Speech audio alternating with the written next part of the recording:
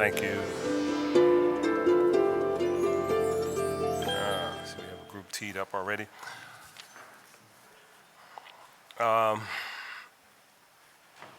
This is a public hearing of the Committee of the Whole regarding bills number 170195, 170196, 170197, and resolutions number 170213.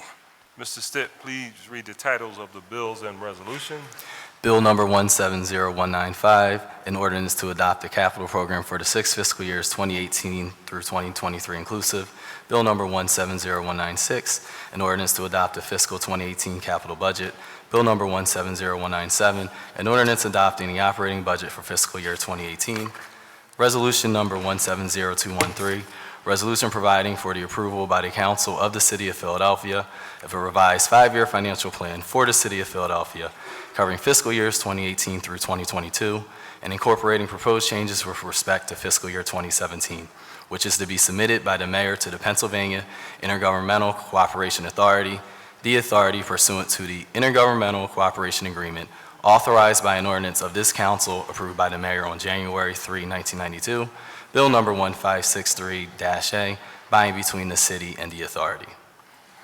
Thank you, Mr. Stitt. Today we continue the public hearing of the Committee of the Whole to consider the bills read by the clerk that constitute proposed operating and capital spending measures for fiscal 2018, a capital program, and a forward-looking capital plan for fiscal 2018 through fiscal 2023.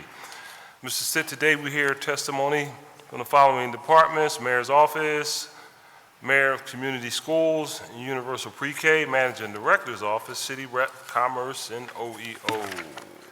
Mr. Stitt, the first person to testify is? Jane Slusser. Jane Slusser. Welcome back.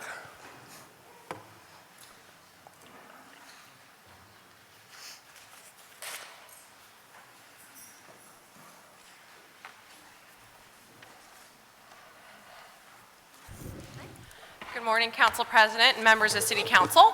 I'm Jane Slusser, Chief of Staff to Mayor Jim Kenney. Joining me today are other members of the Mayor's Office as well as members of the Mayor's Office of Labor, and I'm pleased to provide testimony on behalf of the Mayor's Office FY2018 operating budget. And with your permission, I will provide a slightly shorter version of my testimony than what was provided to Council. This year, the Mayor's Office was among the departments which transitioned to program-based budgeting.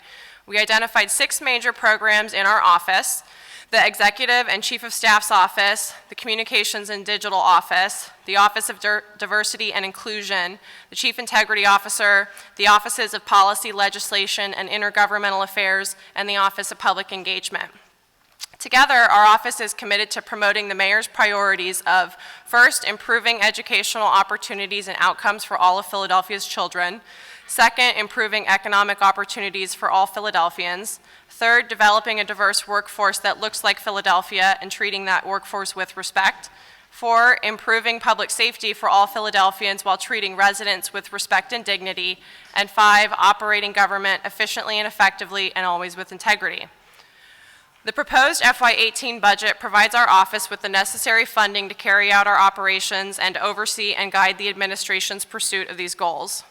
The overall proposed FY18 general fund budget totals $4,494,141, an increase of $145,258 over FY17. This increase is primarily due to the addition of funds for an ADA study as well as additional funding for lobbying services. The proposed budget includes $3,735,550 in Class 100, a $55,408 decrease over FY17, and a full 45 budgeted positions, following the transfer of some positions over to the Mayor's Office of Labor and the Mayor's Office of Education.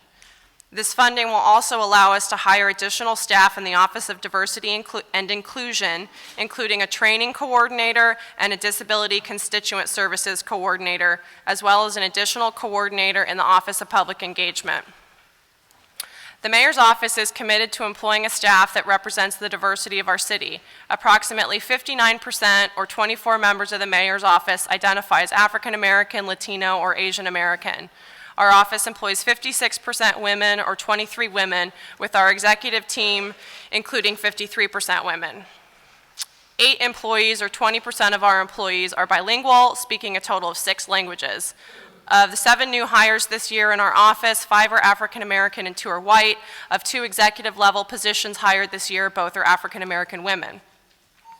In Class 200, the proposed operating budget includes $703,046, a $199,366 increase over FY17. This funding reflects additional money for an ADA accessibility study, language access, and interpreter services, and additional funds for lobbyists. For FY17, the Mayor's Office has a participation goal of 35% for MWDBE contracts. Unfortunately, our office is currently at 13% year-to-date for participation. Several contracts were transferred to other departments in FY17, reducing the overall contract amount as well as our participation rate for the year. As it stands now, the only contracts in the Mayor's Office are for state and federal lobbying services, and the OEO directory includes very few MWDBE firms that provide these services. Because the Mayor's Office is committed to striving to reach the participation goals set by the city, we've been working with OEO to communicate opportunities for firms and, where necessary, encouraging that firms become registered with the Office of Economic Opportunity. We are currently reviewing proposals for an additional state lobbying contract, and we will be issuing a new RFP for federal lobbying services as well. The Mayor's Office remains committed to making sure that its current and future contracting opportunities reach qualified MWDBE vendors. In Class 300, we propose a budget of $53,154, a $1,300 increase over FY17. And in Class 400, a budget of $2,391, which is the same amount funded last year. In FY18, the Chief of Staff and Executive Office will continue to provide leadership to the administration. The Office of Communications and Digital will continue to facilitate press access to the administration to ensure that Philadelphians have the information they need from their city government. The digital team will continue to work to expand the City of Philadelphia's presence and following on social media to ensure that more Philadelphians have access to important information about city services. Since its launch last year, the Office of Diversity and Inclusion has developed and conducted diversity and inclusion trainings for the executive staffs of 23 departments and offices, and the support of a new training coordinator will further advance this work. The office created the city's first ever workforce profile report, which recommended strategies to close disparities among different races, between genders, and wherever barriers for employee success might exist. In FY18, the office will produce regular reports for department heads and cabinet members and meet quarterly to evaluate their participation in the mayor's program to increase opportunities for racial and ethnic minorities. In addition to the work of the Office of Diversity and Inclusion, it administratively oversees the Office of LGBT Affairs and the work of the Mayor's Commission on People with Disabilities. The Office of Diversity and Inclusion participates in the monthly meetings with the Mayor's Commission on People with Disability and the Commission on LGBT Affairs, and will ensure that these meetings have strategically based outcomes. Finally, the Office of Diversity and Inclusion is playing a leading role in drafting a racial equity plan. Philadelphia is the recipient of a racial equity grant designed to assist government in determining which of its programs and policies, subconscious or conscious, have resulted in a racially inequitable impact upon communities of color. To date, the office has trained well over 200 people and has undertaken 3 initiatives on how to build a more equitable government. The long-term goal is to shine a racial equity lens on all government programs. In FY18, the Chief Integrity Officer will continue to focus on ensuring that all taxpayer dollars are spent properly and according to the highest ethical standards. The office will continue to provide regular guidance and advice to city employees in the executive branch, vendors, and the public on various ethics-related matters. The mission of the Offices of Policy, Legislation, and Intergovernmental Affairs is to maintain the mayor's overall priorities, ensure the policy and legislative priorities of the mayor are organized, well-researched, and implemented either through legislative or administrative action, and the city maintains positive relationships with local, state, and federal partners. In FY18, these offices will pay specific attention to legislation at the state and federal level that impacts Philadelphia. The Office of Public Engagement is an integral part of making interactions between city government and the community a two-way street. The office oversees several of the mayor's commissions, including the Youth Commission, the Office of Black Male Engagement, which includes My Brother's Keeper Initiative, and the Mayor's Commission on African American Males, the Millennial Advisory Committee, the Philadelphia Commission for Women, and the Mayor's Commission on Asian American Affairs. This year, the Office of Black Male Engagement has launched community conversations at CCP, which will continue through this year. The Youth Commission has expanded to the Office of Youth Engagement and plans activities with the Millennial Advisory Committee and is working on a more robust Fun Safe Philly Summer program. And finally, the Women's Commission just held the city's inaugural State of Women and Girls Summit, which will be followed by an anthology. I want to thank you for your time and appreciate this opportunity to provide testimony regarding the mayor's proposed FY18 budget, and I'm happy to answer any questions you may have. Thank you very much for your testimony. Got a couple of quick ones. Art Commission. Does the mayor's office appoint all members of the Art Commission? I believe that the mayor's office does. And are there any holdovers from the last administration, or they're all new Yes, people? I believe that there are. I can get the data on how many appointments we've made. That's a commission that is overseen by Planning and Development, so I have to check in with them on that, but we can also get the information since we've made those appointments. All right. I think that I think that those are term limited and that some of those have not been replaced because those terms haven't run out. All right. So in our restructuring of the budget process, that's not one of the committees, one of the departments that comes in to testify physically. They submit. So your suggestion is that any questions for them, we direct them to the Planning and Development Office? Yeah. Ms. Fadulin?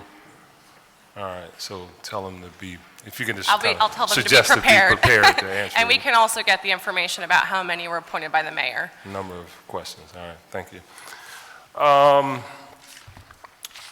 You reference in your testimony, in your words, I think you used disappointing in terms of the number, the participation rates as it relates to the mayor's office. And it's 13%. Yep, you're And right now. that's in large part because you've shifted some of the contracts to other. Yeah, so we have, the only contracts that the mayor's office currently holds are for lobbying services. So we have our state lobbying, which was only signed on a new contract in January. And we have our federal contracting that has been carried over and will be, a new RFP will be issued this year. With our state contracting, our state lobbyists contracts, when we got those submissions back, there was not adequate, there was not the desired participation that we would have wanted, so we've also issued a new RFP in hopes of being able, having through the Office of Economic Opportunity, encouraged more folks to get registered so that they could be included in the registry, and we are currently reviewing those. And then we'll also have our federal lobbying RFP reissued because that contract is up and may find some opportunities there. One of the overall challenges was the limited number of firms that were registered with OEO. We had people who responded as part of the previous process that weren't registered, so OEO's been working with them to get more firms registered and certified. Has OEO reached out? Yes, they've been doing the trying outreach get to more that. registered? Yeah. Because I know in years past, there were a lot of people that were clearly available, but they were not registered, and there was an aggressive push to get people registered. Now, in your goals, when you have your participation goals, 16, 17, and 18, you have it going from 40% in 16 to 25 to 25 in subsequent years. Did you anticipate a drop? I believe that Why those is the goal? Yeah, so between 15, 16, 17, and now, there were also language access services that were run through the mayor's office, so the goals for those contracts were different based on the availability in the registry. But so you knew you weren't going to be able to find people? At 40, we would have hoped, but unfortunately, with the state contracting being the only ones that, state and federal lobbying services being the only thing we have, we're limited by those, that pool. You're suggesting that you've taken corrective action to get it back up to 40? I don't know if we'll be able to hit 40, because that was also from 40 is a good number. Yeah. All right. Department of Labor Standards. A couple of years ago, I think we appropriated some additional dollars because we designated that particular department to deal, which they did a really good job on wage compliance. We thought it would be appropriate to deal with compliance on the DB and DBE goals and MBE goals, and I believe we hired additional staff people. Good morning, sir. If you can kind of tell us where we are with that, because they were quite aggressive on making sure that people were paying the appropriate wages, and therefore we said they would probably be a good entity to make sure that people were keeping in tune with their EOP. Yeah, so good morning, Council President. Rich Laser, Deputy Mayor for Labor. Yeah, we did, last budget cycle, we were able to hire 2 additional staffers for the Office of Labor Standards that's headed by Perry DiVirgilio, and they are actively going out to job sites, checking the job sites to see who's working on those sites. And we also are working with procurement and the law department. We worked out a new process, a new form that will go into the pre-bid to make sure contractors are showing us a workforce plan, and that we can, and if we are not satisfied with that plan, we will hold the bid for moving forward until we get adequate information from the contractor. So that's stuff that we have been working on, but they are actively going out with the new inspectors on job sites to collect the additional data. So is it the 2 new employees? Yes. Or is it all of the It's all of them. We just kind of spread the... asking Yeah, because they all... wage and compliance Yeah, with... because everybody goes out to they handle different departments. Right. So we kind of spread the workload out, but the 2 additional inspectors were very helpful to that. Can you, if at all possible, I don't know if your people keep a log? Or, yes. But can you give us some information to show that it's ramped up in terms of the questions and the number of inquiries? Yeah, I'll get all that information over to the council, to your office. Okay, thank you. And Ms. Lusher, can you get to us the list of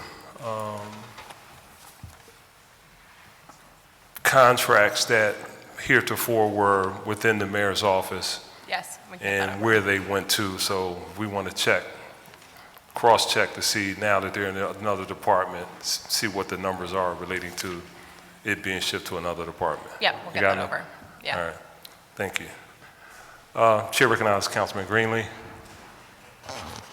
Thank you, Mr. President. I was trying to get Deputy Mayor Laser's attention to stay there, because if he could come back up, I'd appreciate it. I know it's shocking that I may ask a question, something to do with paid sick leave, but in the testimony and also in the budget detail, it's mentioned about the 2 positions that will be moving to the Office of Labor and 3 new positions proposed. Now, I know we've talked about this, just for the record. Does that include that new position that's going to aid in the implementation? Yeah, so we are adding an additional position to that office to help with wage compliance. Okay, so that's part of the... Okay. Or wage theft, yes. Okay, and is the idea to do more outreach and that kind of thing? The office has been working on an outreach plan, and it is to do more outreach, definitely because of the things that are changing in the federal level. Right. You know, we may be getting more complaints to the city office. And we talked about this, and you know, even though it's paid sick leave has been mentioned a few times in the media, I know there's still some entities that aren't aware of it. I think we've talked about sharing information with other city agencies through events, mailings, that kind of thing. We're working on the goal is, I think, we're working on a website at this point to try to pull, because a lot of stuff with the labor office or in different departments, either MDO or commerce. Right. So we're kind of pulling all that stuff in to make one spot for all labor issues, and that would be on that. That would be and and the office we also created a call-in line. I know that was an issue last year, and we have that, so we get. So they have their own line now? Okay. Yes. Okay, great. All right, thank you. Thank you very much. Thank you, Mr. President. Thank you, Councilman. Chair recognizes Councilman Jones. Thank you, Mr. President. Good morning. Good morning. How are you?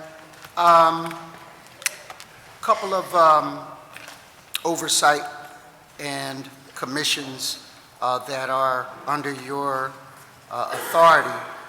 The Office of Disabilities, I know there's a salary for the director, but is there a budget for the office? So the budget, the Mayor's Commission for People with Disabilities was previously over in the Managing Director's office, and I think had about $30,000 over there in Class 200 funds that have been moved over to our office this year. The budget, we can get you the full breakdown of everything. It's the executive director's salary. It's the new position for a coordinator. There are some Class 200 funds, I think $75,000 for an ADA study, and then additional Class 200 funds and other support funds for the office that all are reflected in our budget under the program of diversity and inclusion. And then there's about 40% of staff time from the Office of Diversity and Inclusion dedicated there. So we can break out that full number for you, but that's the overall resources. So I need to know the full number for them. I'm also interested in Town Watch. I'm interested in the African American Males Commission, which we fought for in a charter change,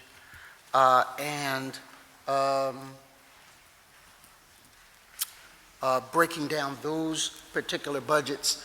I understand how you can draw some resources from another budget, but directly attributed to their missions is important, because you can create a commission, you can have a department. If you don't fund it, their mission is stifled. So I just want to give specific line items to what they can anticipate for the year. Town Watch, in particular, every Monday, we do a 7 a.m. Safe Corridors meeting, and they operate with very little. I just need to know how much.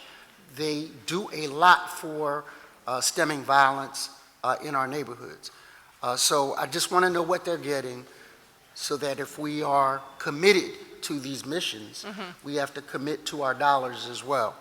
Yeah. We can get the breakdown for the African American Commission on Males, and the Office of Black Male Engagement, because that's within our office. Town Watch is actually over with the Managing Director's office, so we'll have that delivered from them. All right. My next question, I guess, are we waiting for the Department of Education to testify? Is that after you? Yeah, they're going after me. All right. Thank you, Mr. President.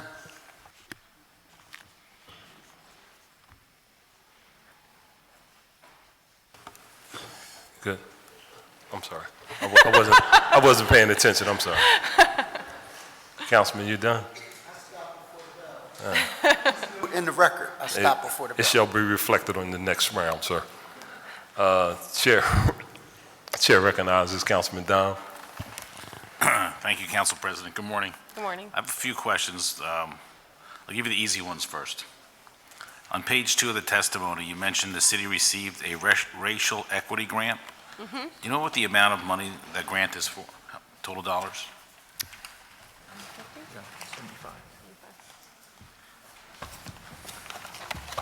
Good morning, Councilman Dom. The amount of that grant was $75,000. It's a 2-year grant. And how will that be used? It's been utilized for racial equity training for members of the government, which took place on the 23rd and 24th of March, and we hope to have a continuation of that racial equity training over the balance of the second year of the grant. Okay, thank you. Mr. Atkins, just say your name for the record. Nolan Atkinson, Chief Diversity and Inclusion Officer. Thank you, sir. Thank you. Absolutely. The next question I have is really on the budget. And page 4 of your testimony, the budget summary. And this isn't just for the mayor's department. I think it's across the board. I just want to make sure that I'm clear. When you talk about salaries in this budget, there's no allocation here for fringe benefits or city overhead. Yeah, that should all be in the budget detail of our office. But it's not on this page, is it? No, it's not. So I think what's important for my colleagues, myself, and maybe people in government is to understand, and I mentioned this last week, when we hire the average salary full-time staff of $82,959, with benefits, it's $155,000, and with overhead, it's $187,000. I don't think people really understand that, so I'm going to keep mentioning it. So when the median salary of the office is 100,000, it's really not 100, it's 187, and with total overhead, it's 224 per person, So the more people we keep adding in, it's not just the wages, it's the 124% overlay of all these other expenses, which concerns me.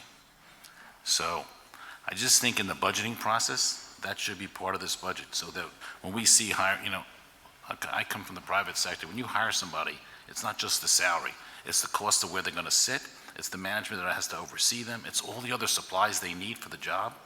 None of that's really taken into account in this budget. And the fringe benefits and the overhead of the city need to be accounted for. I think it should be going forward, they should be in these budgets. Yep, we'll have our budget office work with council on that. Okay, I have another question for you. Page 2, it mentions the fiscal year 18 chief integrity officer is going to focus on ensuring that all taxpayer dollars are spent smartly. What is the plan on doing that? I'm curious to know how we're going to spend taxpayer dollars smartly in this department.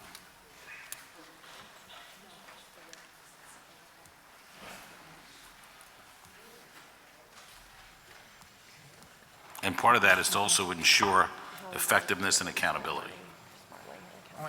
Okay. Good morning, I'm Ellen Madelman Kaplan, I'm the Chief Integrity Officer. Thank you for the question. My office, in conjunction with the Office of the Inspector General, has already helped to assist with pre-K and also with community schools in terms of assisting with any RFP and contract processes, attending internal working group meetings, offering ethics training and guidance on ethics-related matters. And as the programs unfold, and certainly as rebuild hopefully unfolds with a positive decision in the courts, my office will be monitoring the spending to make sure that they are spent according to the program goals and objectives. And that's really an extension of what we in my office do with other parts of city government, because we're often brought in to consult. Okay, all right. Thank you, Council President. Thank you very much. Thank you. Sure. Thank you, Councilman. Chair recognizes Councilman Johnson. Thank you, Council President. How you doing, Jane? Hello. Just going over the budget, there were references to youth violence prevention, including the Police Department, Managing Director's Office, Department of Human Services, Parks and Recreation. And I noticed that YVRP, the Youth Violence Reduction Program, also funnels money through the DA's office, the courts, and the Urban Affairs Coalition. But I wanted to know, why isn't there a mayoral effort from the administration to specifically address the issue of youth gun violence as a priority, the same way we're dealing with the opioid crisis, the same way we're dealing with the litter crisis? When statistics of homicides are slightly down, but shootings are slightly up, and we see homicides taking place amongst young people here in the city of Philadelphia every day. And so I want to know why the issue of youth gun violence doesn't share that same status. And also, two, can you give me an overview of the various budget allocations that specifically reference violence prevention, and if the administration can provide a total amount of spending on violence prevention in this budget? So programs such as Focus Deterrent, Cease Fire, but specifically money coming from the city of Philadelphia. So on the first half there, I think that at the beginning of my testimony, when I referenced some of the administration's priorities, one was improving educational outcomes for kids, one was improving public safety and making sure people feel like they're being treated with dignity and respect. So those are, sort of major policy pillars that come out of our office that then works with the managing director's office. We have really tried to make sure that we don't have people in the mayor's office working in a silo on things that we think are a really great idea but are totally disconnected from the department heads that need to be implementing those and working together. So I think that the managing director's office can speak more to how the implementation of that works and how they've put together a group that meets regularly to talk about those issues. But from the mayor's office, it's really participation through our policy and legislation office in those initiatives, and that's the way that we support all of these various priorities. It's not just something that the mayor's office does on its own, but it needs to be done there. Okay. So I just want to just say for the record, and I know Jim has a great heart in terms of working and helping people. I just also think that it sends a strong signal to the neighborhoods throughout the city of Philadelphia. We've done great work with the Criminal Justice Reform Board under the leadership of Councilman Curtis Jones through the appointment of Council President Darrell Clark. But also when people see that the second floor has risen the level of youth gun violence to administrative priority specifically. We know opioid crisis, and to be quite frank, people have been getting high in my neighborhood since I've been a kid. But now all of a sudden it's like this national epidemic. It's kind of like the thing to get involved in. It's like there's a task force on that. I applaud his efforts for stepping up and addressing litter because we've had a dirty city and people talk about that throughout various neighborhoods. But young people are dying every single day in the streets of the city of Philadelphia, and the police will come and say, well, homicides are down, but we're not talking about the countless shootings that are taking place, the young people that are paralyzed, young people that lose limbs as a result of them being shot. And so I think it needs to be more of I know the managing director's office will do the nuts and bolts and the strategy, but I think from a vision standpoint, we have to do more to actually bring this issue to a whole different level of highlighting, because at the end of the day, we'll never have a great city if we have young people dying because they truly are our future. So I just wanted to say that for the record. Completely agree. Thank you, Councilman. Councilwoman Sanchez, please. Morning. Good morning. Just kind of following up a little bit around the issue of priorities and how we look at this. We clearly appreciate the mayor's commitment to diversity. Can you explain to me what the chief of staff's role is in all of the hiring, particularly the exempt positions in the mayor's office and the managing director's office team? So the chief of staff's office works within the mayor's office to have final say on all hires, but really try to make sure that that's something that is run through each of the individual, division heads within our department. So for instance, if there's a hire happening in the Office of Public Engagement, the people who that person will be directly reporting to are involved in that process. We've implemented a new hiring process that's been in place since July for exempt hires. We call it, it's sort of based on the Rooney Rule, where you have a diverse group, you have to have a diverse candidate. Within the interview pool, you have to have a diverse set of interviewers within that pool to help increase the likelihood of a diverse candidate being chosen out of that. And that is what we do within the mayor's office. In terms of the other departments and divisions, the chief of staff's office is only and really the mayor brought in when they're a senior level department or commissioner level position. So for instance, for DHS, I'm trying to think of who at that level we've hired since the last year. So DHS, we will now be involved in the final selection process for the Office of Emergency Management, but we really let the individual cabinet run that process and then have the mayor and myself as the final interview there. Thank you. Over the last couple of years, and we've really appreciated the data presentation, and I'm really excited around performance-based budgeting and other things. But I want to caution you to the page number 4, and going back, and Councilman Dom spoke a little bit around this, around the salaries, and ask you, is there anyone looking at the hires and then the salary scales? And I'll note that in your tablet, when we talk about the exempt employees and the executive team, minorities make $30,000 less than whites and $15,000 less than females. On the executive team, that salary gap is further widened when minorities make $40,000 less than whites and $10,000 less than female. Does that calculate into the whole issue of diversity and salary equity? Yeah, so one issue that I think I flagged last year was that part of the salary disparities in our office that is not responsible for that entire gap is the mayor's salary.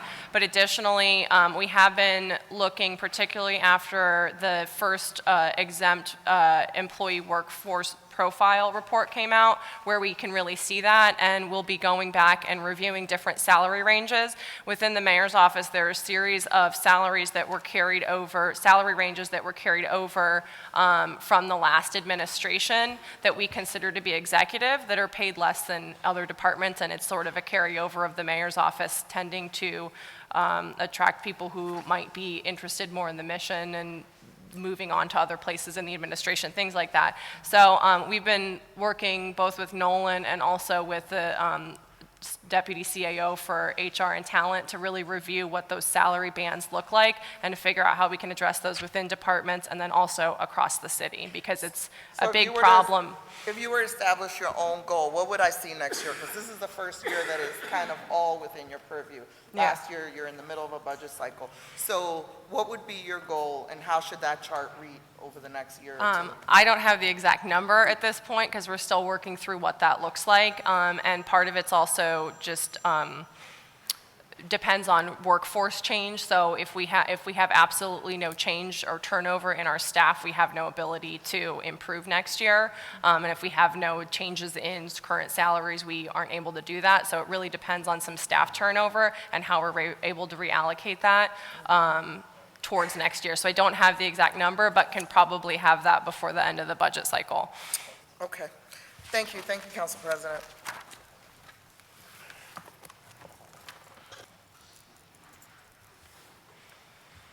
Thank you, Councilwoman. Chair recognizes Councilwoman Blackwell. Thank you, Mr. President. I only wanted to say this morning that, as everybody knows, because we've been talking about OEO and we've been talking about inclusion here this morning, and I wanted everybody to know we're still sticking with our agenda, and I rise to say, since, excuse me, it was said we don't know, but we've checked our facts. We do have 40% who can meet any standards for inclusion, and we're asking for that 40%. We're asking for 50% neighborhood inclusion, and we're also talking about CTE, kids graduate as apprentices. And basically, and we want that for rebuild, we want it with all our stuff. This is what I've asked Penn, Drexel, Brandywine, not, so all of you know, that's not even a lot to ask for.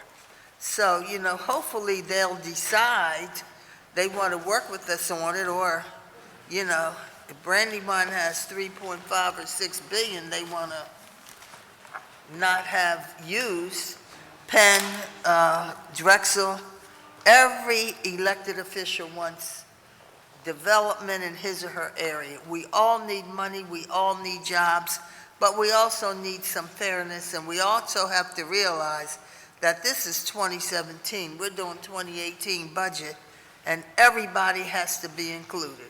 We're willing to work with you, but there has to be inclusion by everybody. Otherwise, we're going to have gentrification, and one day when we're no longer here, our neighborhoods won't even be included in anything. So we're serious about this inclusion issue, but we wanted everybody to know that's all we're talking about. So thank you very much, but I wanted the administration to know we're serious, we're sticking to it, we're not giving in. We're for our mayor, we're for council, and we like the way we fund it. And we are for this, but we've got to have some standards and stick to working together and stick to helping the people who send us here. Thank you, Mr. President. Thank you, Councilwoman. Well, I don't know if anybody else knows, but I know you're serious. So, Thank you. trust me. Thank you. Chair recognizes Councilwoman Reynolds Brown. Thank you, Mr. President. Good morning. While we ask Rich Laser to come back to the witness table, please, I want to first underscore and put in capital letters the appeal made by Councilman Johnson, and his appeal to elevate the focus of the number of gun shootings, because we know the pipeline. If we don't get them early and change their wayward ways, they end up in those circumstances. So I support the appeal to elevate that in the mayor's office. And we know he has a gazillion priorities. We want this one to be one as well. Okay. Before I do a follow-up on Councilwoman Sanchez, good morning. Good morning. Ms. Laser. Good morning. You stated in your remarks that you're going out to work sites, and you say, if we are not satisfied, quote, so speak to who, what, and how determines what not satisfied means. So we, the Office of Labor Standards already has gone out to do prevailing wage on jobs, and they've been doing that. With the Council President's Workforce Diversity Bill, we added another component to when they go out to the job site to actually look at the payrolls, and I could ask Perry from Director of Labor Standards to come up too, if he could kind of walk through what actually goes on when the inspectors go out to the different public work sites. But they go out and they kind of interview workers, and they try to match up the payrolls to who's on the job sites to make sure everything is exactly in line, yes. But we also worked out another piece, as I was saying with the Council President, that we added another form for the pre-bid meetings to make sure the contractor has to show the city their workforce diversity plan on how they're going to achieve the numbers that we're asking them to achieve. And if we're not satisfied or we don't feel like they're giving a best faith effort in that, then we can hold up until we feel that they're actually giving us something that will be successful. How new are these protocols? The actual sheet that we just put in, I think just maybe the last couple months we had that in because we worked with the law department and procurement and the bigger public works departments like streets, water, airport. But we've been doing site visits since the bill, I believe, went into action. So Perry can kind of speak to kind of what his folks do and how that goes. As tightly as you can, because Yes. I want to get back to my I can get you something. We can do that offline if you Can we want to. make that a part of the sit-down that we're scheduled to have? Yes. That would be more productive for me. Yes, that's fine. Okay, so let's save that for then. Perfect. Okay, I do want to follow up on Councilwoman Sanchez's question. Just this morning, on my favorite show, CBS, with Gayle King and her colleagues, was a story around pay equity. The facts are that 15 years ago when I came here, women were making 77 cents to $1. 15 years later, women make 79 cents to $1. That's 2 cents in 15 years, and at that pace, my daughter would be 75 years old before we're making $1 to $1. African American women make 68 cents to $1, and Latino women make 57 or 59. Last year, I raised that very question about how well you all were doing towards this notion of pay equity. We as a government should not be guilty of paying women and people of color less than our male counterparts. So here are the facts, and Councilwoman Sanchez just laid them out. In the mayor's executive office, we have 24 people of color who make about 75% less than the 17 their 17 white counterparts. And so, and then for average 19 salary executive staff, of the 9 people of color, they make 75% less than their 10 white male counterparts. So how do we reckon and move towards a level of equity as a government when we know that we have to lead by example, and if those are exempt positions, does this not mean you have a greater flexibility to set what salaries are? Can you speak to that? Yeah, so we are still working. One of the challenges I think that I highlighted last year was that those numbers do slightly skew because of the mayor's salary.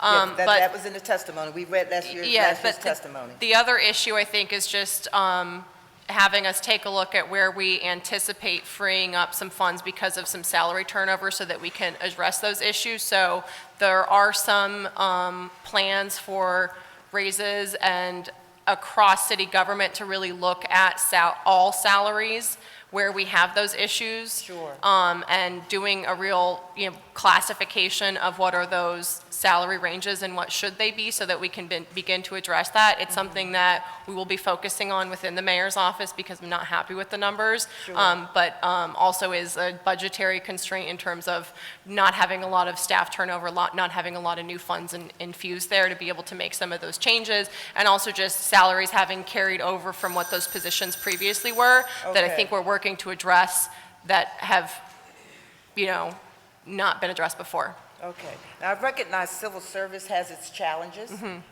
but in instances where, I'm repeating myself, where you have the flexibility, then that's the opportunity to level the playing field from a salary standpoint. So we will wait with anticipation on how much progress you've made next year. Yep. Thank you. Thank you, Mr. President. Thank you, Councilwoman. Chair recognizes Councilman Green. Thank you, Council President.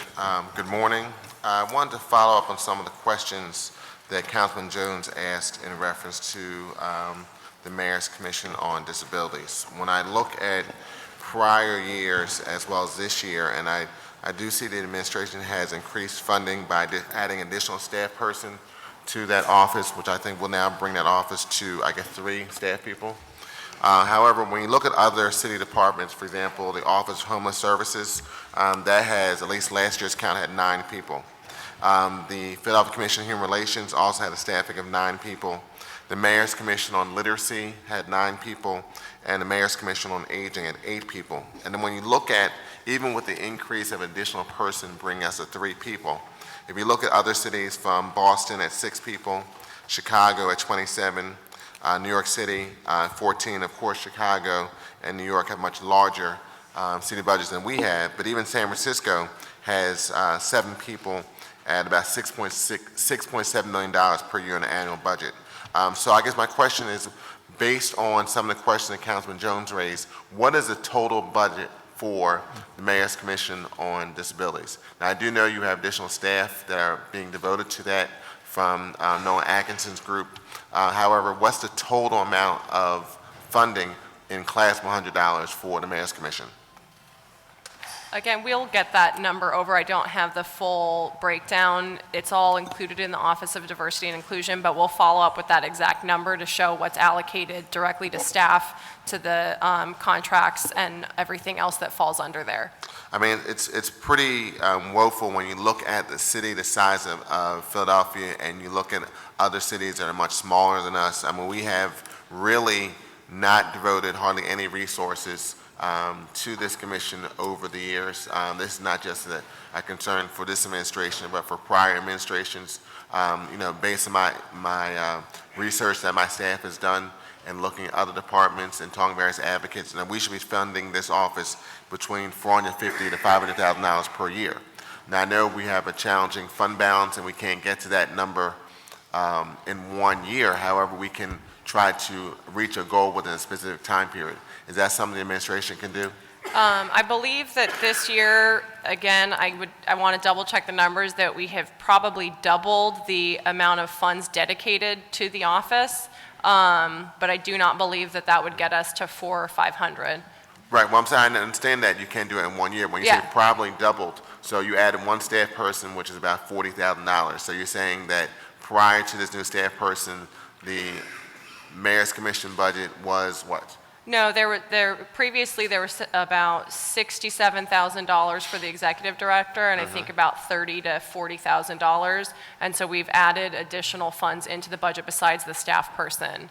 Okay. All right, I look forward to seeing that information. I'll be asking some additional questions. Councilman Green, if I could just add that we have, since the inception of the Office of Diversity and Inclusion, look very strategically at a number of issues that impact people with disabilities, and we are hoping to dramatically change the landscape in that area. I know of your interest, we are just as interested, and within the resources that we have, we're going to do everything in our power to bring about change in that area. Okay.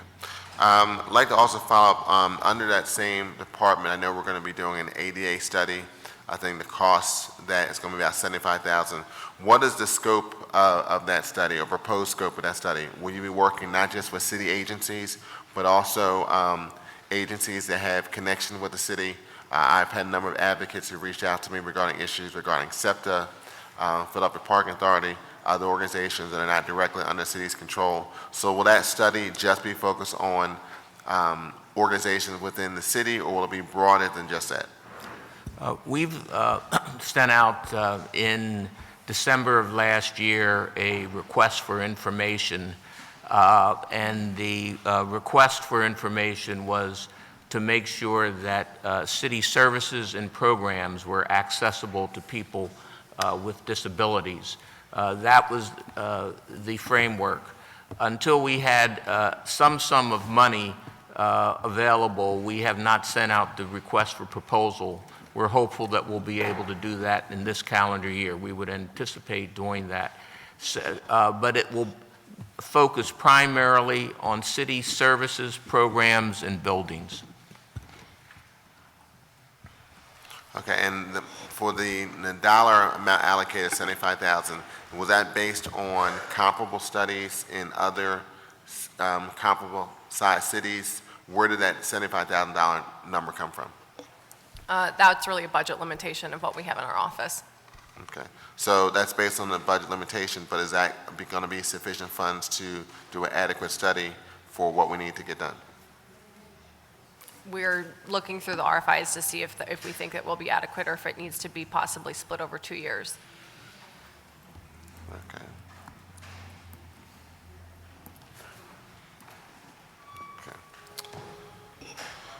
I want to go back to the Mayor's Office of Labor, if Rich Laser could come back to the table.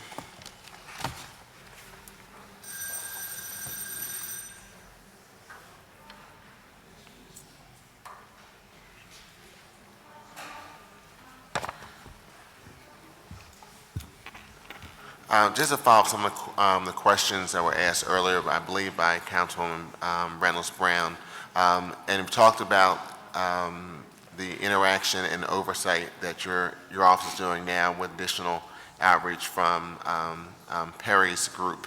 And wanted to know what type of interaction does your office have with either the Office of Economic Opportunity as well as the Inspector General's office regarding information that may come up? Yeah, I'm going to have Perry answer that. I know they work very closely together, but he can give you more detail.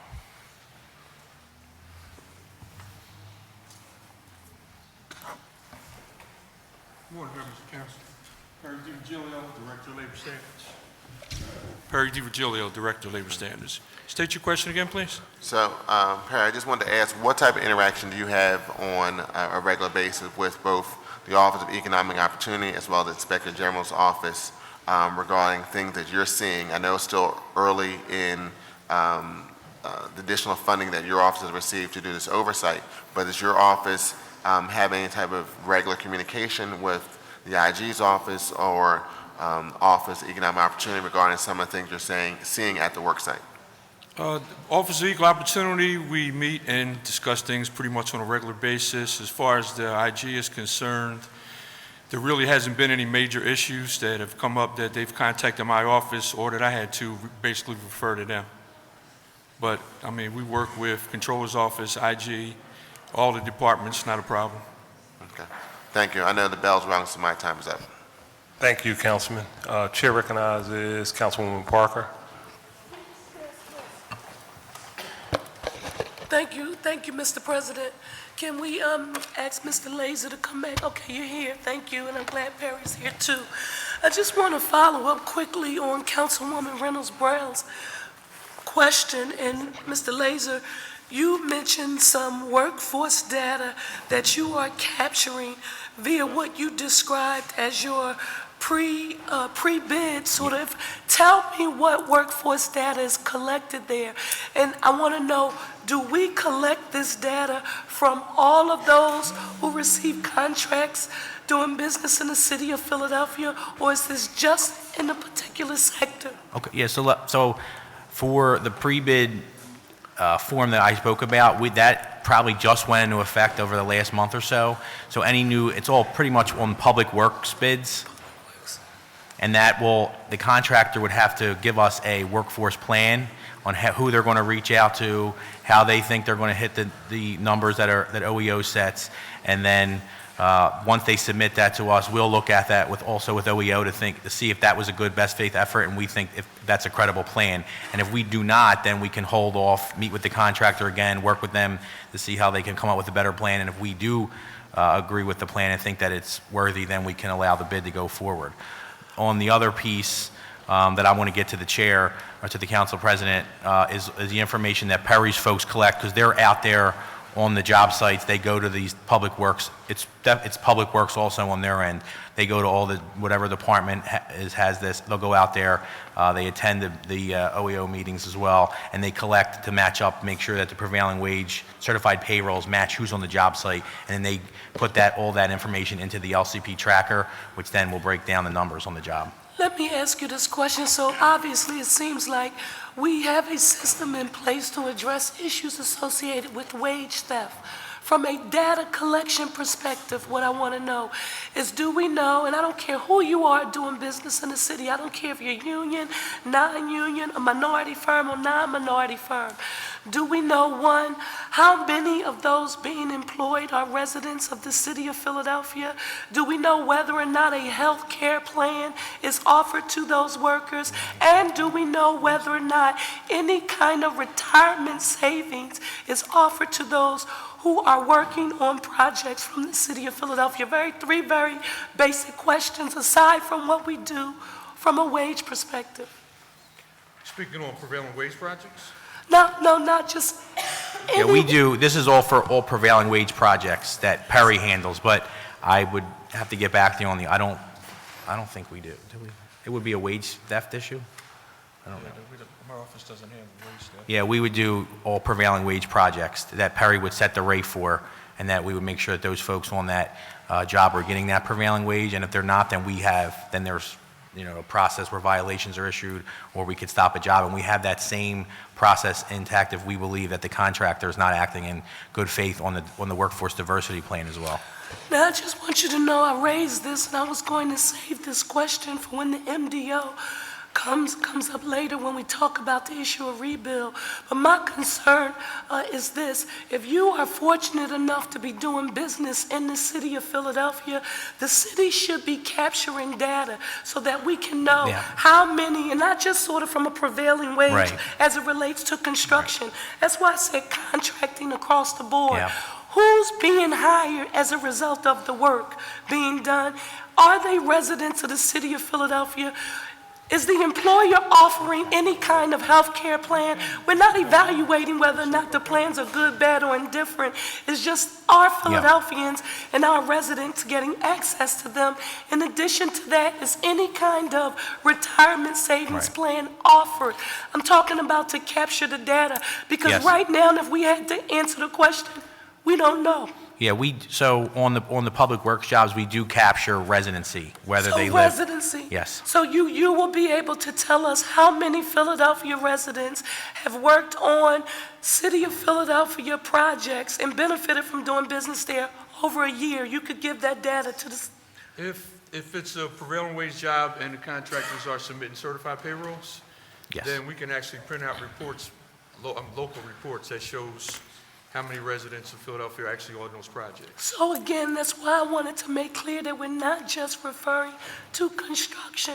We're talking about if you're doing business in the city of Philadelphia. And we will give you something a little later as a follow-up to outline it, because right now we don't know. And we should be collecting that data. That is our perspective. I don't have any access at all to that information. But we could get together and feel like how we could see about doing that. Thank you, Mr. President. Thank you, Councilwoman. Chair recognizes Councilwoman Bass. Thank you, Mr. President. Welcome. Good afternoon. Good morning. I forget. One of the questions I had for you actually just came to me a moment ago, and it's really going back to revenue and tax collection, and in particular in the administration, soda tax collection issues. And as I was getting ready to walk into the chambers, leaving my office, I was approached by a young man who came into my office and who brought me 2 bottles of soda and 2 receipts.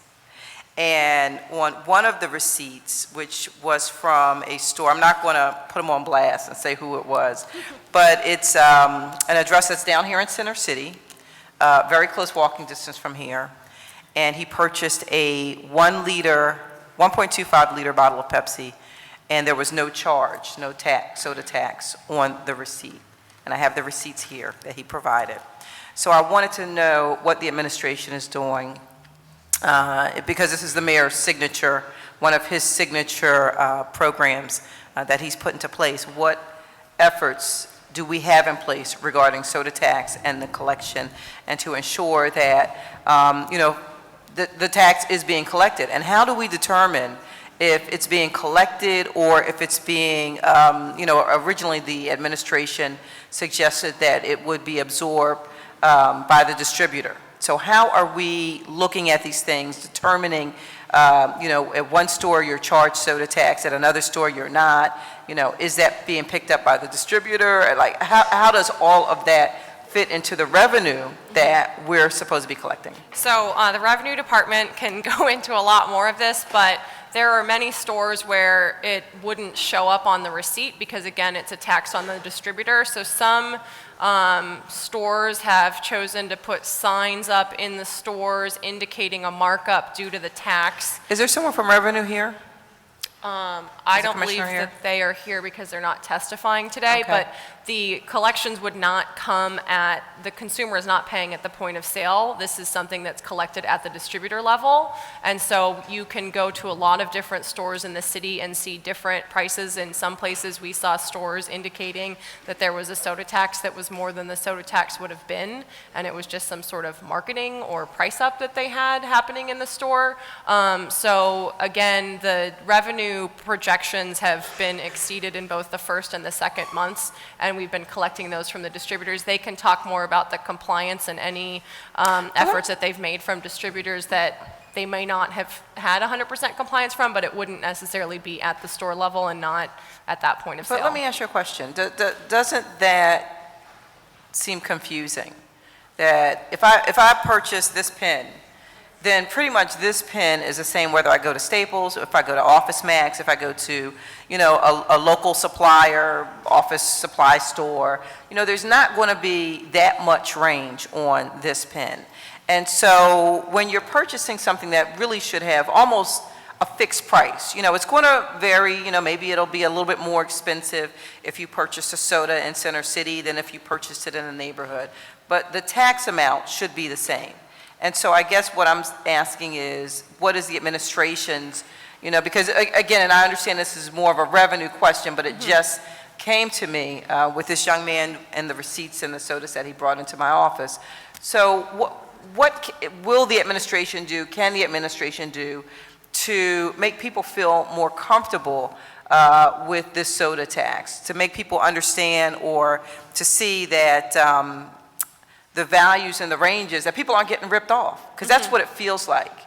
If I purchased a soda without knowing in Center City and I paid, $1.39 and there was no soda tax on it, and then I was in the neighborhood and I paid $2.50 for a smaller soda, I would feel some kind of way and think something is going on. So how do we address that? Again, we can't regulate the way in which businesses react to this and set their various prices. The only other thing that we've been doing is the law department has been collecting instances where people think that they have been charged the wrong amount so that they can report that as a consumer protection issue. But as the administration, don't we have a responsibility to protect our consumers as well? And again, as we sort of, I think, went through a lot during the process last year, businesses also have the ability to charge different prices for their goods as they do already. And I think that we've seen them reacting in different ways to this, which was something that we anticipated. And I think that we're continuing to monitor. We're 3 months in now of collection and seeing what the impact is and how this is being interpreted by different businesses and what that impact looks like. So I think it's too soon for us to have full data on what that looks like, but it's something that we're very much paying attention to, and again, revenue could speak a lot more to that. Okay, I'll save the rest of my questions for revenue when they come before council and testify, but I think that we have a responsibility as legislators, as leaders of the city of Philadelphia, to ensure that people aren't getting ripped off. And if the numbers are all over the place, which clearly they are, and the administration acknowledges that, then you know, the idea that, you know, we don't have enough information to do something and we're, you know, several months in, I think that that's outrageous. I just don't buy that at all. We have a responsibility, if folks aren't doing things the right way, to make sure that our consumers aren't being ripped off. So, but we'll talk more with revenue. Thank you. Thank you, Councilwoman. Chair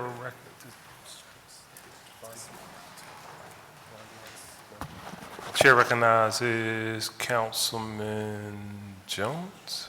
Jones. Are you sure? I don't want to go in front of someone who did not speak. I'm looking at the board. It's an evolving situation up here, so I'm going to take it. a little more complicated than it seemed. We need to call back up the labor and OEO, not OEO, inclusion, just to get some clarification. I could understand my colleague, but it seemed like some of the questions I might have missed. And my questions are as follows. Do you do joint inspections? So labor standards would do the inspections, and then we collect all the data, and then we put it in and we share it with OEO. We work very closely with OEO. Along with Mr. Atkinson? So you meet monthly, weekly, daily? We meet on different issues, and we meet weekly on operation stuff, but Perry meets he meets weekly, I would say, with OEO. How many construction contracts did the City of Philadelphia let in the last year? I'll have to get that for you. How many inspections have we made on those construction sites last year?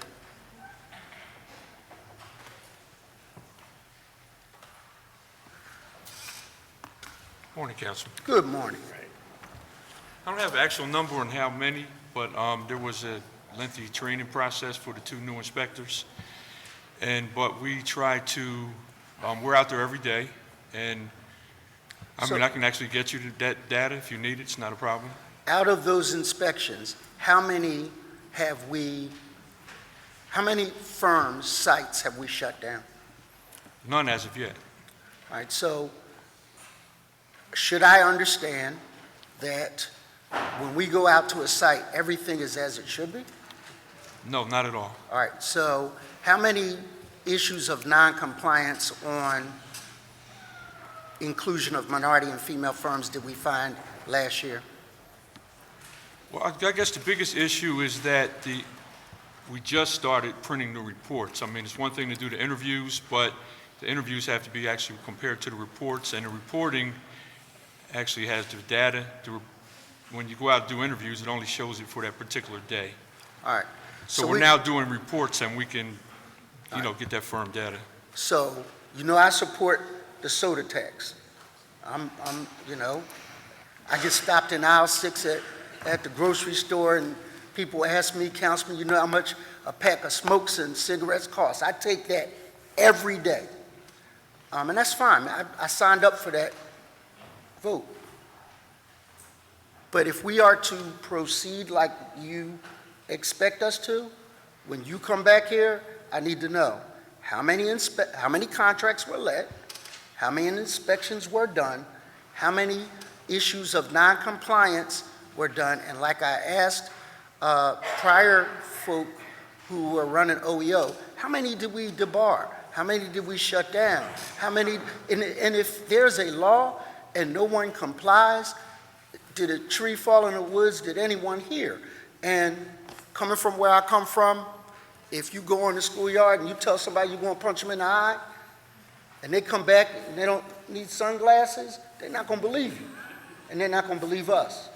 And so I need to have the confidence that you guys are going out there and shaking those trees to the point, if you make one group comply, it's just been my example, and probably Greenlee's example, when you make one example, you don't have to fight the bullies anymore.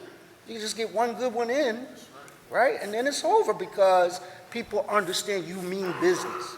And if we don't mean business, then I need to know that now. And I'm a fan. I'm a fan, but I'm not a fan of getting chumped. So, I know y'all aren't. I know y'all too.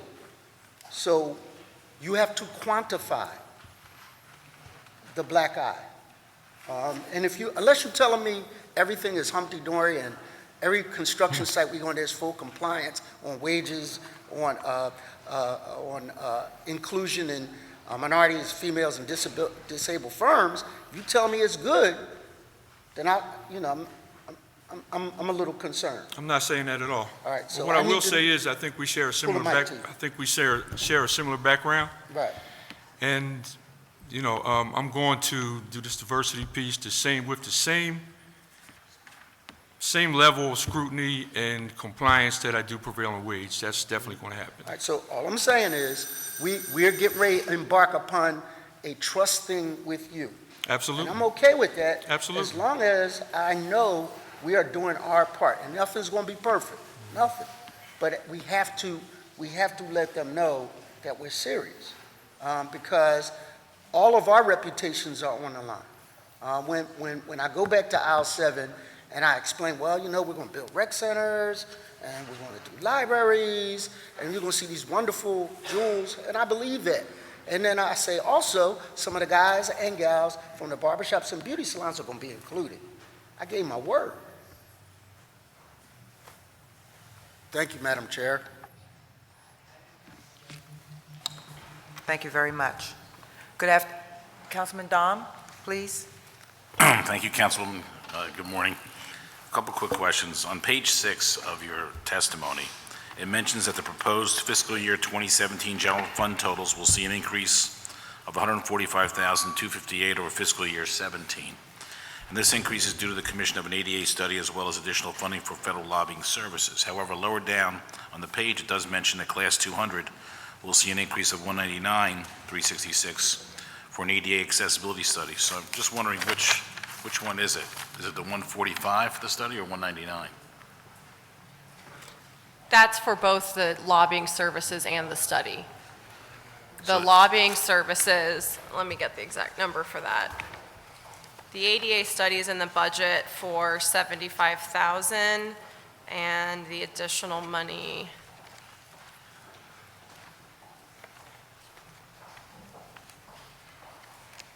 just got to find it in here for,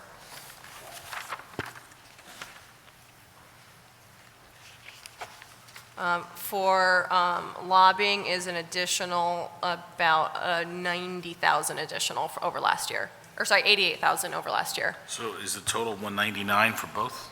For class 200?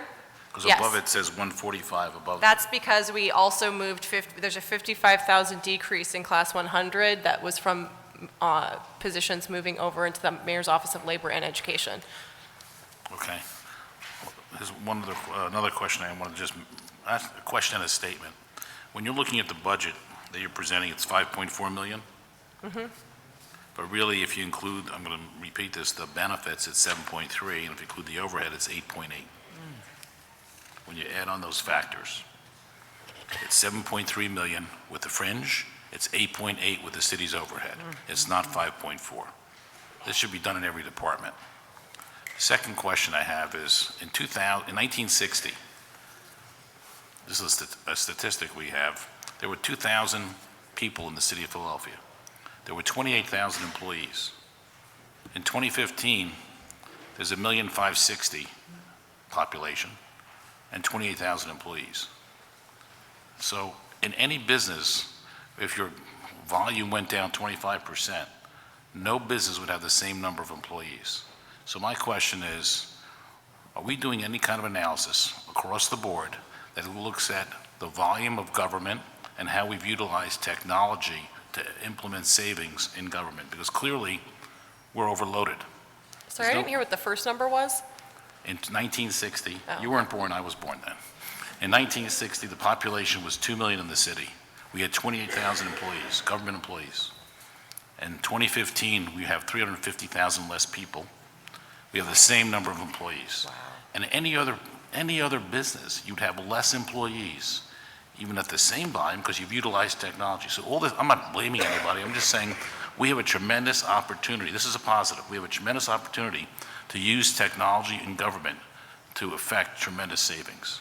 And I think the administration needs to really take a big look at technology and how we can, what's the goal? How do we get, because these, as you can tell, these costs are going to eat us alive.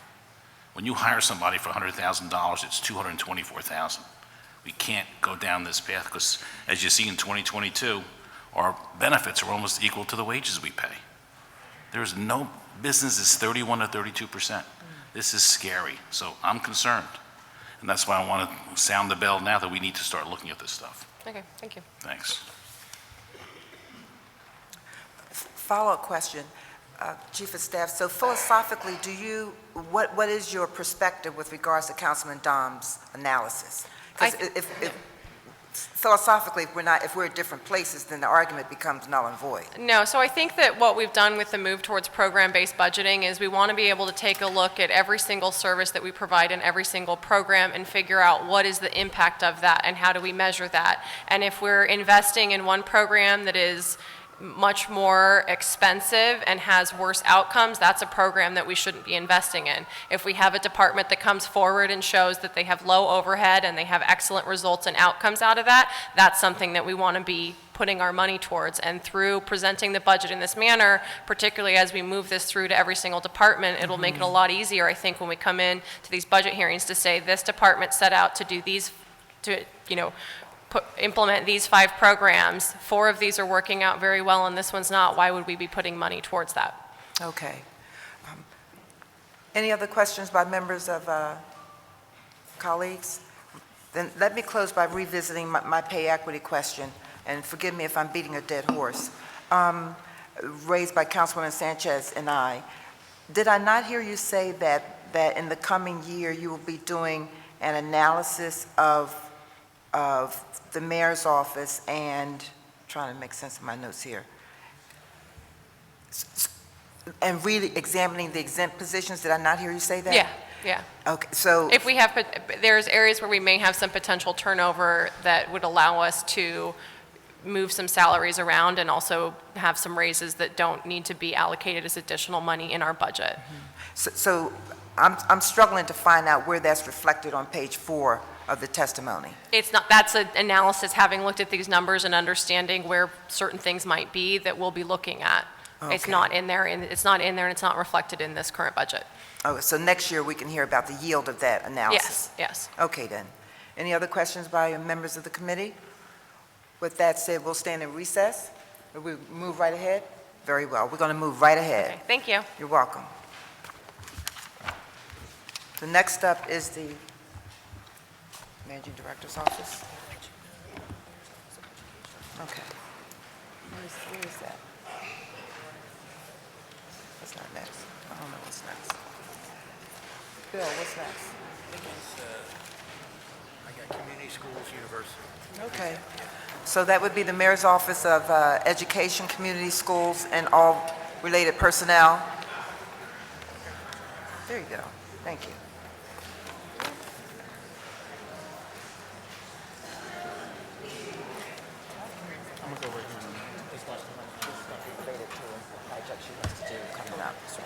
Okay.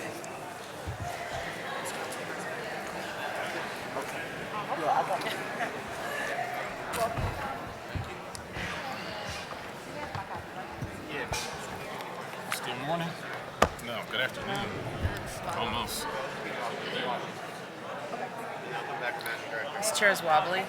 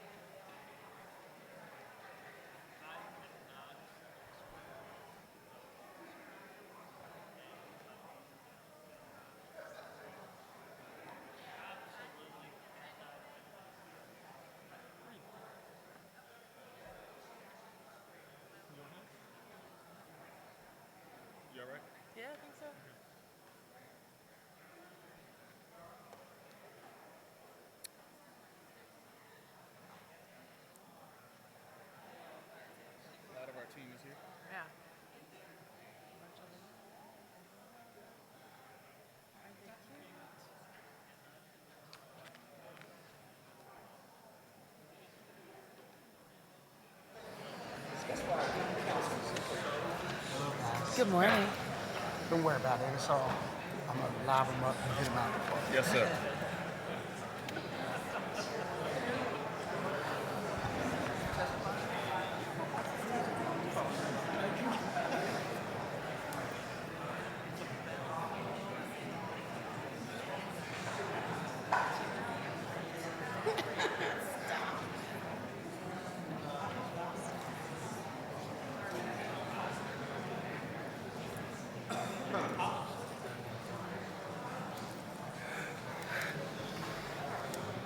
The chair's really wobbly.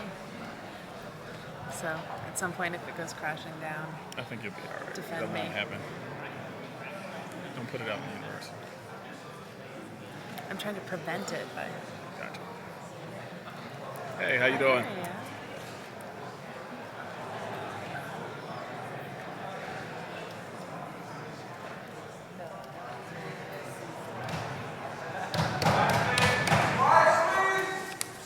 Oh. Good morning. Yeah. It's still, it was close, close. Good morning. You can proceed. Please proceed. Good morning, Council President and members of City Council. I am Otis Hackney, Chief Education Officer for the Mayor's Office of Education. Joining me today are Mary Strasser, Acting Director of PHL Pre-K, and Susan Gabreski, Director of Community Schools. I am pleased to provide testimony on the Mayor's Office of Education Fiscal Year 2018 operating budget. The testimony I am presenting today is an abridged version of the testimony we submitted to City Council on Friday, March 31st. The Mayor's Office of Education, MOE, provides leadership to improve education in the City of Philadelphia and is responsible for implementing two core initiatives. The first, PHL Pre-K, aims to increase the number of children enrolled in locally funded quality pre-K. The second, Community Schools, is to implement the community school strategy within Philadelphia Public Schools in order to expand programs and services that meet the specific needs of school-aged children and their families.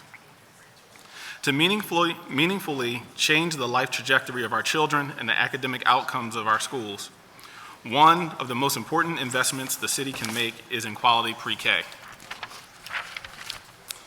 In FY2017, MOE contracted with an intermediary to oversee the administrative management of the initiative and to support small business development and capacity building for pre-K providers.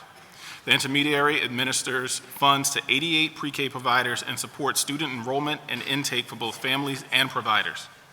Of the 88 PHL pre-K providers, 49 are Keystone Star rated 3 or 4, while 39 providers were also selected because they were committed to achieving a Star 3 or Star 4 rating over the next 24 months.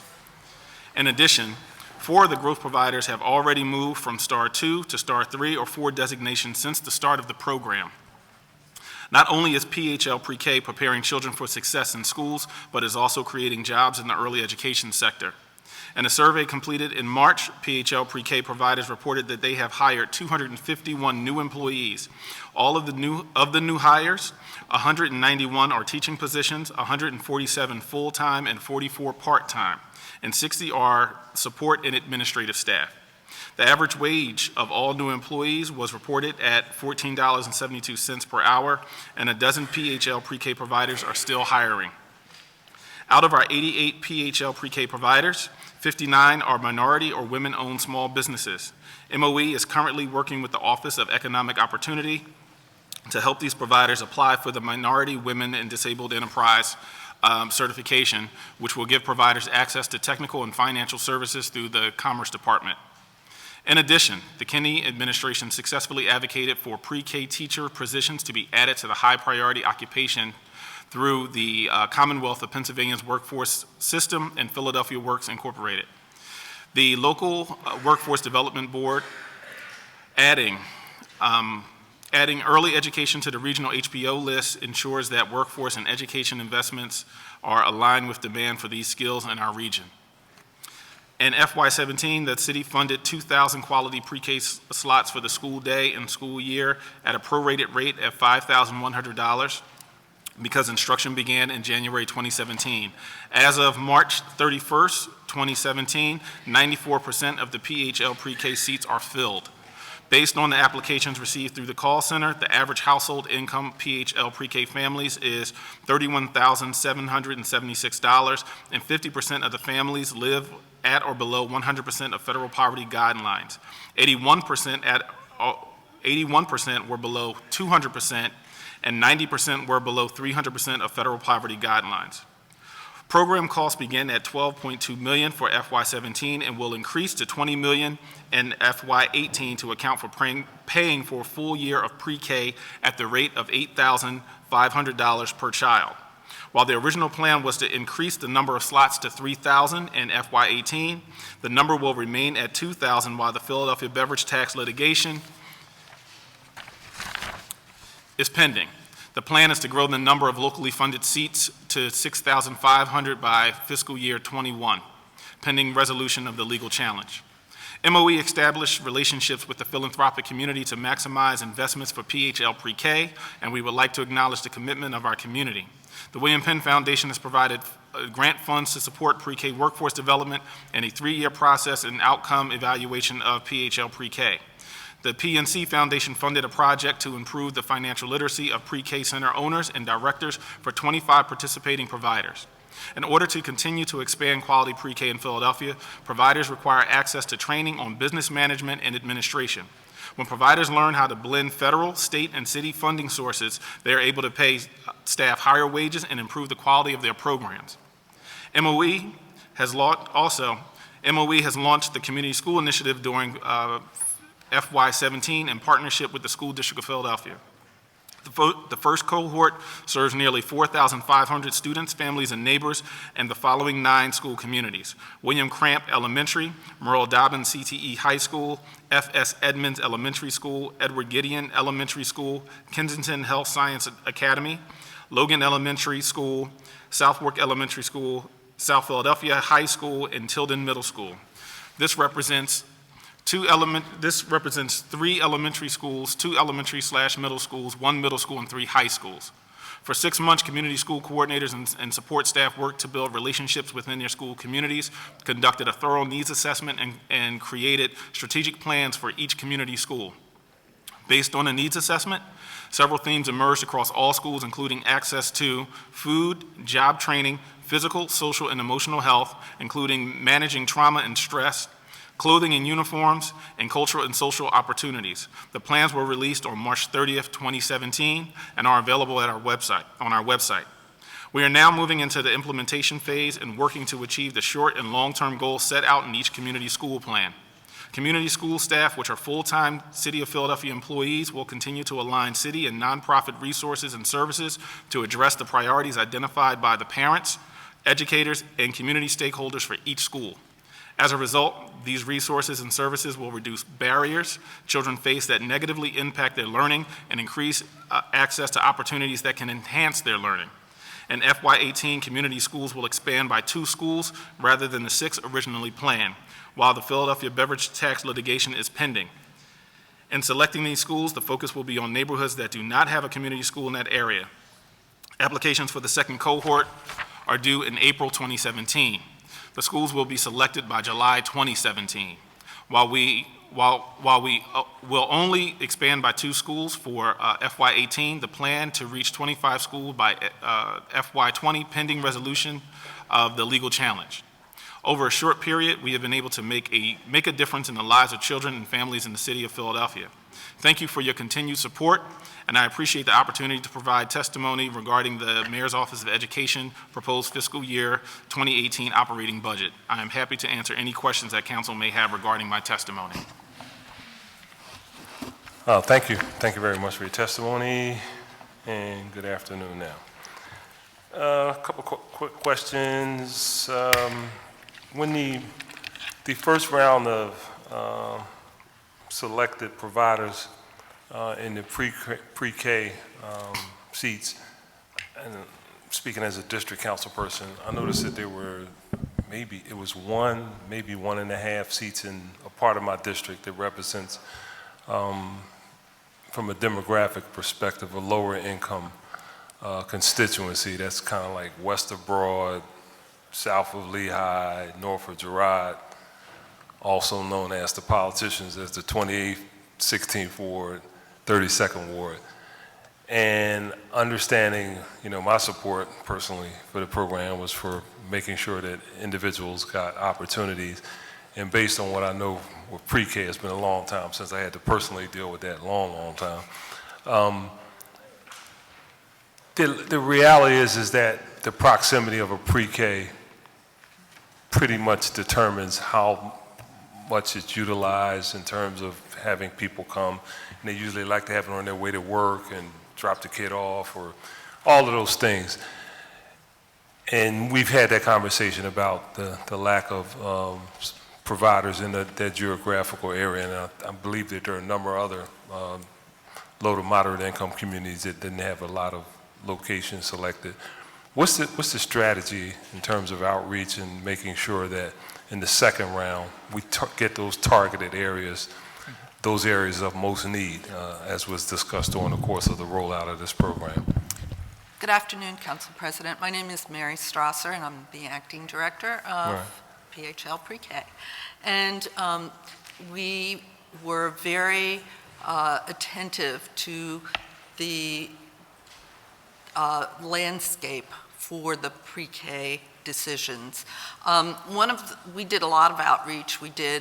Last year we did 7 different webinars, and there were more than 500 people participating in the webinars. So we wanted to make sure we cast a broad net to make sure that we got as many applications as we possibly could from every part of the city. We targeted certain zip codes that were in high priority neighborhoods and had maps clearly articulating that so that we would really send a signal to those providers in the communities that were considered high priority areas. And we made our decisions about who we were going to partner with using a number of criteria. One was quality, one was location, and so I recognize that there may not have been a provider selected in part of your council district, but I think that that was more of a factor of not having an applicant from that particular area. And Applicants, wait a minute, hold on. So you're saying that this year, I'm primarily asking you about locations. Yes. Providers. Yes. They had to apply to be part of this. So that's what I'm asking you. What are we going to do What are we going to do? So you're saying that the people didn't apply in those areas, or were there not enough pre-K providers in those areas? That's right. Because when I ride through, I see these little things all over the place. Yeah. Like every corner, they got pre-K. Right. So that's what I'm we are planning to do we're planning to do continuation agreements with the existing providers so to ensure continuity for those children that are in those programs. And we're also issuing an RFQ for a new set of providers that will be pre-qualified to enroll children if we need them for lack of slots through the continuation process. But also we will be looking at moving forward, when the Philadelphia beverage tax litigation is resolved, we hope to be able to add an additional 1,000 seats, and we'll have those pre-qualified providers ready to go.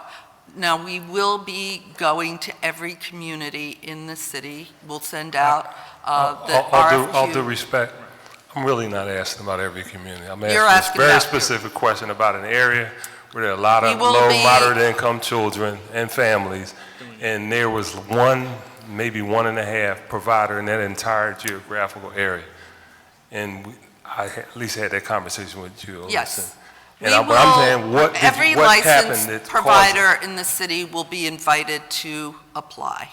Every licensed provider in the city will be invited to apply with the next. Maybe we're not connected. I think, right, in terms of looking at those areas where we didn't see high levels of applicants last year, just reaching out and making sure that those providers are aware of the program. And so if we have to do targeted outreach, we do have someone in our office that is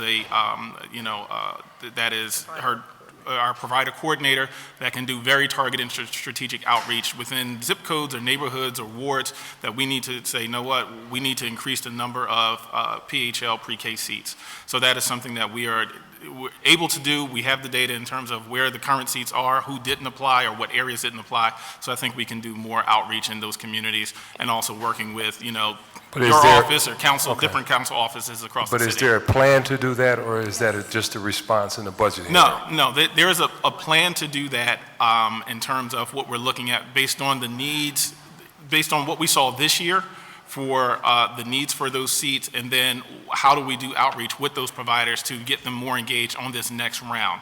So we are kind of limited, as Mary did allude to mention in terms of expansion of seats, but we do want to expand the number of providers or at least pre-qualify more providers for that need that we have coming up in this upcoming year.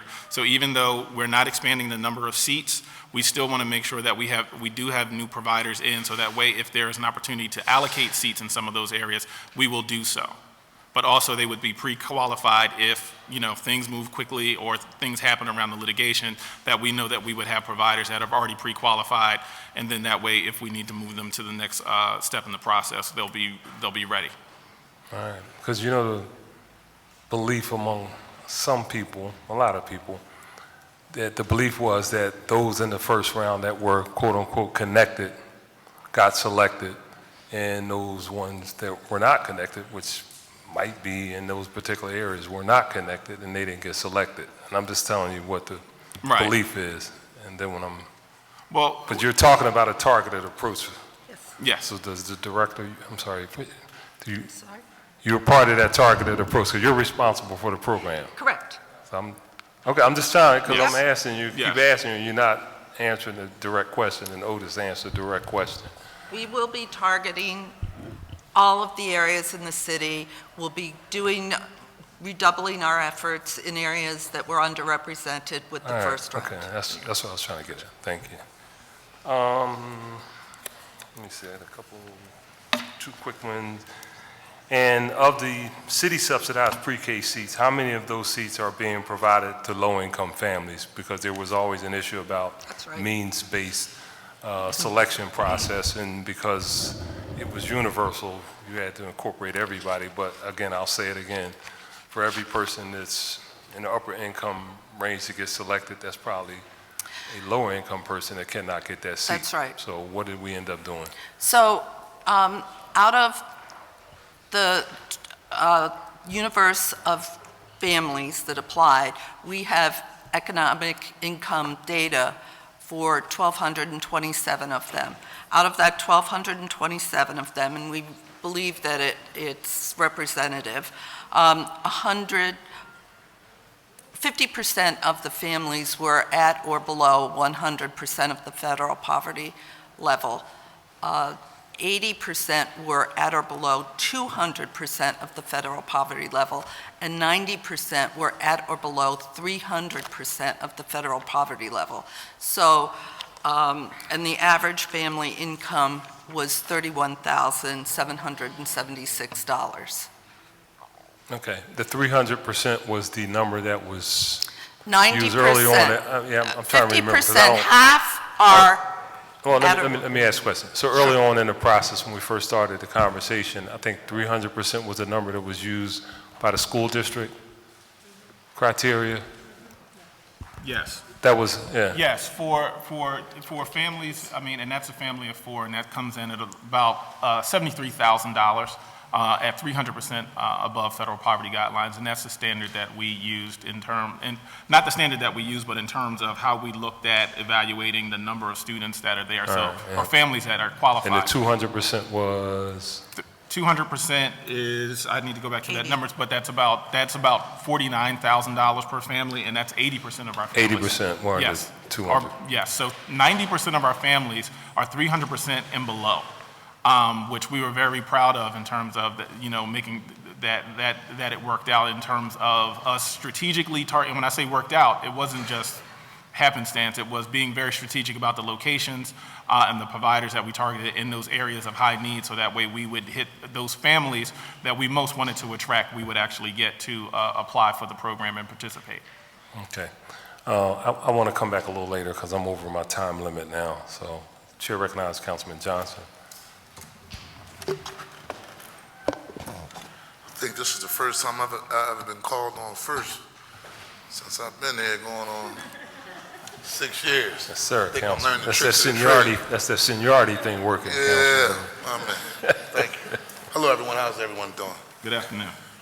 First and foremost, I just want to start off by saying, thus far to this point in time, the rollout has been, from my interaction, been good so far.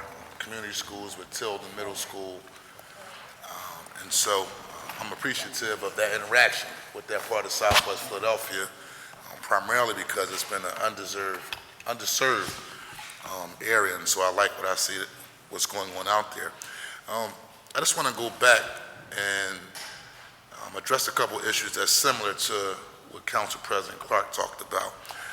Early on in the year, I asked you for a map of the pre-K providers throughout the Second Councilmatic District.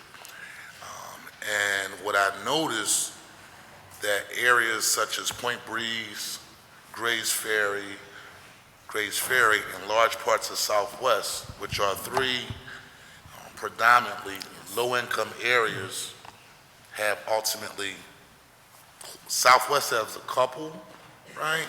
But Grays Ferry and Point Breeze have no providers, and these are severely low-income areas that I would think would benefit by providing high-quality, universal daycare, pre-K services for our young people. And I hear you talking about, well, one, I want to understand your reasoning as to why that's the case.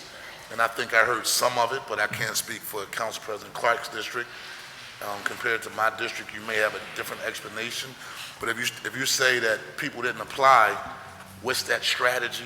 Yes. What's the long-term plan? And when will we see it, as opposed to just the response that we're going to hear here today? And that's pretty much what I want to hear. Because in Southwest Center City, which is Graduate Hospital area, which is across the tracks of your traditional South Philadelphia, they have several different providers, but that's an up-and-coming gentrified area compared to the area across the tracks, which is on the south side of Washington Avenue, where I live at, Point Breeze, Grays Ferry. There's ultimately none. So I just want to know, what's the plan, what's the time frame, and we understand that you will not be taking additional pre-K slots until 18, the year, fiscal year of 18?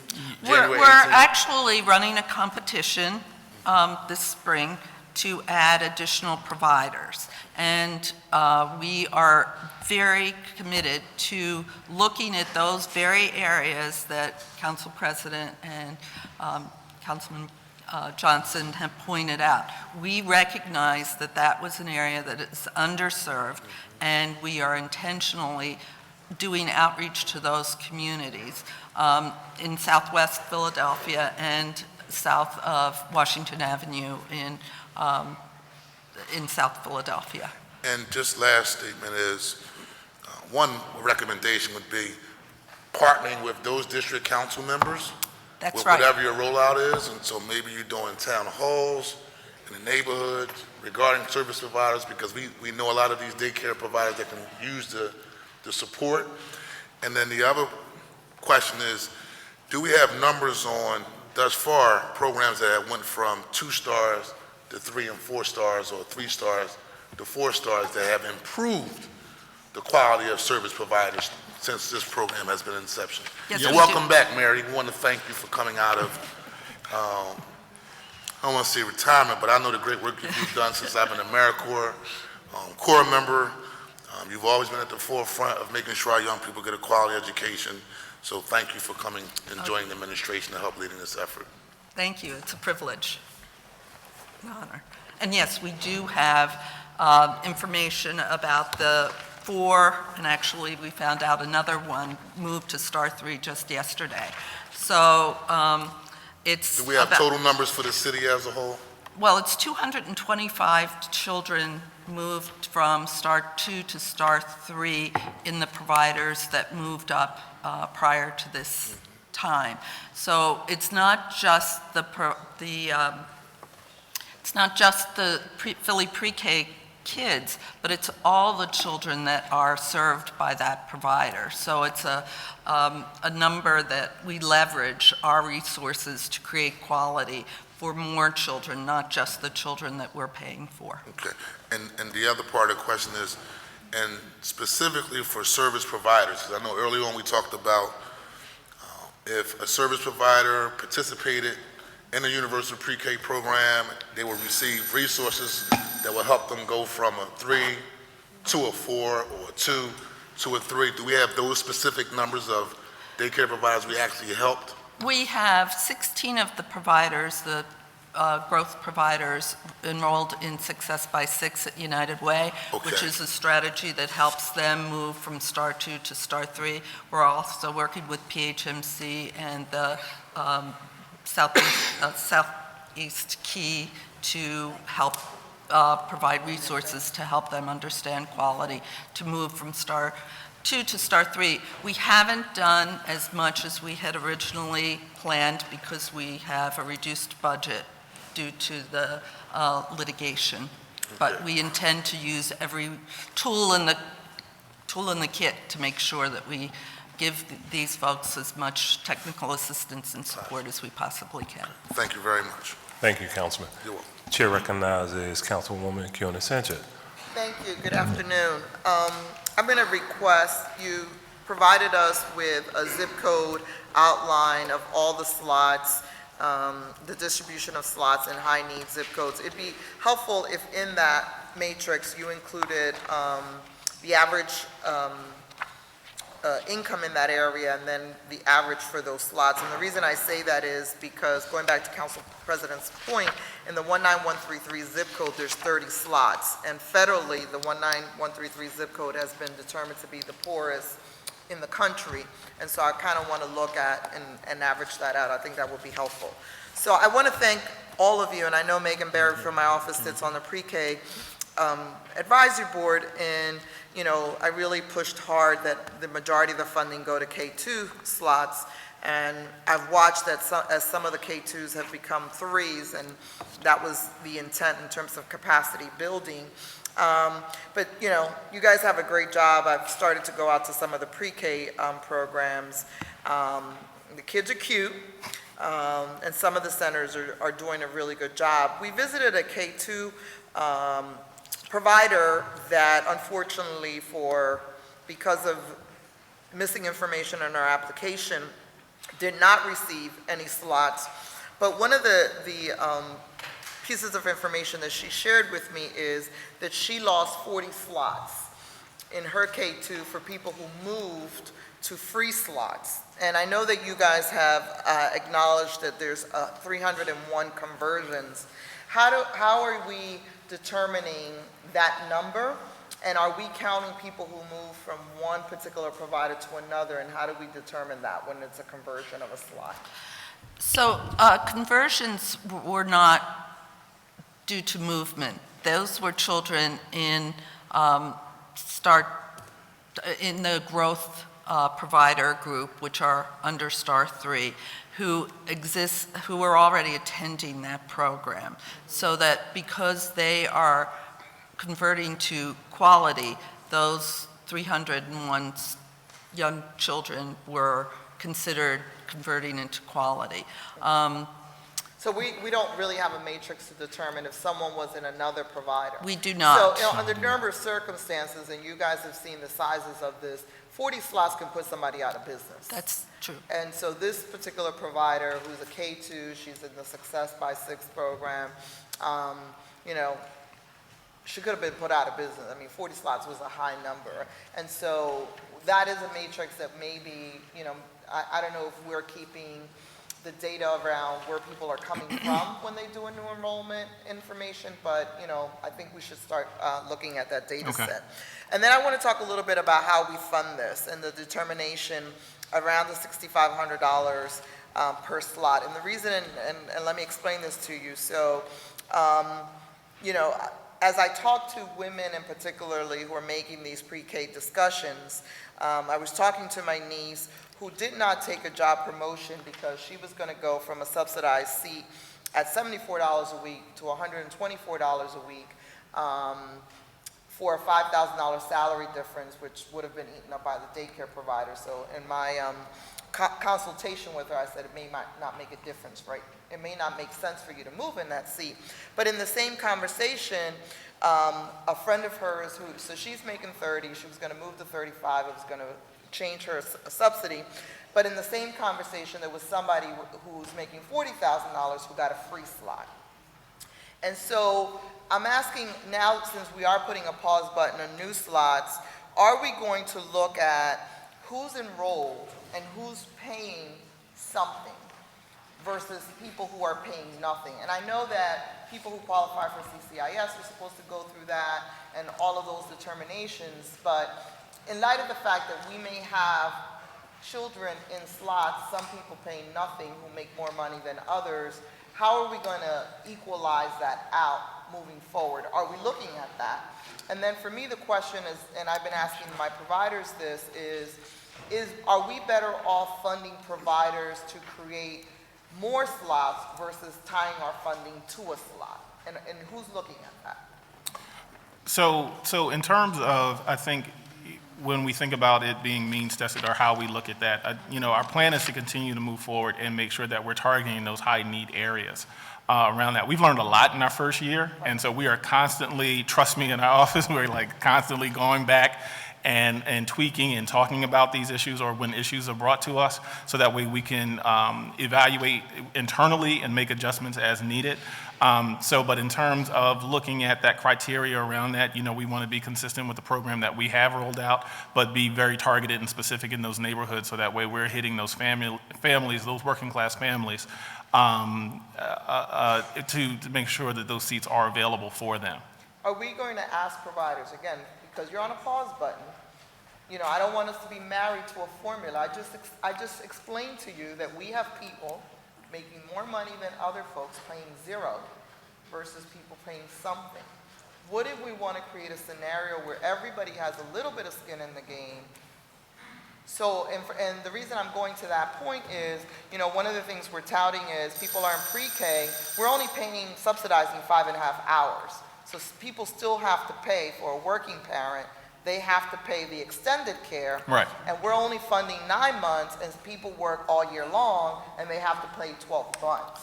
So wouldn't we want to track that a little bit and be Yes. open to the fact that how we subsidize the centers, our money might be leveraged better in a different formula? We're trying to look at all of the funding streams and make sure that we're capitalizing on drawing down every dollar that's available to Philadelphia for pre-K.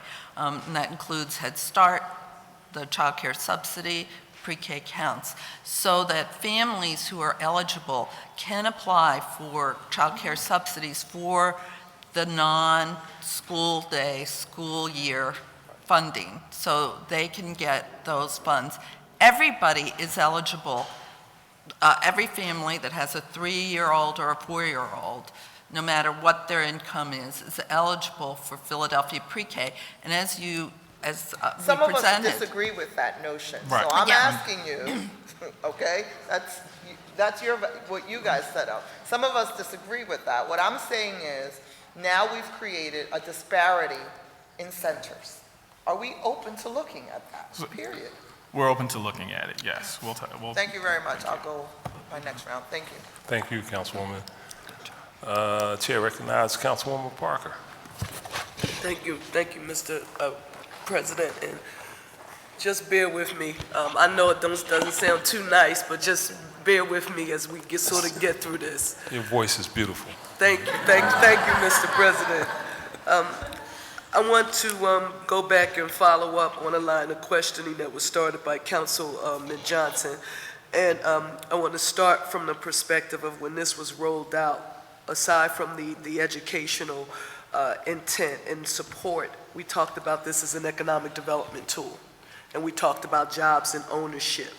And one of the things that I was a strong advocate of is not being in support of those that were considered to be commercial establishments. Home-based providers were extremely important to me. Now, I want you to correct me if I'm wrong, but according to the data you presented, I think there were 63 for-profit pre-K providers, and of them, 94% were minority or women-owned. Is that data accurate, or Yes, it is. Okay, so if that data was accurate, can you tell me, out of that 94%, could you tell me how many of them were home-based providers? Because that was the argument that we heard. What about our neighborhood home-based providers versus the commercial quarter established locations? So we have 18 providers that I'm sorry, repeat it. We have 18 family providers, 14 of which are managed in a hub through 1199C.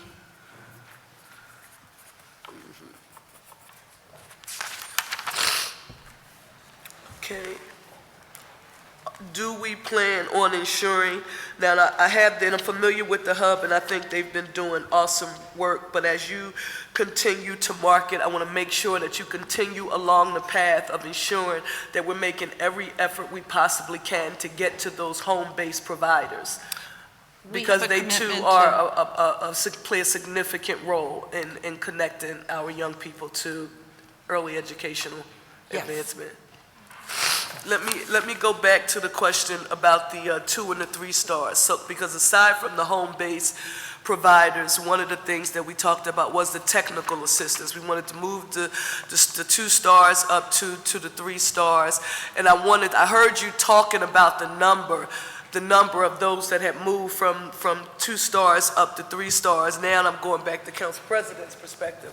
Tell me how many of those were in the 9th, if any, because I would like to be able to report that. Where were those slots located, where you said that they have moved up? And did you say that there were 4 or 6? It's 5. They're 5 They're now. 5. They're 5. And were any of them in the 9th? We want to report that. I can get back to you on that. Okay, all right.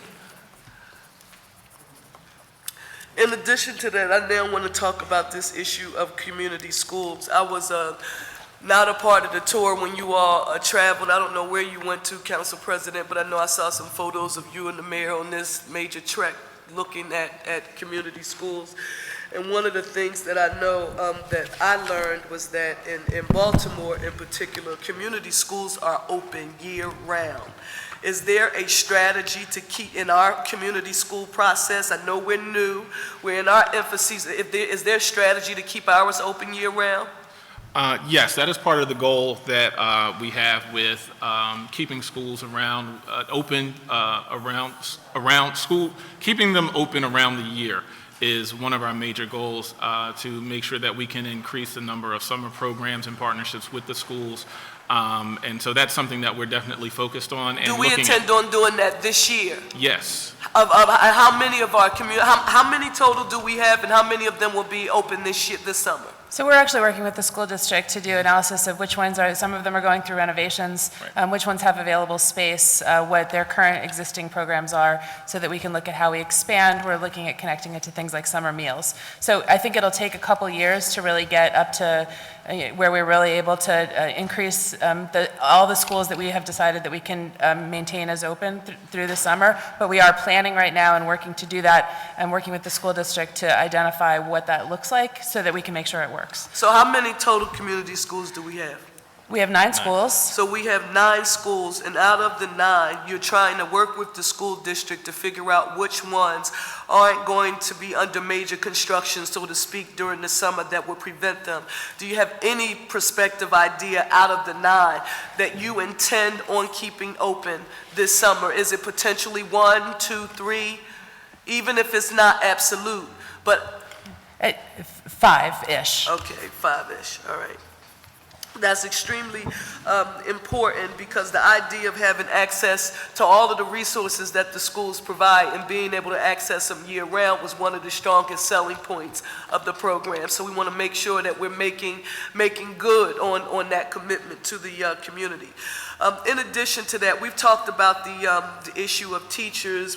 Councilwoman Blackwell, Gim, and others, they had a hearing the other day to talk about minorities and males, in particular African-American males. There's another program working where they're trying to recruit African-American male teachers to work in the school district. And when I think along those lines, a major issue for me is cultural competency. Cultural competency. Tell me where in the strategic plan regarding community schools did you address cultural competency? Because that is extremely important. Just because you work with the constituency, that doesn't mean that you know them. It doesn't mean that you understand them. How do you address cultural competency? So in terms of the schools, when they have set the priorities, those are things that we are looking at, and we know in some schools in particular that those are issues that need to be addressed. So each school has a community school committee, and the role of that committee is actually where we bring up these issues and we strategically plan about how do we address them and to the needs of that particular community. What we don't want to do is tell a community what they want. We want to hear from them and work with them to provide that. So the schools that have identified that, we're going to go back to them with some plans around how to address the cultural competencies piece. Trust me, that's an issue that I'm very sensitive to, and so we want to make sure that we're getting that feedback and then offering some resources and services to see which ones that those schools want to, where they have buy-in to, so that way it'll be more effective. Because when you bring those programs around, having buy-in from that community, from that school, it increases the likelihood of success. So I'll come back on the second round. I just want to say I thank you for the record of noting that the cultural competency is extremely important, but it's important that it is of value to everyone across the board that is on the team, and it becomes clear to those that are actually running the program and working with those parents on the ground. And I'll come back on the second round. Yes, thank you. Thank you, Councilwoman. Real quick, with respect to the schools being open during the summer months, do the principals agree with that notion? Because I understood that. So we're working with the school district to identify which schools currently have something in place or have the potential to be open, what kinds of programs are currently available, what kinds of partner programs would make sense to put into place, so that we are developing a plan for each school. We think that there is interest in about 5 schools and some capacity to do something. What we're doing, working with the district, is trying to work out what that is, what the schedule would be, and what it would be for. It's based on tailoring it to the plan and the needs of the community. I'm having trouble getting direct responses to these questions. Do the principals agree with it? Because principals have been given a significant level of authority over these community schools, where they actually have to approve the hiring, and they're like, it's their school, just what I've seen. And the question is, principals, summer comes, they do whatever, right? Do they agree with the notion that the schools will be open 12 months? So in terms of... Or is that not their call? It's a combination. And I'm asking this question for a reason. I'm sure you know why. Okay. Right? So, and when I say it's a combination in terms of the role of the principal, but also what is happening in a particular school. So if I use a school example, like I know for like Dobbins, if they're going through a major renovation, that would negatively impact the type of programs that we could offer at a school like Dobbins, who's going through a major renovation right now. So we'd have to look at how do we partner, whether it be in the school, because our community school coordinators are 12-month employees. So there will be opportunities for them to work within that community during the summer, but in terms of the location at this time for certain schools, we're still working out what those details would be. That is a piece that I know that the office is working with the district on. Principals, in terms of how buildings are used during the summer, I can tell you as a former principal, sometimes there were programs in the building you are aware of and those things happen. But we can work with the district and with the principals. We do have a ton of buy-in from the principals around the program, and we were very clear with them that we're looking at in the future, and some of it's short-term but long-term in terms of the role of what community schools look like, is having summer programming as well. So that is something that we are working with and that we want to be a part of the program. So, so that's where we're with it. And right now, I think we have apparently around 5 schools this year that will probably have summer programming, but our goal will be to make sure that we have summer programming as well. All right, I'm a quick study. I will get the rest of that response offline. Okay. All right, thank you. Chair recognizes Councilman Jones. Thank you.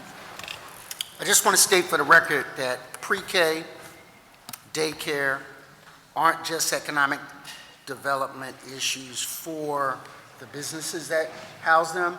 They're economic development issues for the single-parent head of household that needs to get to work and can't balance pre-K, daycare, and work in one paycheck.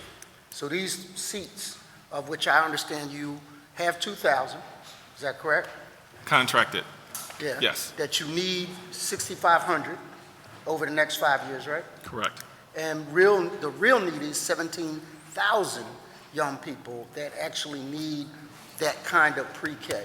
Because we also understand that if young people can't read by the 4th grade up to level, we know how many jail cells to build by the time they're 18. That's sociology 101, and we know that. So your mission is important. The questions that my colleagues are asking are important because they have to go carry your water out there when they get stopped in aisle 6 about that soda tax. And I'm telling you, you know, some of these members here have their faces on flyers, almost like kids on a milk carton. You know what I mean? Because they raised the soda tax. So we need you so that we can show what it's going to. So that's number one. But I want to shift a little bit off of that, and you're the education coordinator. You work you work with, I don't want to put words in your mouth, the school district, right? Correct. On all topics, not just pre-K. Correct. All right, so I want to shift gears. Well, not on every school district topic, but many of them, yes. I'm not going to give you When the you say hard all, ones. All right. I have to be So careful. I'm as concerned about pre-K, but I'm also concerned about CTE courses.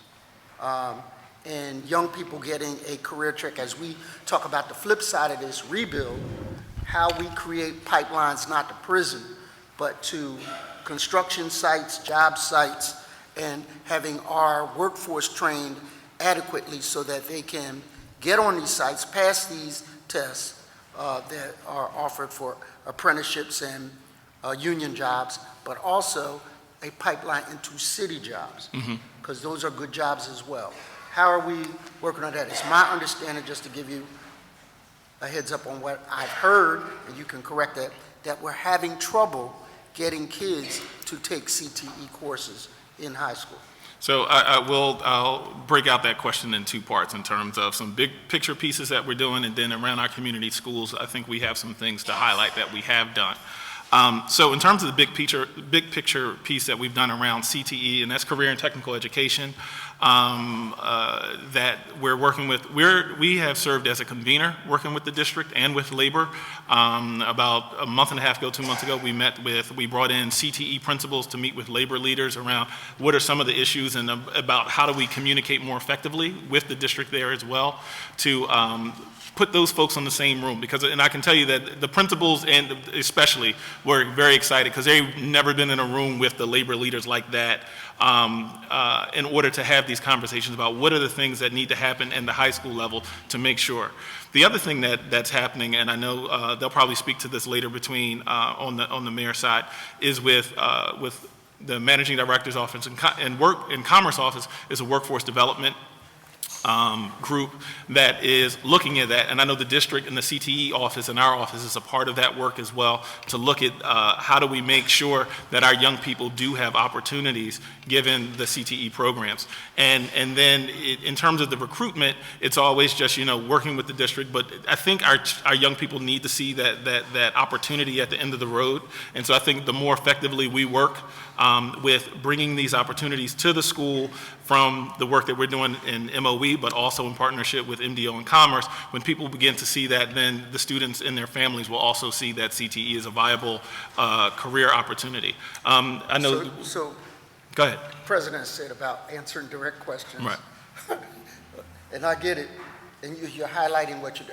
Do we have open slots for CTEs? Yes. And what is that gap? I don't have the district's data in front of me right now with how many open CTE slots there are across the city. All right, so I need that. Okay. As a coordinated effort. And then how we then strategize on marketing to that kid or that lady in the barbershop beauty salon to say this is a career path, a career option, because we know that CTE students outpace general studies students in a number of categories.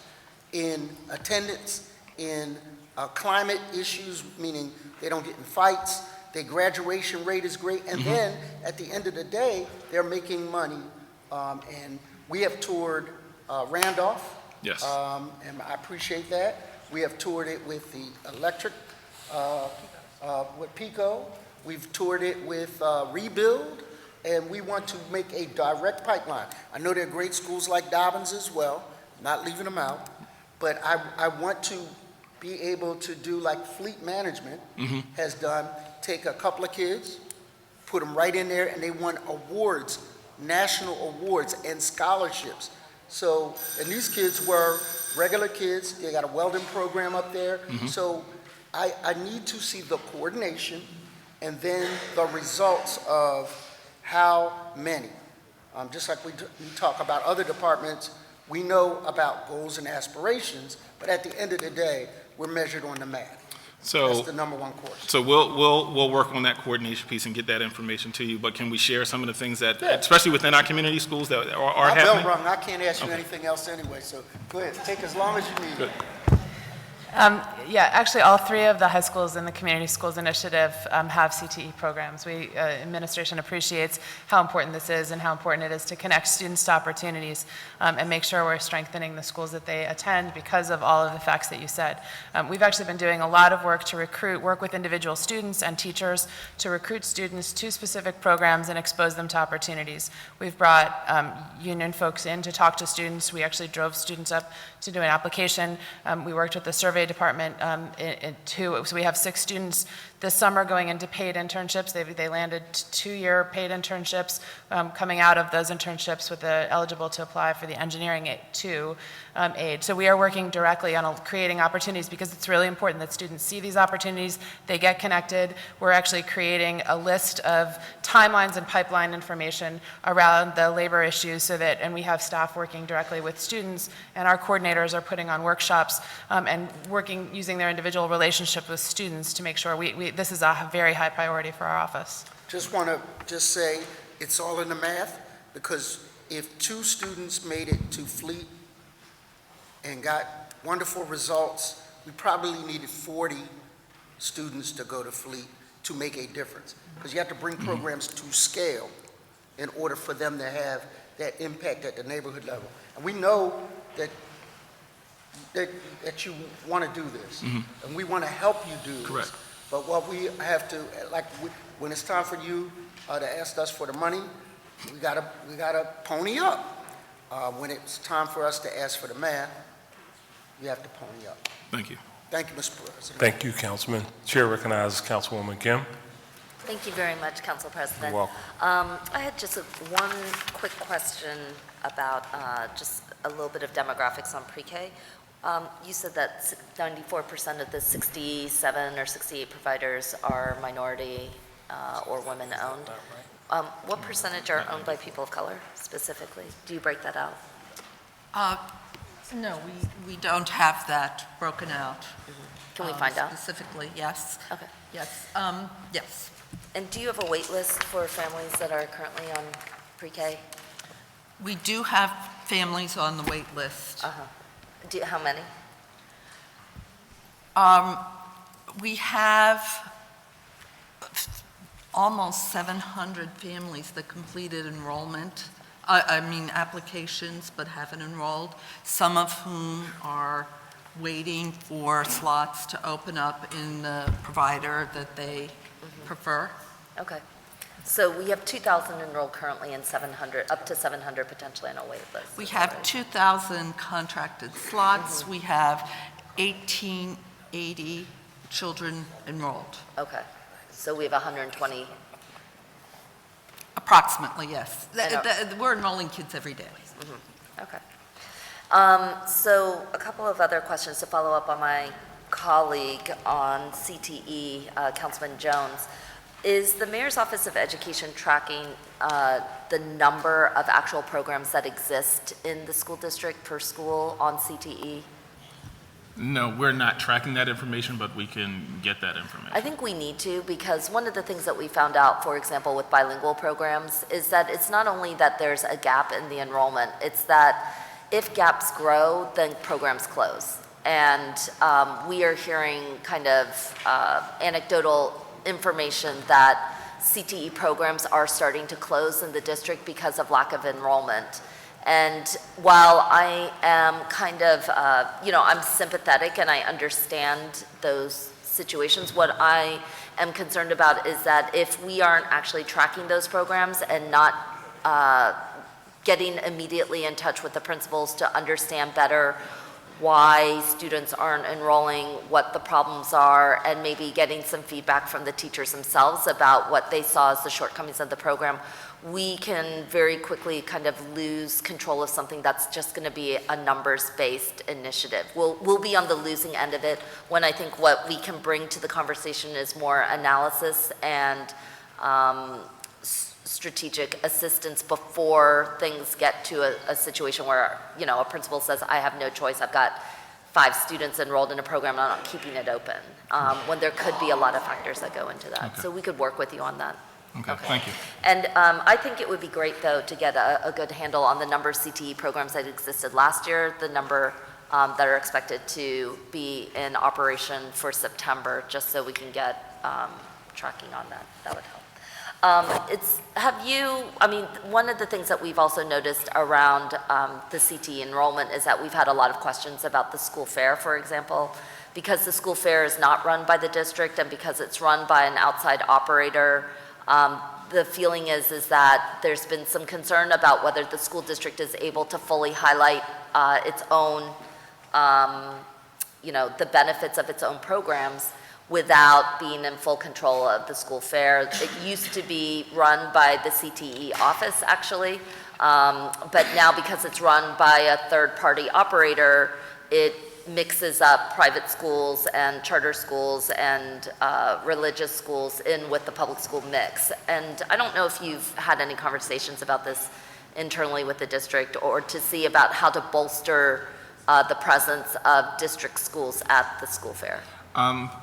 In terms of direct conversations with the district on that, I have not. I know that recently that they have worked to try to highlight CTE, career and technical education programs, and also during the high school fair that those schools are traditionally grouped together. But just being more explicit about that work, I think it's something that I can work with you and working with and talk to the district about.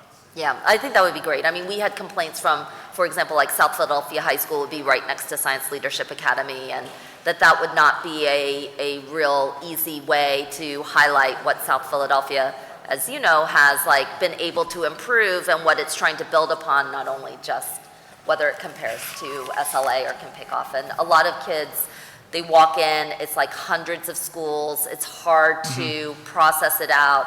And if you're just wandering through, the kid for SLA, the kid for South Philly High, the kid for, Gwynn and Mercy, or, any of these other kinds of schools are just going to be really different across the board, so. Yes. Okay. One of our big questions has been the ways in which, I'm excited about the community schools program. I'd like to see a stronger, and I understand that you want to be responsive to the individual needs of schools, but I also love to see a real stronger claiming of areas that we know are going to be needed in all schools, and in particularly high need schools. But one area that we've been really looking at is around mental health supports and issues of trauma-informed care. I think it's a buzzword that's really moving around, but there hasn't been a targeted level of resources that's actually moving through. So have you had any conversations with the district about possibly billing services like social workers in schools through Medicaid by way of CBH and DBHS And if so, can your office help clear a path to make that happen? That is a heavy lift, and it's something that we speak regularly with the district, but also on the city side with MDO's office, our office, to how do we address those issues around schools. We know that is a high priority. When the mayor meets with principals on a regular basis, it is an issue that comes up in every meeting, and so we know, in addition to our community schools, but especially in our community schools, we want to make sure that we are trying to clear a path, or at least figure out a system that would better support children in those schools, but also supporting the schools as well, because it does take a lot of time and resources away from instruction, and so we want to make sure that we can do that to support the schools, but most importantly, support the children. So who needs to be at the table to make that happen? I think the people that we've named in terms of the district and on the city side, but I think, there's also, because people are becoming more sensitive to the areas around, the impact of trauma on our children and our communities and how it manifests itself in schools, having more buy-in and more people, in the involvement of the members of this room would help support that work as well.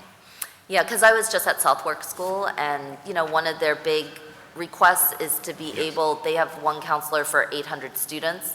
Now, granted, they have a number of resources, and they're trying to use like City Year and other types of things to, to round out what is clearly a massive gap in staffing. But I know that to the extent that if the resources are not there at the district level, what can we do at the community schools level that can help support them meet their actual needs that they clearly articulate and that their families articulate? I'll let Susan address this one. Yeah, this issue comes up a great deal. As you've heard, there is actually an existing working group that's getting started. Because of the complex nature of this, we think this is going to take longer to work. There are some things that are a little bit more low-hanging fruit, but we're working closely with CBH, DBH IDS, the Managing Director's Office, Health and Human Services. We've actually started discussing what are the issues that we're seeing. We are talking about community schools as an opportunity to learn lessons that can then also be applied over a larger set of schools, because this issue is not certainly limited to the schools that have been identified. Furthermore, we've also been interviewing counselors to ask them what kind of supports they would identify in addition to additional guidance counselors. And so we've been talking to them. We've actually started doing outreach to help increase the number of social work interns, which is actually a resource that people believe would be valuable. So providing more capacity at that level, as well as doing this deeper dive and targeted approach to learn how we can start to change some of the practice in a way to get a handle on this. But it's also a complex issue. There are a lot of also provider and partner providers who are interested in lending some of their expertise around the trauma-informed education. So that's a good thing as well, and we're starting to see more people step into that. And are you open to having some folks Councilwoman, at the I think we're a little bit... working group? Yep, last question. Just, are you able to include some of us at the working group table? Sure, we're happy to talk to you about it. Thanks. Thank you, Councilwoman. Councilwoman Blackwell? Thank you very much. Last year, before we got started, we have 15,000 youngsters in quality pre-K. How many do we have today? We believe that we have 17,050. 17,050. Okay.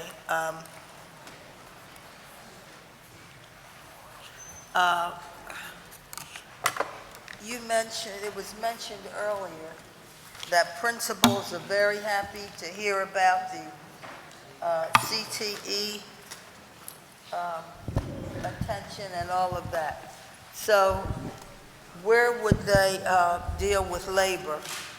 Because would it still be in just 12th grade? Are you going to change? How will they interact with labor? At what point in a child's career? Our hope in terms of the conversations that we were having with labor when we had that meeting with the principals is increased involvement on what are the occupational advisory committees that within each school and each CTE program, each program must have an occupational advisory committee. And our hope is that there would be increased participation on those committees, and that was one of the things that the principals asked for and that was brought up in that session that day. And so it's putting the people in the room to have those conversations. I think we all share very similar goals in terms of wanting to increase the number of children that not only go into CTE programs, but also find a actual pipeline into employment. And so it's how do we put those folks in the same room from our office perspective in the terms of the roles that we can play and helping to bridge those gaps and those two entities or sides having those conversations.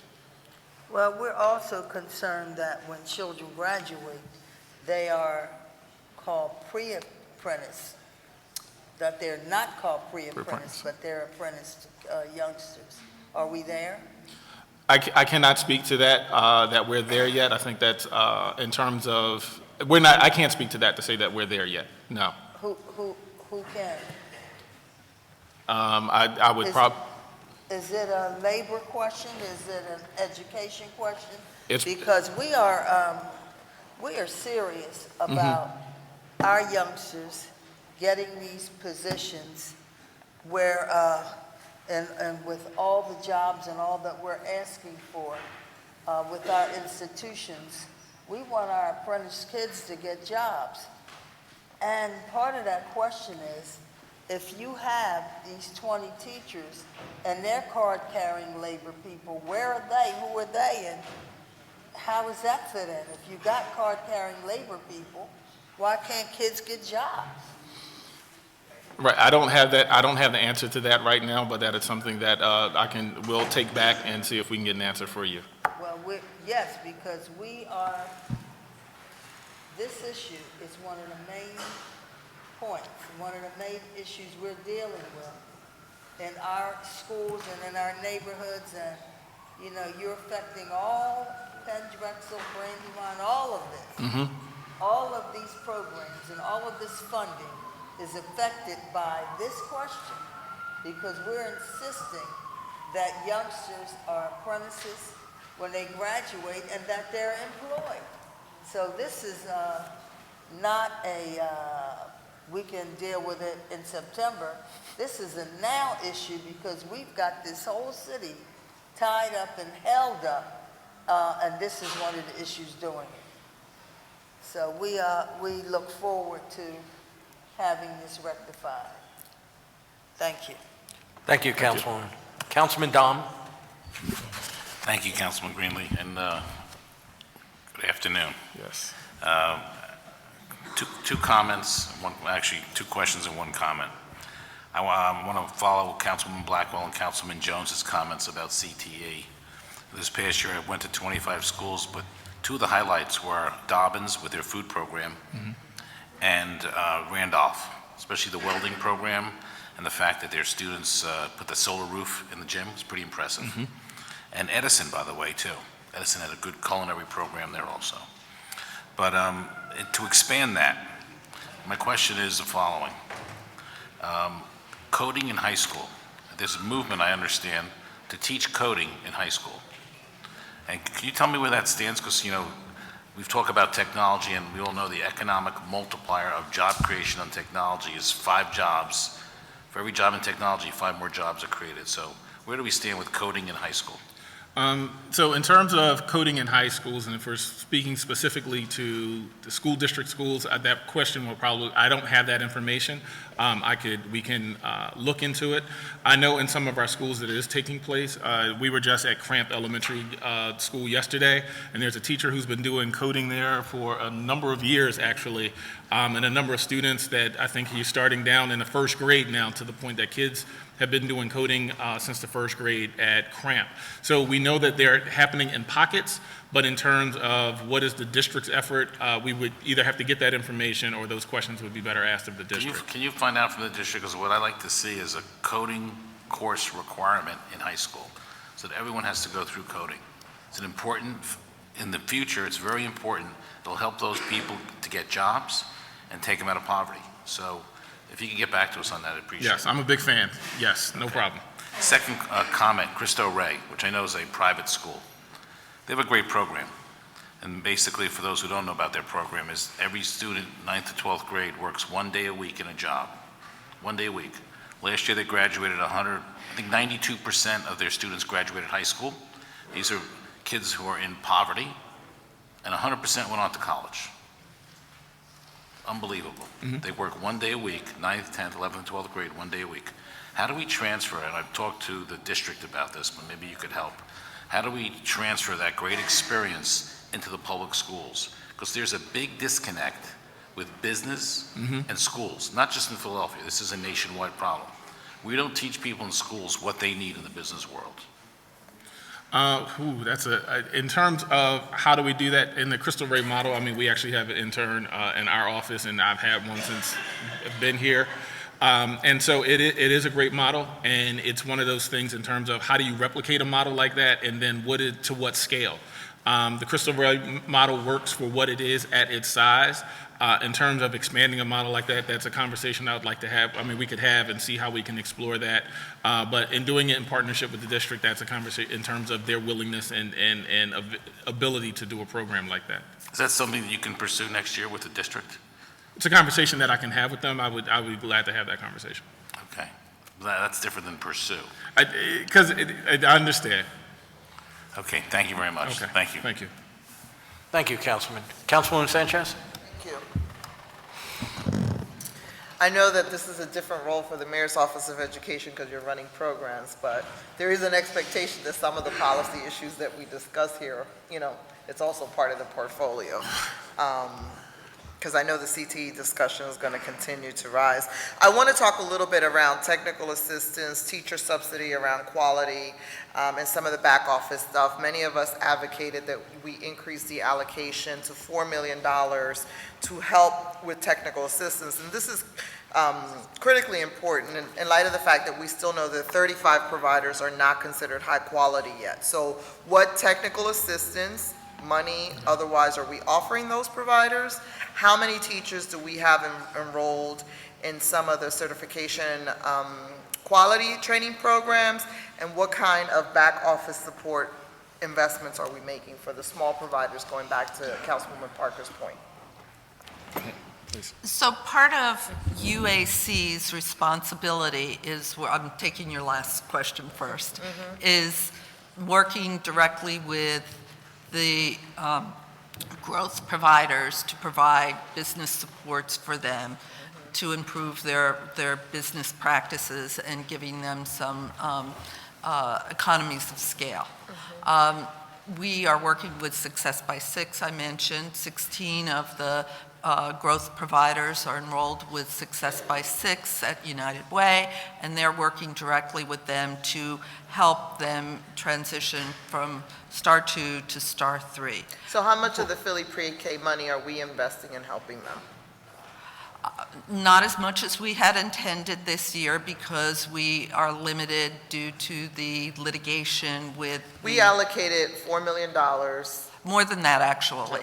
So how much of that is actually getting to the providers to help them build that quality? It's being withheld. It's being withheld right now due to the litigation around the... But last year's allocation is last year's allocation, so we don't intend to use all of our training money for the providers that we are already committed to? So due to the litigation around the... Please don't use the litigation. No, We're I'm talking just- about this year, I'm what answer- we allocated last year. Yes, we have withheld, So when was withheld that funding. decision made to withhold money? And how is that going to impact the 35 providers that right now, under this case stuff, is considered not high quality? I mean, essentially, are we setting up these folks to fail? No, our goal is not to set them up for failure, So but why won't we invest the money in them? because I think Anna Adams from Budget is going to explain the spending. Anna, don't give me a financial decision on when this is a policy regulatory one, because I'm not...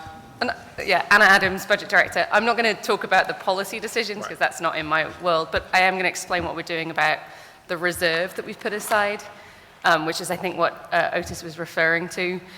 Because of the litigation, which tomorrow is the next round of litigation, we have put aside money in reserve in FY17 and FY18 until the litigation was resolved. We assume it's going to be resolved in our favor, and at that point we'll be able to release the funds. But while it's pending, we as an administration have made a decision to put some of the funds that we had previously set aside for community schools and pre-K in reserve, and that includes some of the dollars that they were just referring to.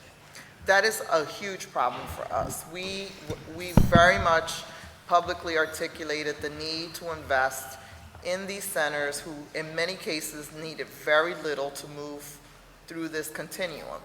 And so, at no point have I've heard us publicly say we're not investing in those centers. I understand the issue of reserves moving forward, but we made an allocation last year to invest in the centers to move them along. And so there is no money going into that. That decision was made. And I think they can talk about the policy decision, but I think the focus was about seats this year.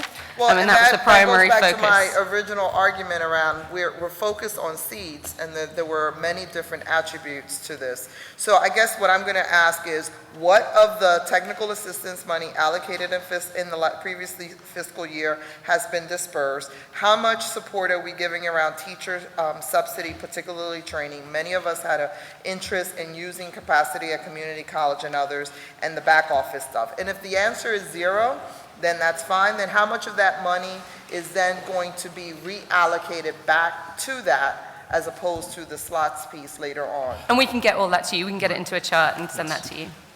That's a huge decision. I'm really disappointed to hear that. You know, again, I have been a strong supporter of us taking our K1s and 2s and making them 3 or 4s. You have used that as one of the selling points around how you've moved 2s to 3s, and then we make a policy decision that we're not going to make any investments in what you're not considering high quality. I think that's a huge policy shift. Thank you, Councilwoman. Point taken, certainly. Councilwoman Parker's not there. Councilwoman Gim? Yes. Thank you very much. A couple of quick questions. I know that you talked about the 700 families who are trying to connect into the PHL pre-K. One of the things that I think is really important, especially in these times, is that some of the families may need assistance getting documentation and those types of things.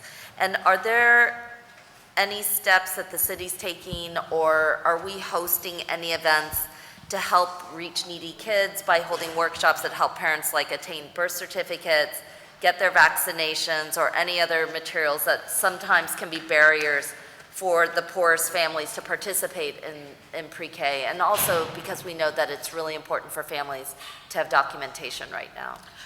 We haven't specifically conducted any workshops, but our office has worked with over 4,000 families through calling those families, talking to them, and assisting them in providing documentation to support their eligibility for pre-K.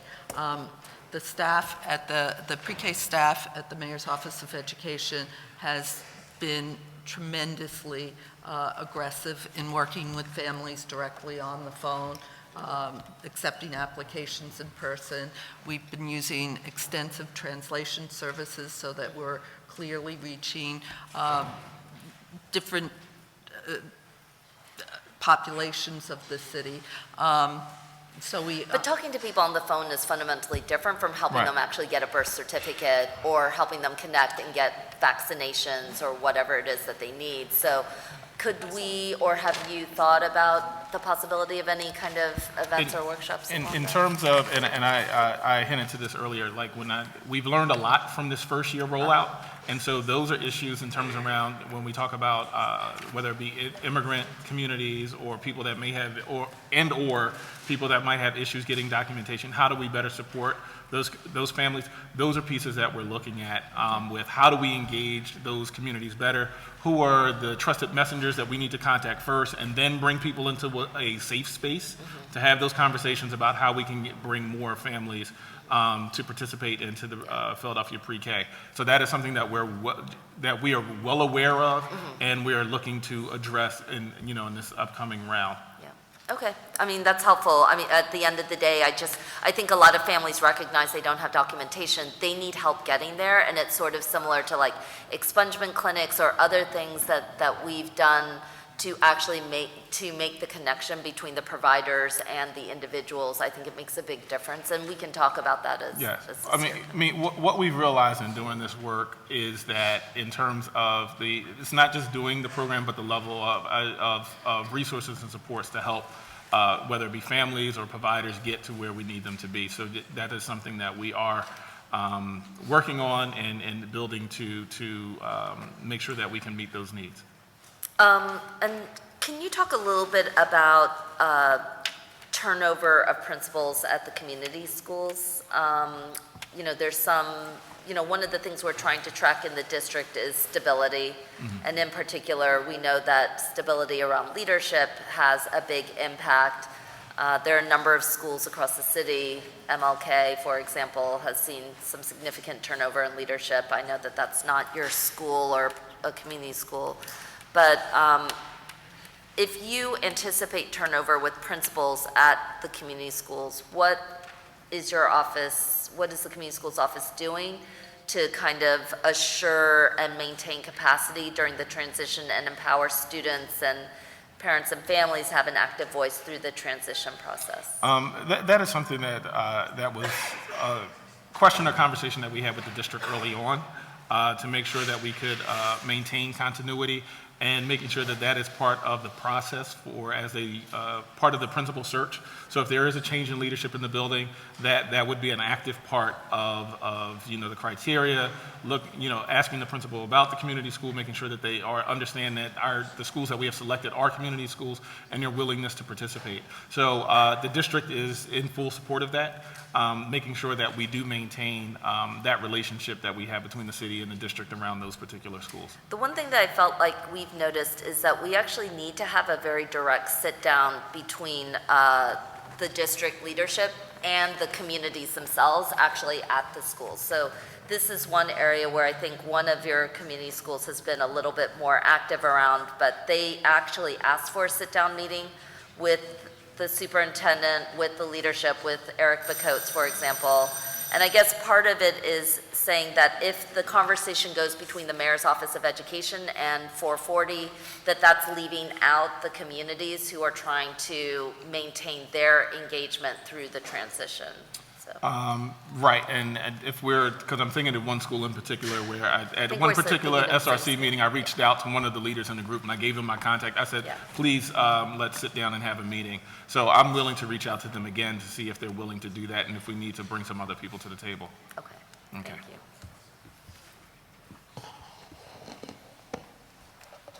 Thank you, Councilwoman. Chair recognizes Councilwoman Parker. Thank you, Mr. President. Let me follow up on a question that I asked last year regarding a directory of CTE programs for the city of Philadelphia. And I know I asked this of your department, but then I remember the school district saying, wait, we have something. You tell me, between your office along with the district, is there sort of a one-stop shop directory of all CTE available programs in the city? And if you have it online, give us the address directly, and can you also make sure that we have a hard copy of it, because that is something that we can be promoting in our role. You heard Councilman Johnson earlier talk about just helping to ensure that we're working to help you with marketing, and we should be giving out that information. The school district's high school directory has all of the schools with all of the CTE programs listed. So we could reach out. And it's sort of just one section for CTE programs? There are, for the citywide admit programs, that they are listed separately. The high school directory, and it's been a minute since I looked at it, I'd have to check it again, but it is broken out by citywide admit, magnet schools, neighborhood schools, so those pieces are outlined, and then within each CTE program, which each school that has a CTE program, those programs are also highlighted as well. So let me make a very specific ask, given this very unique time, particularly with what's happening with Rebuild, this conversation about work with the city. If we can have one specific directory that is separate from what you just described. Even if someone is doing a cut and paste of every school in the city of Philadelphia that offers some sort of CTE program, that they be in the directory, and that we as district council members and other organizations can promote this as the one-stop shop sort of directory for CTE programs. Yes, we can get that for you. All right, thank All you. right, thank you.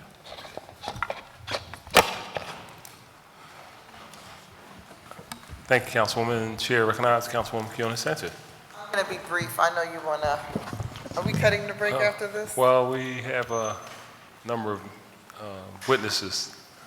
I just wanted to, just on the community's schools component of this, and I know that Susan mentioned the issue of the after-school situation, because that's a question that's come up. And I noticed that in the plans there were a lot of common themes. Wanted to talk a little bit around the issue of behavioral health in particular as it relates, and what, if anything, in the development of these plans, and again, we've had staff participate in the discussion, what is going to change, modify at the school-based level around behavioral services as a result of the creation of the plans? Yeah, it's going to run on two tracks. One is this larger work group around some of the systems work that needs to happen, the discussions that need to happen, identifying specific issues and resolving those. The other issue are things like creating trauma-informed practice and supporting some of the work that both the district is doing, but also running a complementary strategy. So the example we would give is doing trauma-informed education for not just the staff, which would be the district's responsibility, but for the community partners that are providing services, for the after-school provider, even for things like community members. So how is resources going to change or be modified based on your plan from the behavioral health sector?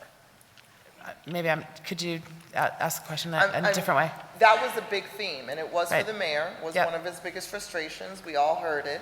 What has the plan help us impact in terms of how is it going to change or modify those services at the school-based level?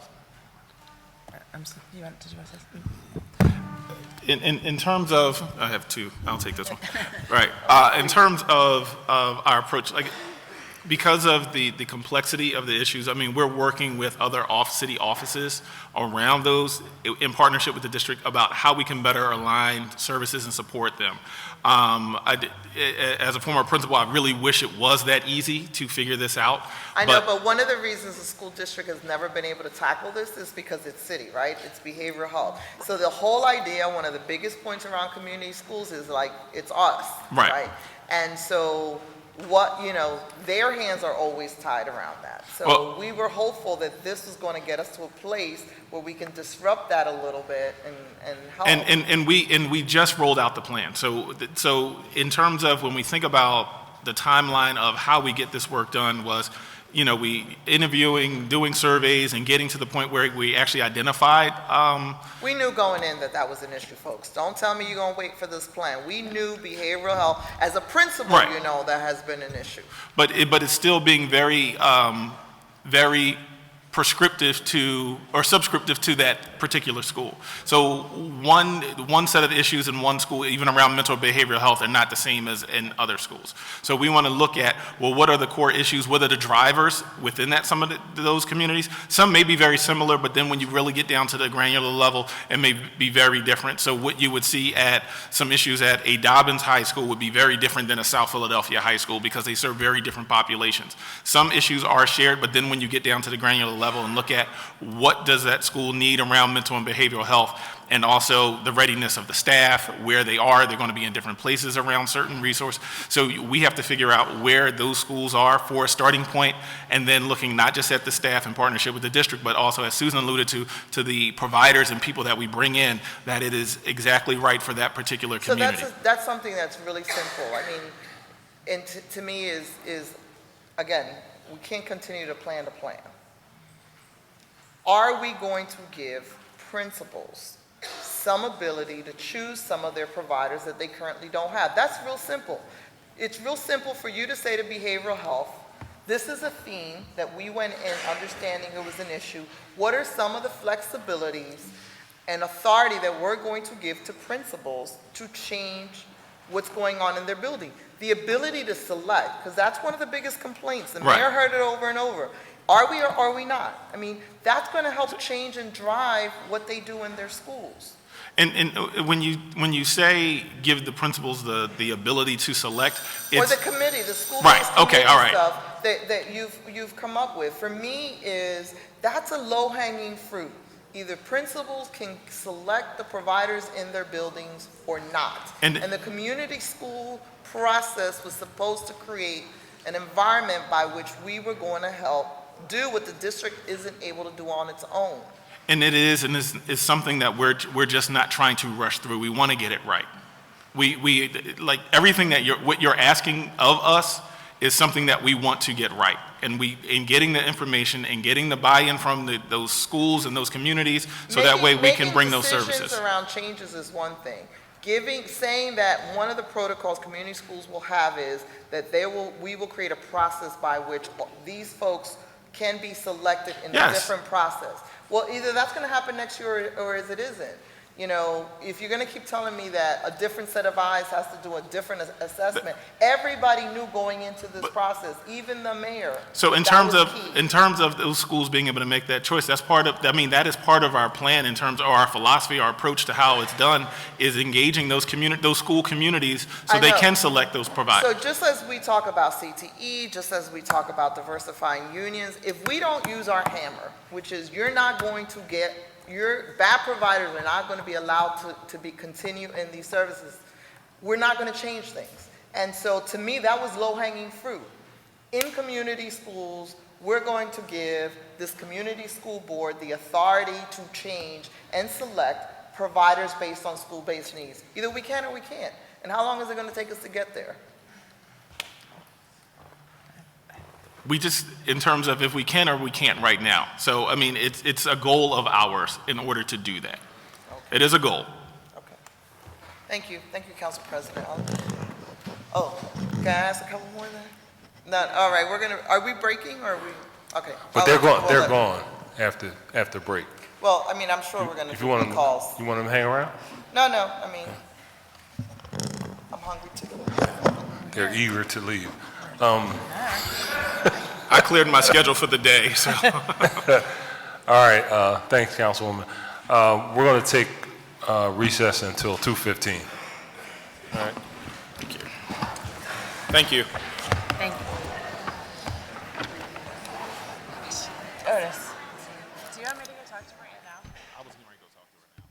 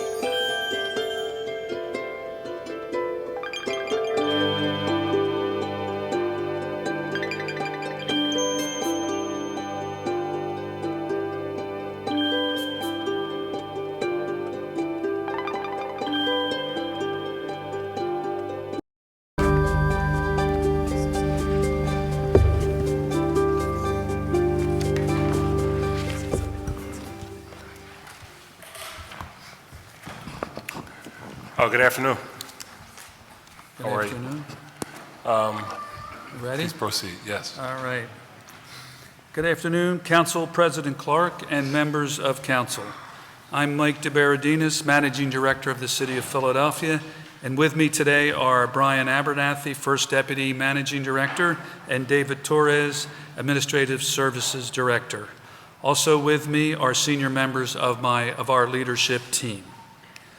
The proposed fiscal year 2018 operating budget for the Managing Director's office is $133,188,000 with $46,430,000 derived from the Grants Revenue Fund, $138,550 derived from the Water Operating Fund, and $86,620,000 derived from the General Fund. Our General Fund allocation reflects an increase of about $877,000 over fiscal year 17 estimated obligation levels. This increase is largely intended to support the development of an out-of-school time strategy, continued Vision Zero development and planning, as well as a substantive study of the subsidence study of the Eastwick neighborhood. In fiscal year 2018 and beyond, the MDO will continue to place high priority on coordinating activities across operating departments to advance broader administration initiatives. Specifically, the MDO will be focusing on advancing policy initiatives aimed at enhancing early success, promoting equity and opportunity for all our citizens, improving public safety, developing a diverse workforce, and delivering effective and efficient government to the public. I would like to highlight a few of the key initiatives today. First, MDO will launch a new out-of-school time strategy designed to provide low-income and at-risk children with high-quality out-of-school time experiences. The MDO proposes to invest $180,000 in FY2018 to fund a full-time manager and 3 program improvement coaches, as well as a data system. One initial focus of this strategy will be to ensure that children have success to evidence-based literacy programs that will support the goals of the Read by Fourth campaign and the Kenney administration's historic investments in pre-K and community schools. Additionally, over the next 3 years, the MDO will implement a workforce development program titled City as Model Employer. This initiative aims to create clearer pathways for temporary and seasonal workers into permanent full-time position. This initiative will focus on engaging individuals with barriers to employment, including disconnected youth and young adults, formerly incarcerated individuals, and adults lacking necessary workforce skills and credentials. The MDO will support 7 departments in a pilot year of this initiative. They include Fleet, Streets, Water, CLIP, Airport, Free Library, and Parks and Recreation, with the goal of sharing best practices across agencies and building the infrastructure required to take the strategy to scale. The MDO will also continue to support the Rebuilding Community Infrastructure Initiative by ensuring that these physical improvements are made with strong community and council engagement, a focus on promoting growth with equity, and making sure that the projects are fully inclusive with strong diversity participation at all levels. In FY2018 and beyond, the MDO will continue to work with the Finance Director's Office and the Chief Administration Officer to advance and administer a citywide performance management system. We will also continue to focus on criminal justice reform and continue working with our partner agencies and members of council towards achieving an overall 34% reduction in the jail population by the end of FY2019. Thanks to the work of the city and our partners through the MacArthur Grant, we are pleased that to date we have seen an 18% reduction in the jail population.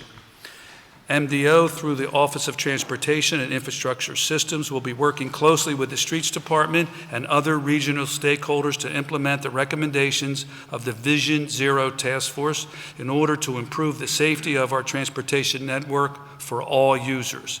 We will also be working on a multi-agency transportation action plan focused on advancing opportunity and access, particularly to improve mobility for underserved populations, along with equity, health, safety, and sustainability goals. In addition to these exciting initiatives, the MDO will continue to advance other vitally important projects aimed at improving the delivery of efficient and effective city services. We will continue to work towards enhancing environmental sustainability through Zero Waste and Litter Cabinet, continued support for further implementing the Water Department's Green Cities, Clean Water Strategy, and the relaunched Green Works Plan. We will continue to target and coordinate human services and other city resources towards addressing the complex challenges of lead exposure, opioid addiction, and behavior in shared public spaces citywide. We will be reviewing and better coordinating the city's anti-violence strategies, including focused deterrence, youth violence reduction partnership, healing hurt people, and cease fire. And we will also be continuing to improve accessibility for immigrant populations by promoting training of language access and cultural competency within city government, as well as the development of action guides to better serve immigrant communities. Perhaps most importantly, the MDO will strive to ensure that all operating departments in the city government are providing quality service every day to every neighborhood. We will also strive to make sure Philadelphia's city government is responsible and accessible to everyone, and we will continue to work to make our city the most civically engaged in America in order to help us accomplish these goals. Thank you for the opportunity to testify today. My staff are here with me, and we were happy to answer any questions you may have. Thank you very much. Good afternoon. Good afternoon. Just had a couple of questions. Section 41, page 35. Page 35 details, it shows a $40 million budget in grants revenue from the William Penn Foundation for the purpose of rebuild. Of that $40 million, you have 39.4 is budgeted in the class 200 professional services. Can you kind of walk me through what that's about? And is there a grant agreement letter on that $40 million, or is this speculative? It is speculative. It is speculative. We don't have a deal yet. No, we do not. And it is in class 200 with the assumption that the project user structure is agreed upon with council. What? Say that again? It is in class 200 with the assumption that there is a project user agreement with council, and so that it would be a contract with outside providers. Okay. I'm not sure I understand that, but. Bring the mic a little closer to you. Oh, I'm sorry, sure. Maybe I'm not hearing you. And I'm sorry, Brian Abernathy, Deputy Managing Director. The structure that we are proposing for rebuild includes a project user with nonprofits. We'll issue an RFQ for those nonprofits. So this is for the end users? Correct. All right. So $40 million would be what exactly? I don't think we have gotten to that level of detail. Would it be a fee for services? Would it be? No, it would be for projects, and projects specifically. Okay. All right. Just want to make sure I understand. There was another letter. I actually sent a letter to Ms. Westerman about the 4.5 William Penn contribution, and I got a response. But in that response, and I was always concerned about this, even utilizing the Conservancy, because the money didn't go through the traditional process, and you never got a sense, although I was happy to cut the ribbon up there with Ryan Howard on the baseball field in Hunting Park and toss the football to Mike Vick, it was pretty cool, right? But the reality is, in terms of the revenues, and the city put dollars in, matching dollars, I never had a sense of the contractual relationship between the entities. I mean, who actually reviewed the contract in terms of participation for professional services, lawyers, all the things associated with the professional services part of the contract. What were the numbers in terms of the construction of the development up there? And I got back some numbers that were not good. And this is one of the concerns, and I talked about that to the Conservancy because in fact they did do work, but running it through these different types of financing mechanisms, they basically don't have to adhere to any of the guidelines established by the government. Participation, I don't even know if they did prevailing wages. You have no sense of that, which was why it was a red light when the early version of this proposal was to give all the money to Conservancy and Library Foundation. How much more of the William Penn money, if any, since the 4.5 had minimal scrutiny, will be utilized in a fashion that doesn't have the level of requirements that we do with the city dollars? So the entire program, we are expecting to have very strict requirements on participation levels for professional services, for participation levels on construction contracts, and for the diversity of the workforce. Like you, I think we have the same concerns, and one of the pillars of this program is to really improve diversity and inclusion. And we will need to be able to monitor those, and we will need to be able to hold folks responsible, including kicking contractors off of jobs if they don't meet the expected levels, and being able to put people back on those jobs in a quick way. That will be done through EOP agreements and with monitoring from an outside agency to make sure that we are meeting those levels. Okay, so basically William Penn, and there's a significant match that a lot of people don't know about. They just don't give us $100 million. We apparently have to, my understanding is to raise 300 to get to 75 or whatever that number is, and then, or maybe less than that. And then there's another match that's required. We have to raise private money to get the additional dollars. So Most people don't know that we had the press conference. I was standing there taking credit to, you know. Yeah, but the 75 is. Tell me about how we access this. There's 25 match, and that's contingent on us fundraising outside foundation, state, federal's a question, but foundation, state, and other sources. So, there is a challenge match to the 100 million, which is 25 million. Right. That will So be it's matched. not just But we're confident, we're very confident we will raise the additional dollars. Okay, to get the second Right, to get portion. the remaining 25. And of that 300, the grant application, at least what I saw, had in it essentially establishing the basis for the the award, the existing programs that we have done in the city of Philadelphia in terms of large-scale projects, NTI, using the existing process, procurement, expenditures, oversight, the whole 9 yards, which was in the document, not all the new proposals. And we were awarded that based on that. Is there any requirement by William Penn to do this new process? I'm trying to understand. I guess my question is, you know, actually Councilwoman Bass asked a question to first here, like, why isn't this run through the Department of Parks and Recreation? Why are we creating this whole new entity when the money from William Penn was given to us based on the existing program structure?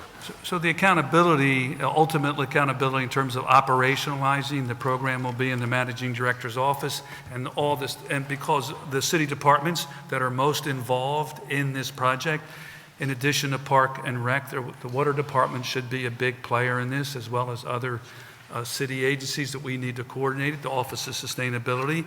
So we're not taking it out of the accountability from those operating departments. So ultimately, the responsibility for performance. Because you're creating a whole new, this rebuild. Well, no, It's like a whole new no. department. Why do we need that? So that's the first part of this, because we need at least it to be, it can't be in my view, it can't be a single department. It needs to be, we need to have sort of the authority to manage the multiple departments that'll be in the program, and it's not just Parks and Rec. It's, in addition to that, it's the library and at least 3 or 4 other city agencies. Right, but all that's under the managing director's office, Yeah, right. So currently. But So in order is to rebuilding an extension of the managing director's office, like a deputy managing director? Well, it is because it gives us the influence and authority to run and to direct all the many operating departments that'll be involved. The second part of your question. Gives you the authority? Well, we already have the authority. Yeah, so I But thought. my point is, but we want to have that under the managing director's office and not have the Park and Rec department out moving it by themselves and the libraries out. moving I on understand their all own. that, but that's currently under your portfolio, right? Right, but the way we've structured, so that's why we kept the program in the managing director's office and not down into the individual departments. I think the second part of your question is why are we proposing project users? I'm checking in to see if I'm right about that second part of the question. Well, that's my original question, which we've moved beyond that on paper. And you know what, I don't even want to rehash that because, you know, there was concerns about using the Conservancy and the library exclusively. We're not. You all have moved past that. We have. So, and I'll wind this up because I know I'm getting close to over my time. I know colleagues are looking, they say, you've been over your time a long time ago. With respects to project users, initially it was a proposal for the 2 nonprofits, and then now there can be multiple nonprofits. Is there a reason why it's only nonprofits versus for-profits or joint venture participation between a nonprofit and a for-profit? Is there a reason for that?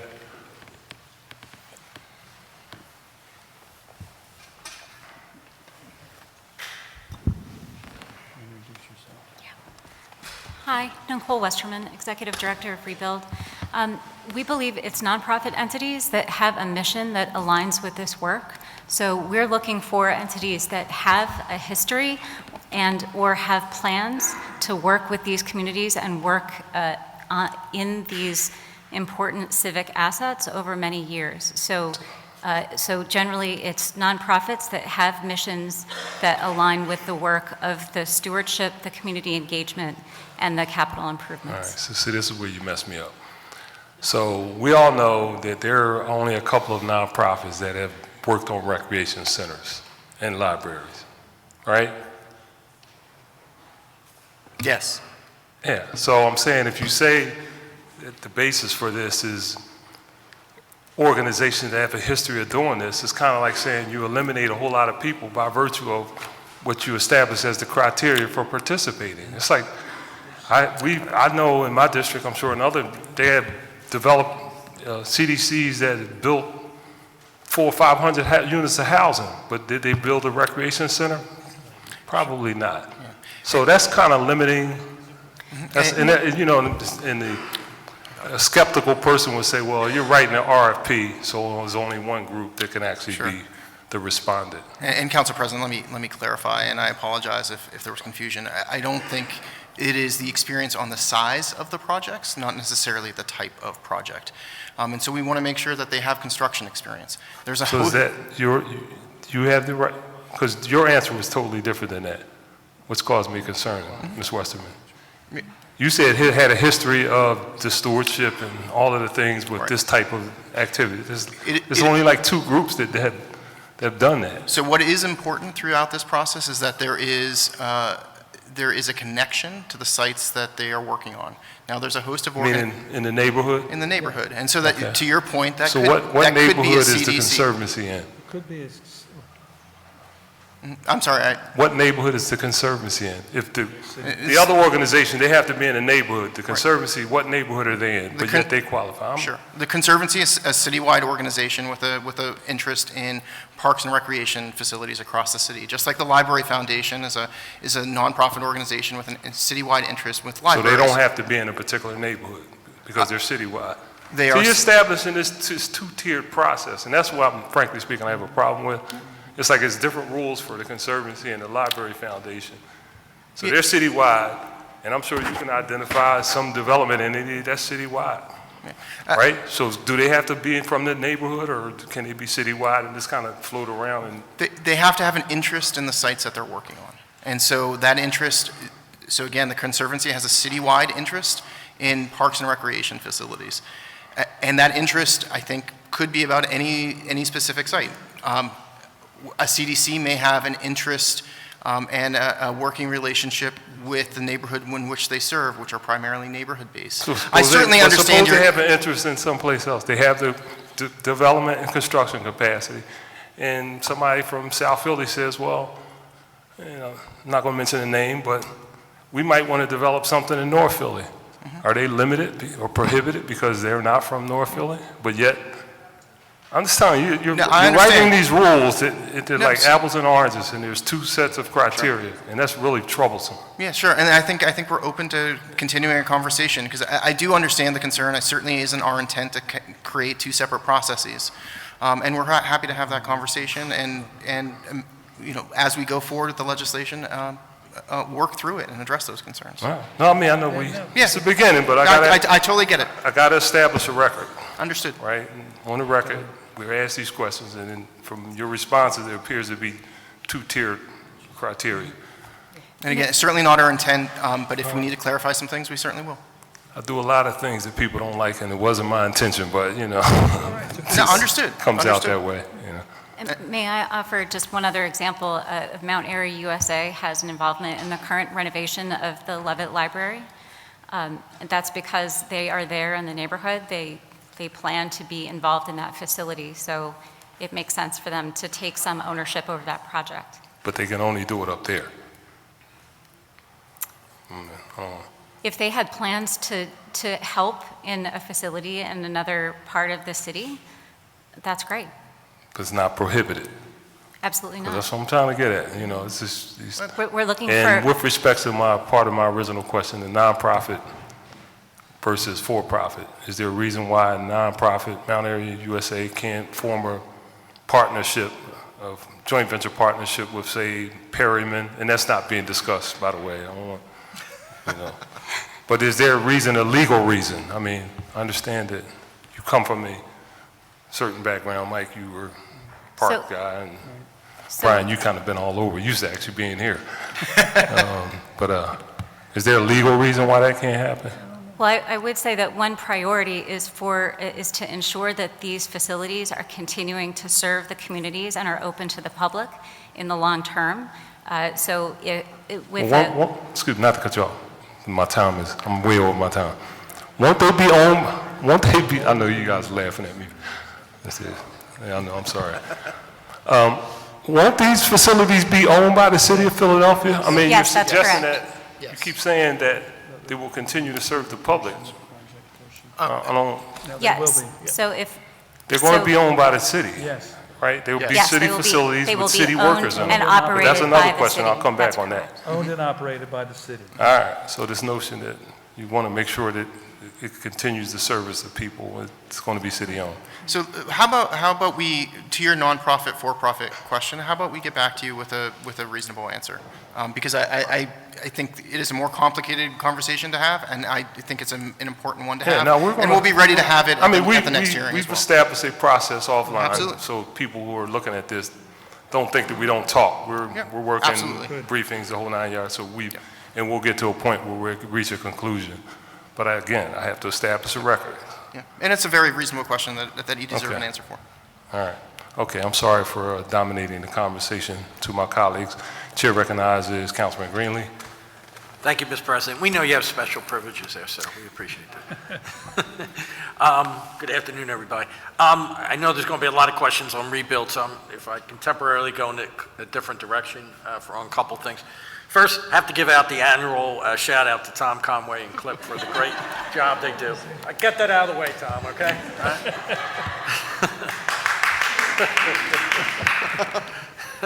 Secondly, on the out-school time issue, could you discuss that just a little bit more? Sure. Are we talking about actual programs, or are you giving assistance to existing programs, or what are we talking about here? We, in the government alone, in the 3 or 4 appropriate departments, Park and Rec, Library, DHS-funded projects, we spend about $40 million a year in programs. And they're good programs. They're across the city. They really do a lot of good. We are very interested in, however, focusing the early, 1st to 4th grade on early literacy, because we think it picks up on the universal pre-K and focuses some of that work, some of that money we're already invested in a fairly smart initiative with a measurable outcome.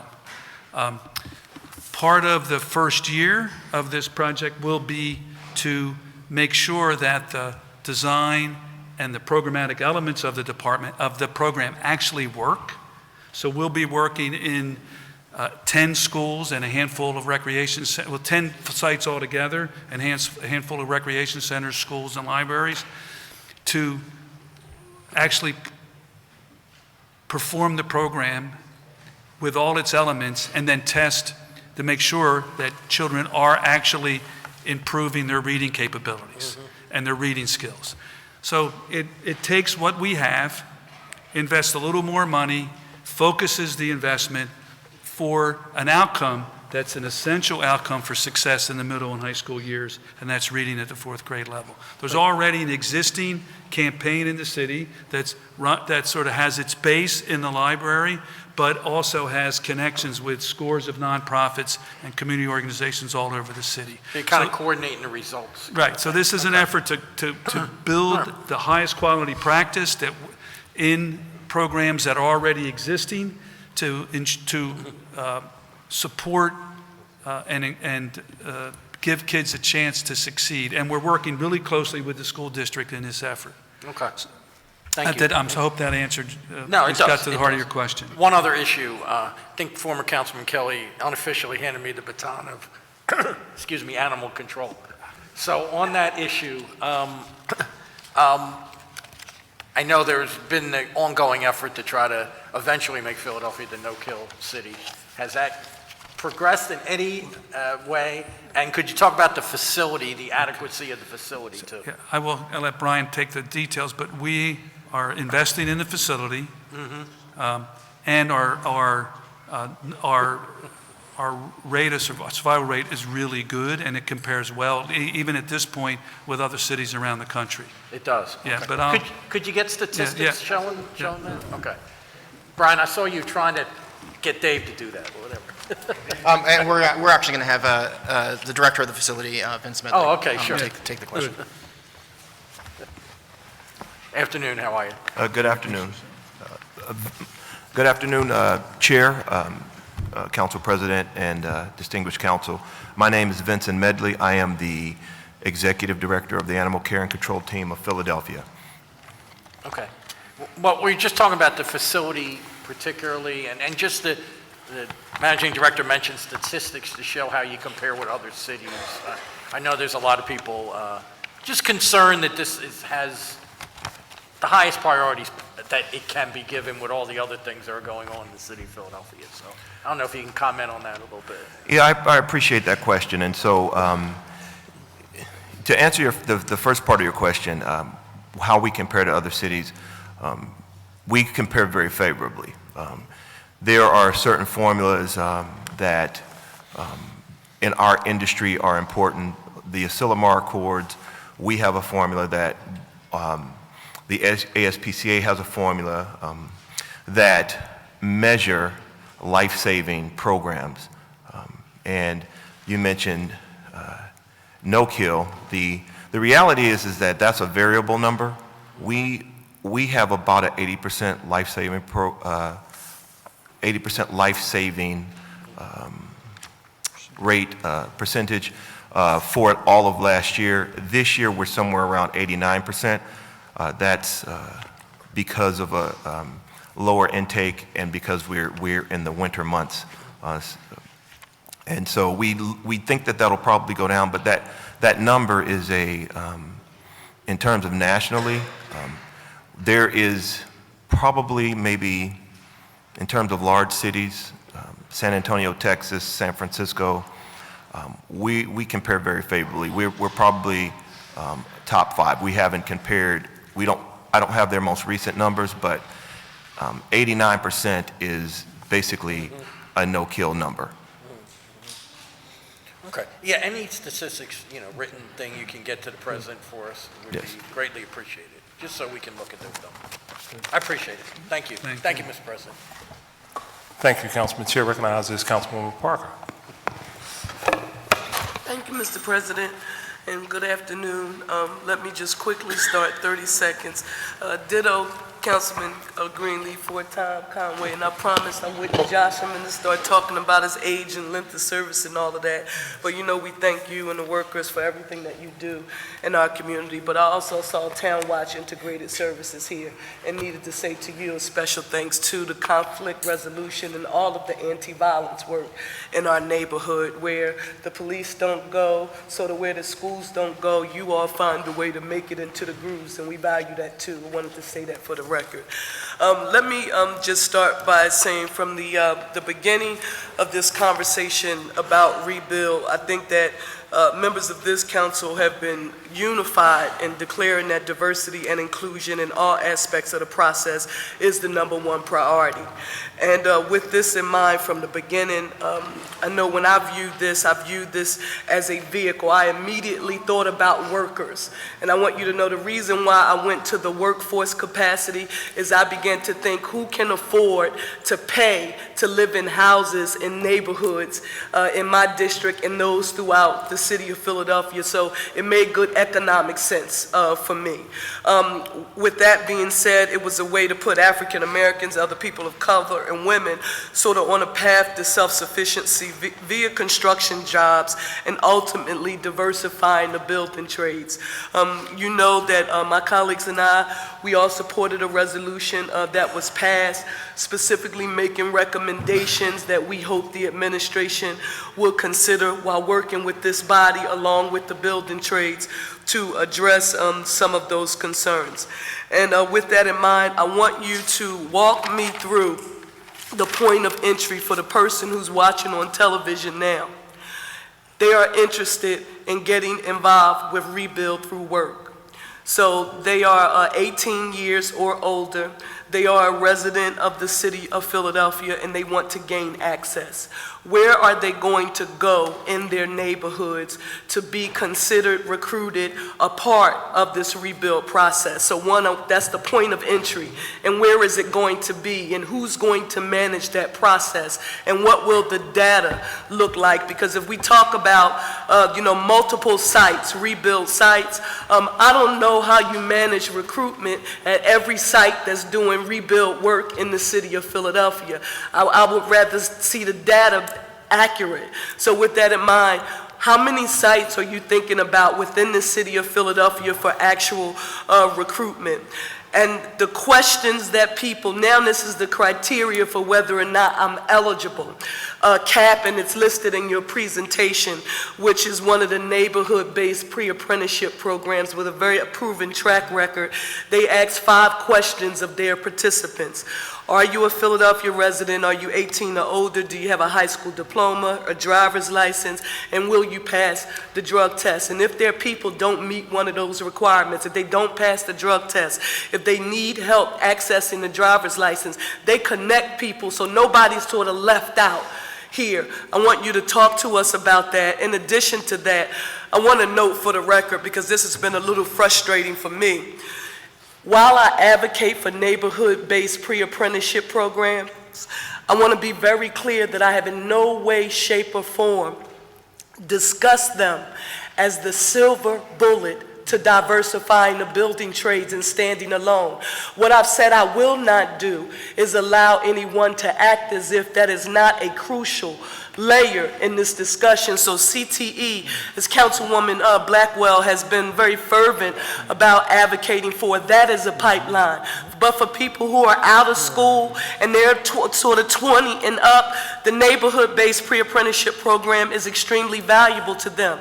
And then for those who are ready to go directly into an apprenticeship program, they need to have a vehicle. And for those who are skilled and they should already be working on the job, except they're working in a non-union capacity, it has to be an expedited process for them. So in layman's terms, explain it for the general public how you perceive this process will work. Thank you, Councilwoman. As you know, there's a memorandum of understanding that's being negotiated between the City of Philadelphia and the building trades. And I'm excited to report to you that the draft MOU that you have seen specifically addresses a number of the issues that you've talked about. So one issue is making sure that we are recruiting in the neighborhoods where these jobs are needed. So we need to be recruiting through organizations such as faith-based organizations that have relationships with the people who need these jobs. So recruiting is specifically noted as an issue in the draft MOU. A second issue is that you referenced is qualifications. And the draft MOU also commits to metrics about who is being recruited, who gets into the program, who graduates from the program, and then who successfully becomes an apprentice. So one of the elements of the current draft MOU is a entry point following recruiting from the neighborhoods through Philly Works, so that there is a relatively objective. So there is an objective process for qualifications. What we're committing to, what the city is committing to as part of that process is understanding that if there is a person who is trying to get into this program and they are missing something that will be required for an apprenticeship, such as a driver's license, we are committing to making sure that we are helping that person to get over those barriers. If it's transportation to training or to a job site every day, we're committed to helping to overcome those barriers. Other issues such as if supplementary literacy and math skills. So the MOU is conceived as a partnership where the building trades are committing to the metrics, to technical skills, and we're committing to these other supports.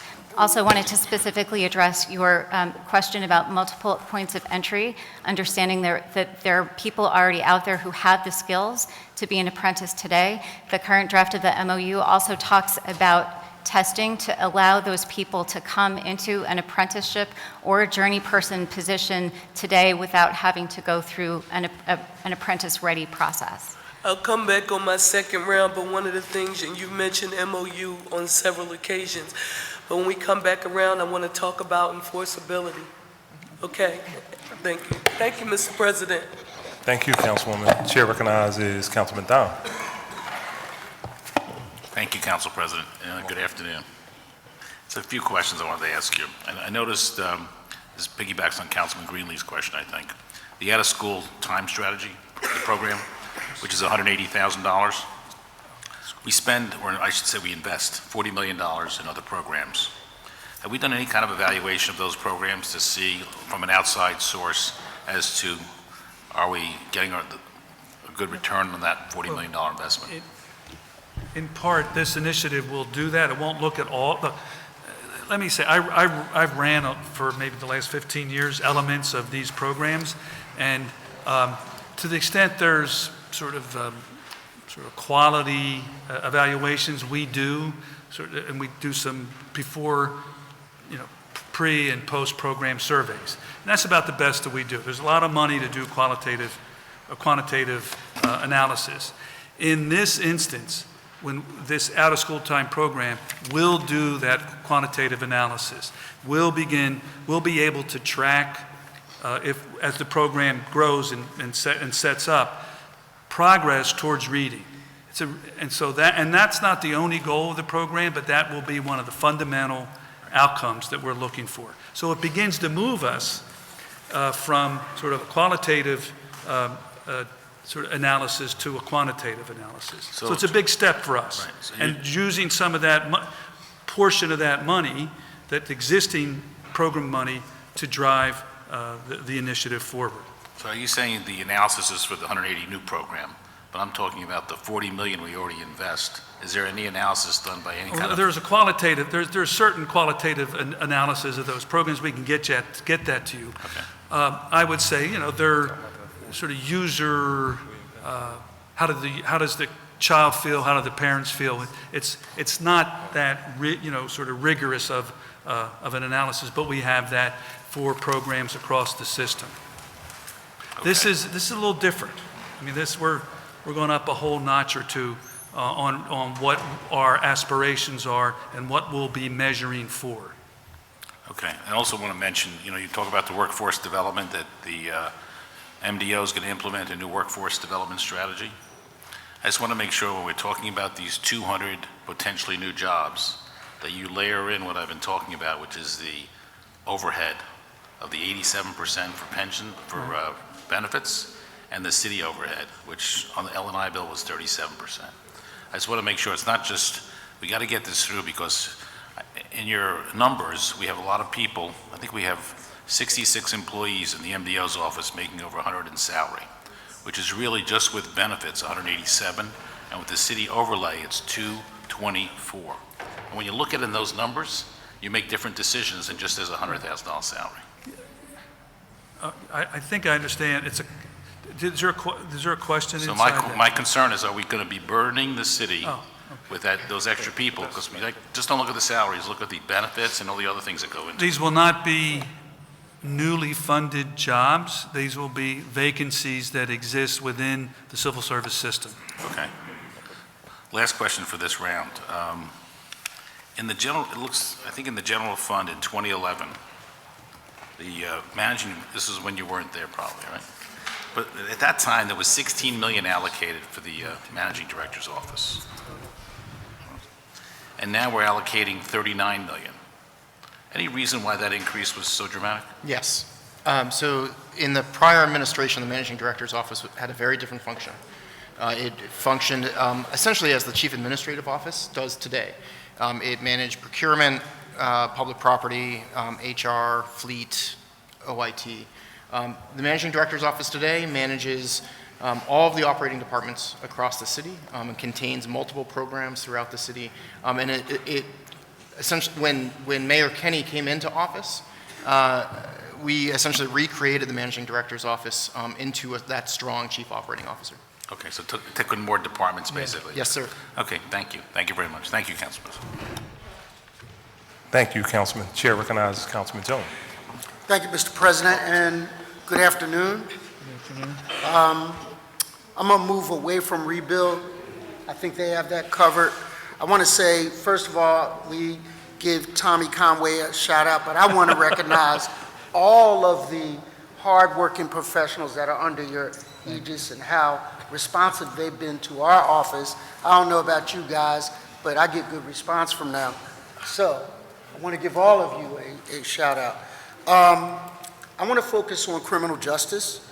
President appointed a special committee on justice reform, and we've had the opportunity to work with the Office of Criminal Justice and Judge Lerner and Judy, and we've been pleased with that relationship. The judge offers a wealth of information about the system, but however, and nevertheless, what I'd like to see is, are we putting our money where our big dreams are? And are we beginning to appropriate in a 3-year level for the things that the MacArthur Foundation are going to talk about, the things that this council are going to talk about? And I want you to respond to 3 particular topics. You might want to ask Judge Lerner to join you, but day reporting centers, alternatives to incarceration. We have 6,500 men and women up on State Road, and we want to reduce that number. Second thing is GPS technology by way of house arrests and making sure people are where they're supposed to be at the time of their confinement. And then, how are we budgeting for those things this year, next year, and the following years to achieve those worthwhile goals? Good afternoon. My name is Benjamin Lerner. I'm the Deputy Managing Director for Criminal Justice, and thank you for those questions. First of all, with regard to day reporting centers, as you know, we, under your leadership, have been involved in a important dialogue about exactly what we want our day reporting centers to be in terms of the population to be served and the services to be offered there. And we have some information about various day reporting centers in other jurisdictions, and I believe that we're at the point now where we have promised to invest the necessary funds to do a very careful study of Philadelphia's particular situation and our particular needs. Compare that with the options available and the options that are demonstrated in other jurisdictions, as well as ones that may not have been tried, and come up with, and also take a look at what the different alternatives would cost, and then come up with a system-wide recommendation that will involve not only counsel and the administration, but all the criminal justice partners about what we want our day reporting centers to be and who we want them to serve. As far as GPS, largely through the MacArthur Initiative, we are significantly increasing the number of electronic monitoring devices available. Isn't that 250? I'm using the veteran move that the president does, get on a record. So is that 250 more? I think Julie has the exact numbers. Julie Wertheimer, Chief of Staff, Criminal Justice. So the first batch of monitors that's coming through are actually to replace outdated technology. There's going to be a second wave later on in the grant. The first batch is 240, I believe. 240, You were very close. So. Right. I'll take that. And the next batch will be? Let me see if I can pull that number for you. It's not planned for this fiscal, so I don't have that on hand at the moment, but we'll get that to you. Fair enough. The other thing so we've appropriated money for a study to look at day reporting centers. So we're not, Mr. President, going to implement that in this cycle, but it'll be ready with good information as to what type, where for the next budget cycle. So we're spending money now. I already promised somebody that it was going to happen now. Well, that's why we try not to promise people, under promise, over deliver. I should know better, right? That's right. No, actually, Council, it was not a promise, but we did have a good meeting with Judge Skipper and Judge Allen, and they wanted to talk about the likelihood of the possibility, and they were excited about the opportunity. So I would also ask you guys, and this is more towards you, Donald Trump. That's more toward me, you said? No. In the Washington Post said that they are going to take a hard look at all of the Department of Justice recommendations and pretty much wipe them off the face of the earth. Now, in light of that, where do we stand on those 70-plus recommendations? And in light of what happened in Ferguson, Baltimore, and other cities, where's our commitment to implementing those recommendations? So we to your point, the Trump administration is looking at consent decrees across the country.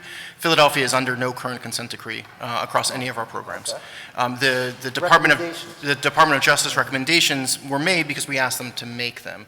We were proactive in that conversation. We're committed to continuing to implement them. We've already implemented over 90%, and we're going to continue to move forward. Well, that's great news. So I'm going to leave that, so whoever is dealing with 311 on my next round, that's where I'm going, so, all right. Thank you, Mr. President. Thank you, Councilman. Chair recognizes Councilwoman Bass. Thank you, Mr. President. And wanted to talk rebuild. And I had some questions. How are you? Thank you. So I had some specific questions, and I just really wanted to be clear. And if you could, give me the answer, but also identify in some of these questions exactly where we can get the information in writing, because I want to make sure that we have the documentation behind it. When we go back to the conversation about project users and CDCs were added into the mix, which we were very excited about, but then there were some thresholds that were put in, and then there were some changes to that. So I just really want to be clear about what the requirements are in terms of participation as a project user, whether it be CDCs, whether it be the two nonprofits, the Conservancy and the Free Library Foundation. I just really want to be clear about what we're asking of those who want to apply to participate. Thank you, Councilwoman. Sure. So what we think is essential for the project user role is an entity that has experience implementing significant capital projects, entities that have an established track record and/or plans for diversity and inclusion, both for their own organization and for contracting and for workforce, and have a successful track record for managing governmental or grant funds, and an ability to raise additional funds, I would say, is a Is there an plus. amount on those government funds? We have included in the proposed legislation, we have proposed a suggested threshold of $1.5 million. I just want to be clear because I saw a couple different numbers. I just want to make sure I'm using the correct data. Okay, go ahead. So what we have laid out in the proposed legislation is that project experience, very importantly, and I just omitted it, but very importantly, experience engaging with the community and/or plans, engaging in a meaningful way with residents and a broad cross-section of the community, capacity building of organizations such as Friends of Groups and Recreation Advisory Councils. So we're asking that of the project users? We are. So we're asking them to help develop capacity? So develop the organizational structure of like advisory councils and so forth? Exactly. So what we're envisioning is entities that have had or will have a relationship that involves engaging with the community and building the capacity of residents to support and program that facility. Fiscal responsibility, I already talked about. As you know, the Inspector General and the Integrity Office are proposing a compliance and monitoring program for all Philadelphia beverage tax funds. So all project users would need to be able to comply with that program. And I already talked about diversity and inclusion track record and plans for their own organization, contracting, and workforce. And Councilwoman, just to add on to all of that is in writing in Exhibit B of the legislation that was proposed. Okay. Another thing I just wanted to be clear on. Originally, when we talked about project selection and the scope of work, district council members were not necessarily in the loop. It was the Conservancy or the Fairmount Park, the Conservancy or the Free Library Foundation, along with the administration and then along with the district council members. So there were like four, as I understand it, four different entities that would help make that decision about what the selection, the site selection would be. Is that correct? No? No. Okay. I think what we proposed to City Council is that we would present sort of look at the data, Okay. look at the existing conditions, history of investment, sort of. Okay, so maybe that But- was your but- internal process, though, but you would present that to council. Right, so then we. For yeah, suggestions. Then we present so here's the data, here's the data, here's the condition of the buildings, here's the systems that need attention. We would present that list to you and say, give us your top 10 projects that you'd like to do. Hopefully, we would be very close in our sort of conversation. Maybe we'd have to negotiate around the edges. And then that would become the project list for the first year of the program. But we've changed that. I just want to be clear. So as I understand it, what we have changed that to is that the district council members, working with their communities, will have the final sign-off after whatever matrix you provide Right. is provided, that the district council and, again, working with the folks in their communities, the advisory councils and the like, would have the final say-so on these projects. Is that correct? What we've proposed is that in that process that Mike just described, when the first year or 2 years of projects are identified, that each council district member signs off on that and the administration signs off so that there's a mutual agreement on the projects. Okay, so then the district council person does not have the final sign-off. So if we have the final sign-off, then we're able to determine, okay, I can say Happy Hollow Recreation Center is going to be the recreation center. You may think that, let's say, Panatti Playground is more of a priority.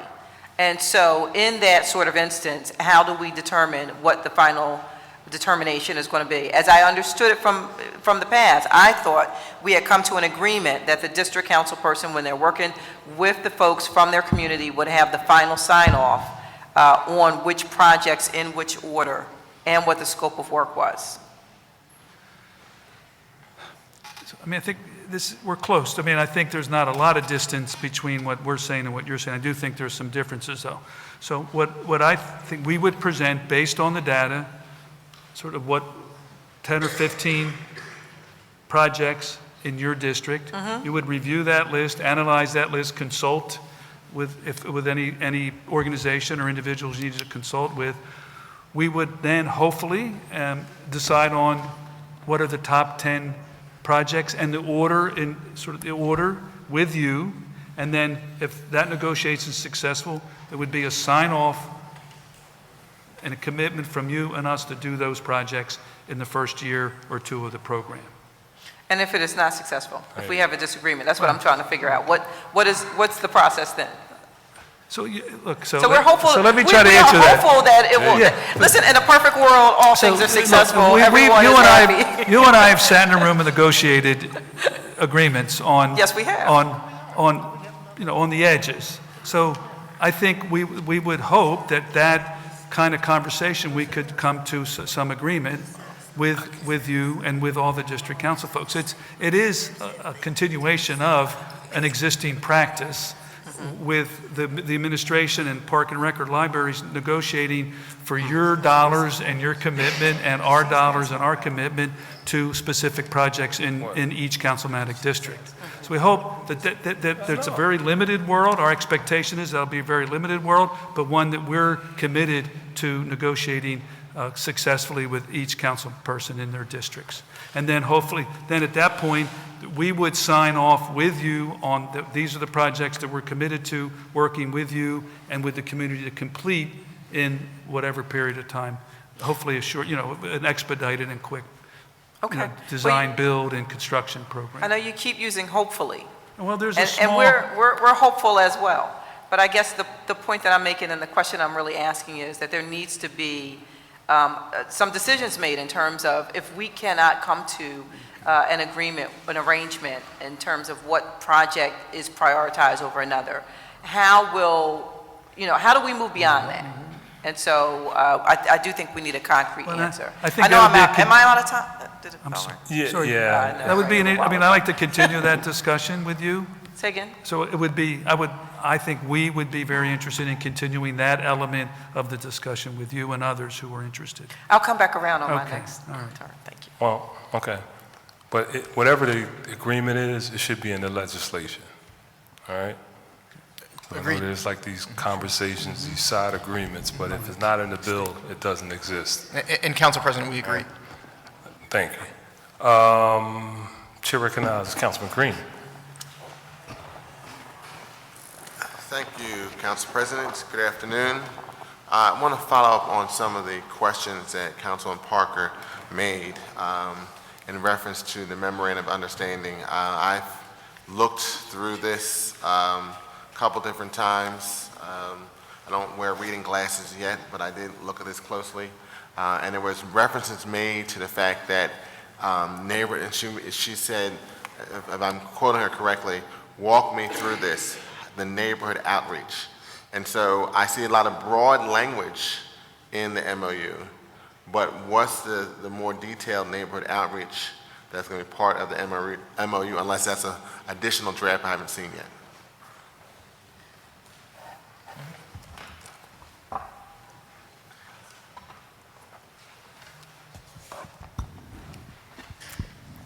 Hi, Councilman. So the And if you memorandum... can reference to the specific page that you're reading from the MOU. Certainly. So on the MOU on page 3,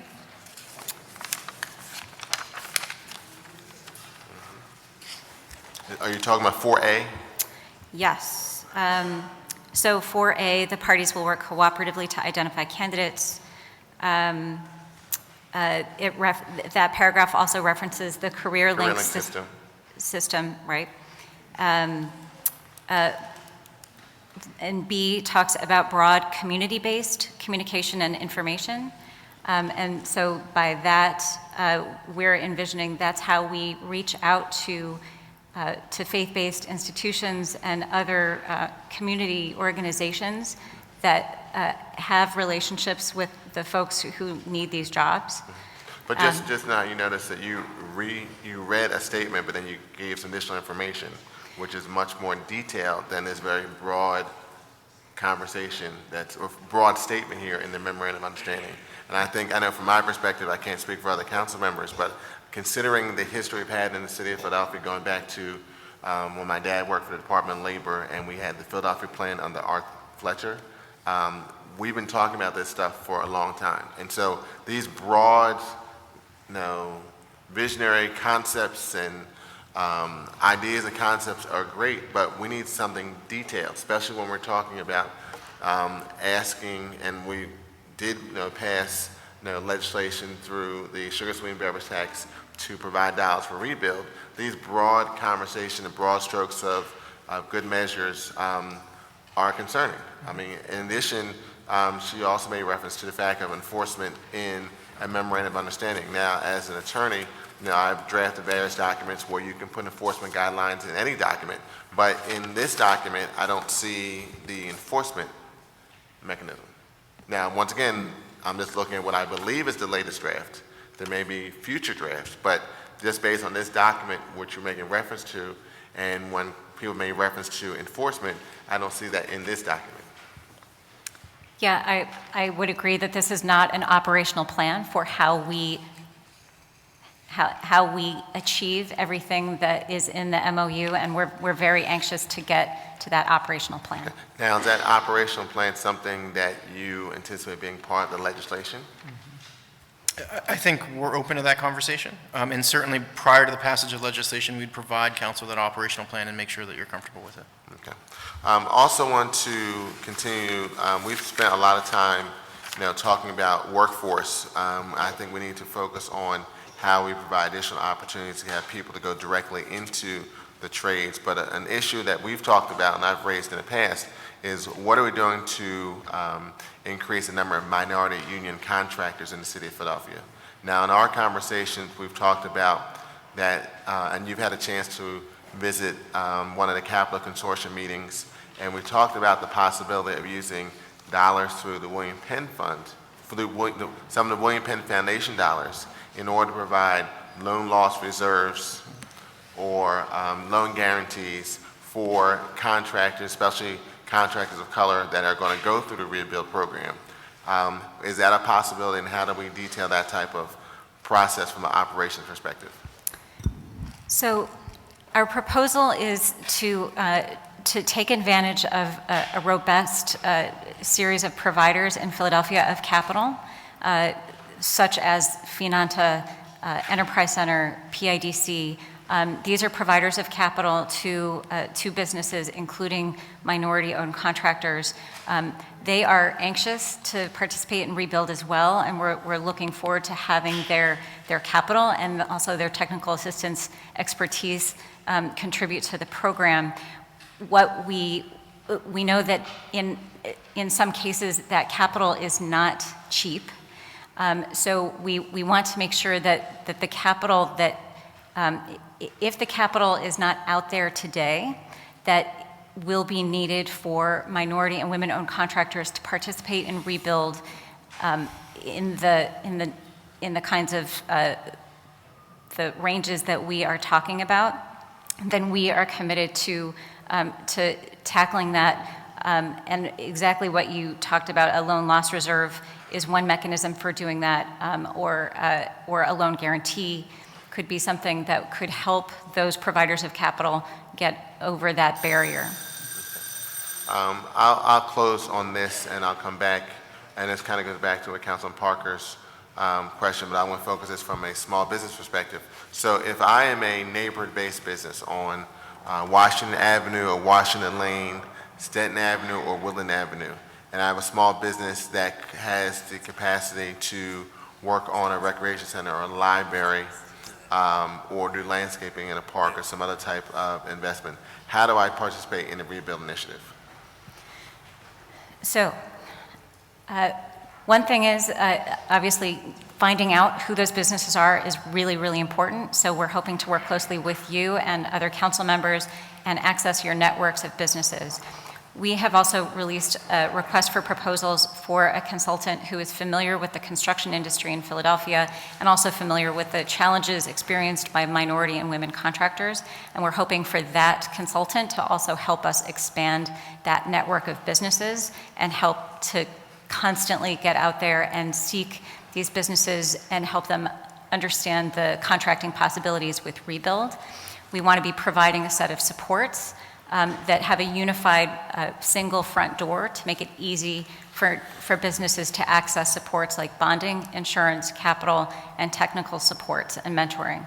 So we want to be out with council members.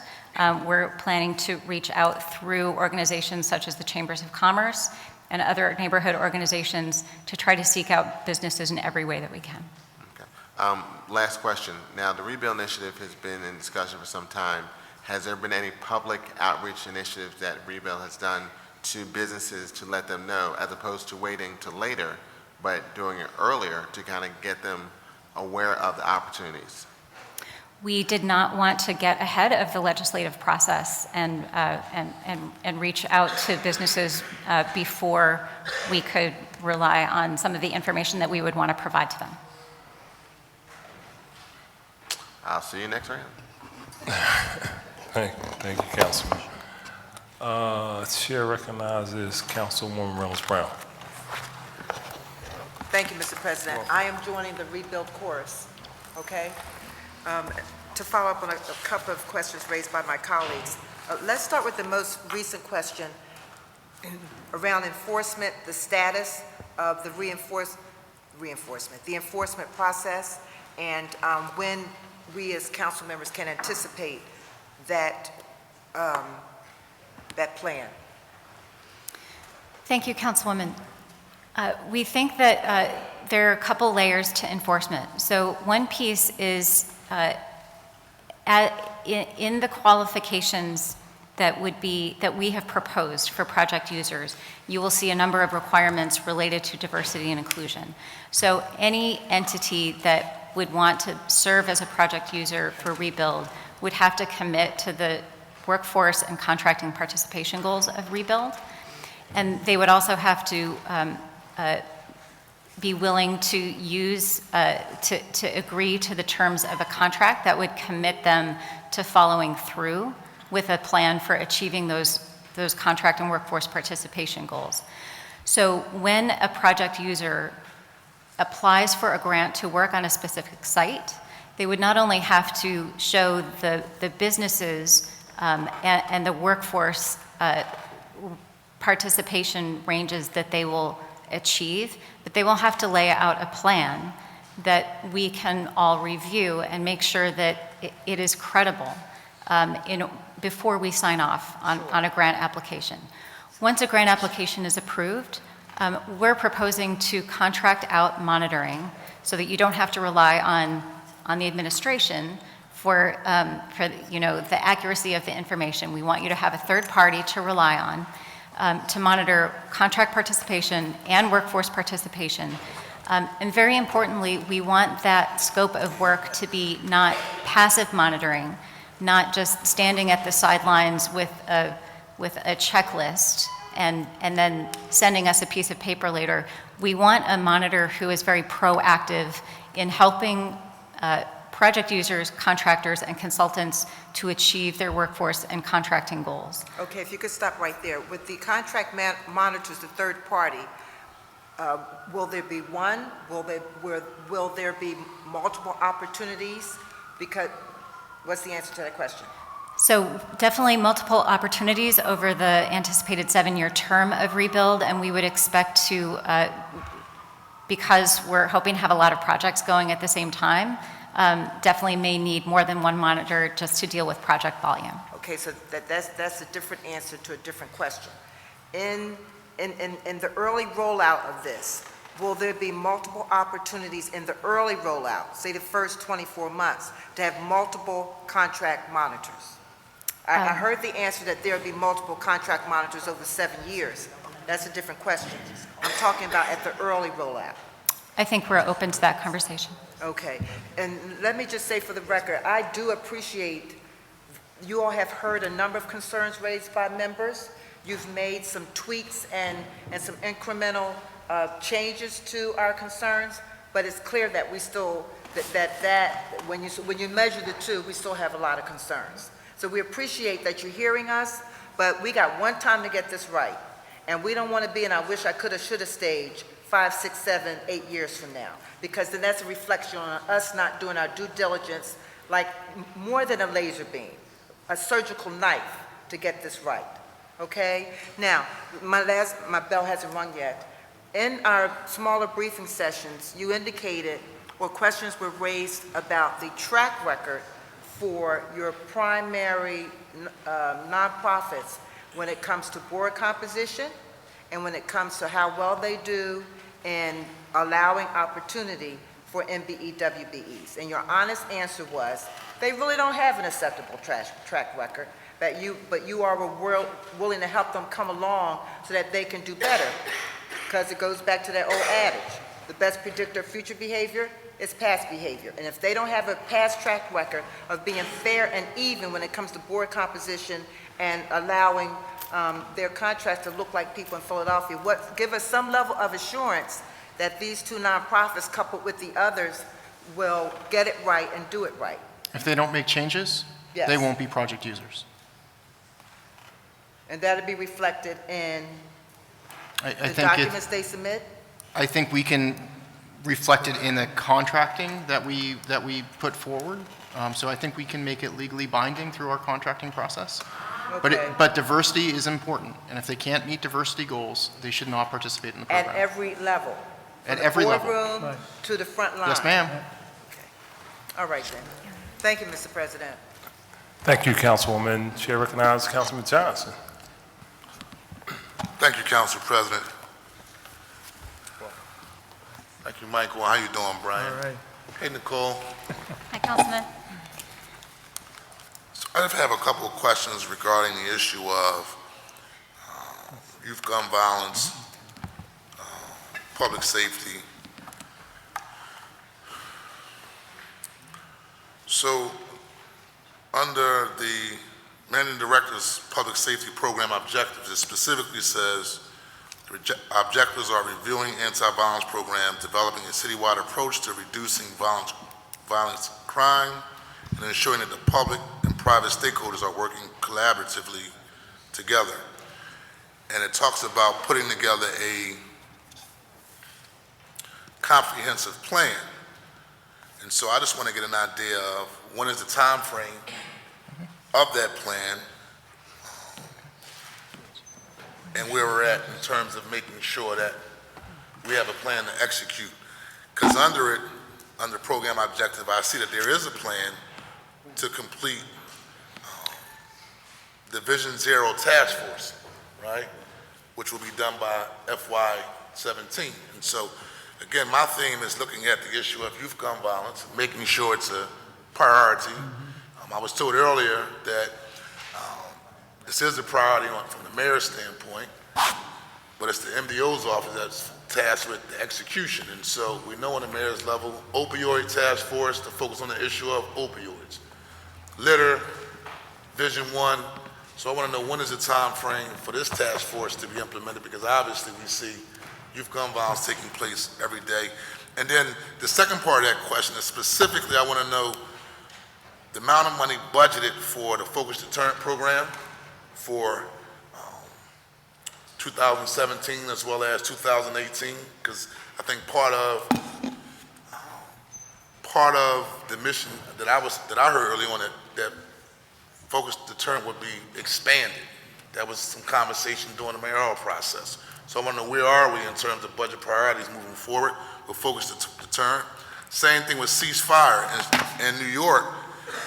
Ceasefire to date since 2013 has committed they have committed 22.5 million from 2013 to FY18, and we started in 2011, and we budget roughly, and it's not even coming from the city of Philadelphia, it's coming from federal grant dollars, so we really don't have any skin in the game when it comes to directly focusing on ceasefire, but funding for ceasefire from federal funding went from $985,000 to $682,000. So do we look at filling that gap and most importantly, expanding that program or evaluating effectiveness so we can continue to focus on youth gun violence from a proactive standpoint?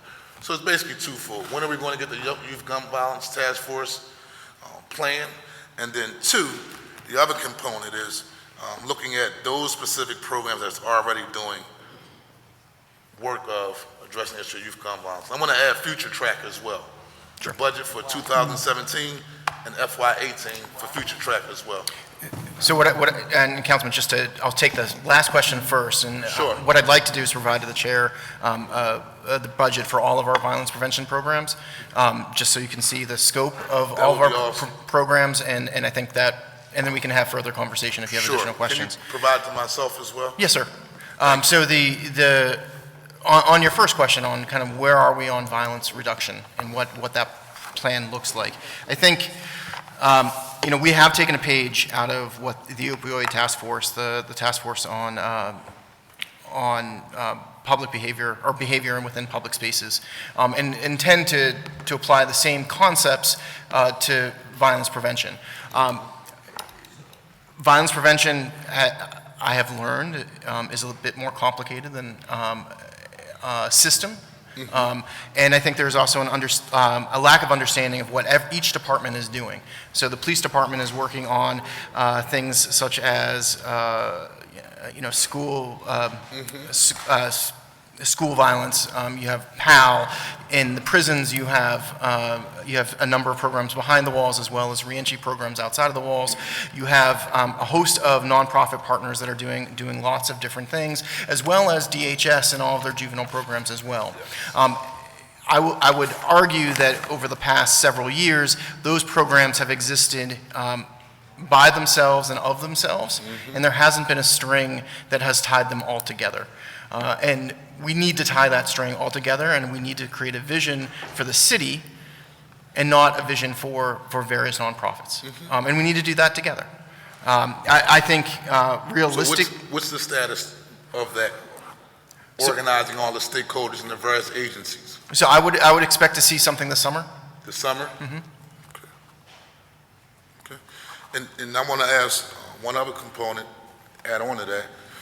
And who are those participants right now that's a part of that process? So certainly is the departments that are involved, so police, prisons, criminal justice system. I'd like to include city council in that conversation as well. And quite frankly, the table needs to be expanded to make sure that all of our nonprofit partners are also part of that conversation. I think one of the things that started with the collaborative in the Nutter administration, but never came to fruition, was building a table to have conversations. What works, what doesn't work? What model might be adjusted to work better? Is there something that Focused Deterrence is doing in South Philly that that Ceasefire could replicate in North Philly? What is that tie-in, and how is that information shared? And then there is a lot of informal sharing, but creating a formal process where everyone is at the table, I think is vital in order for our long-term success.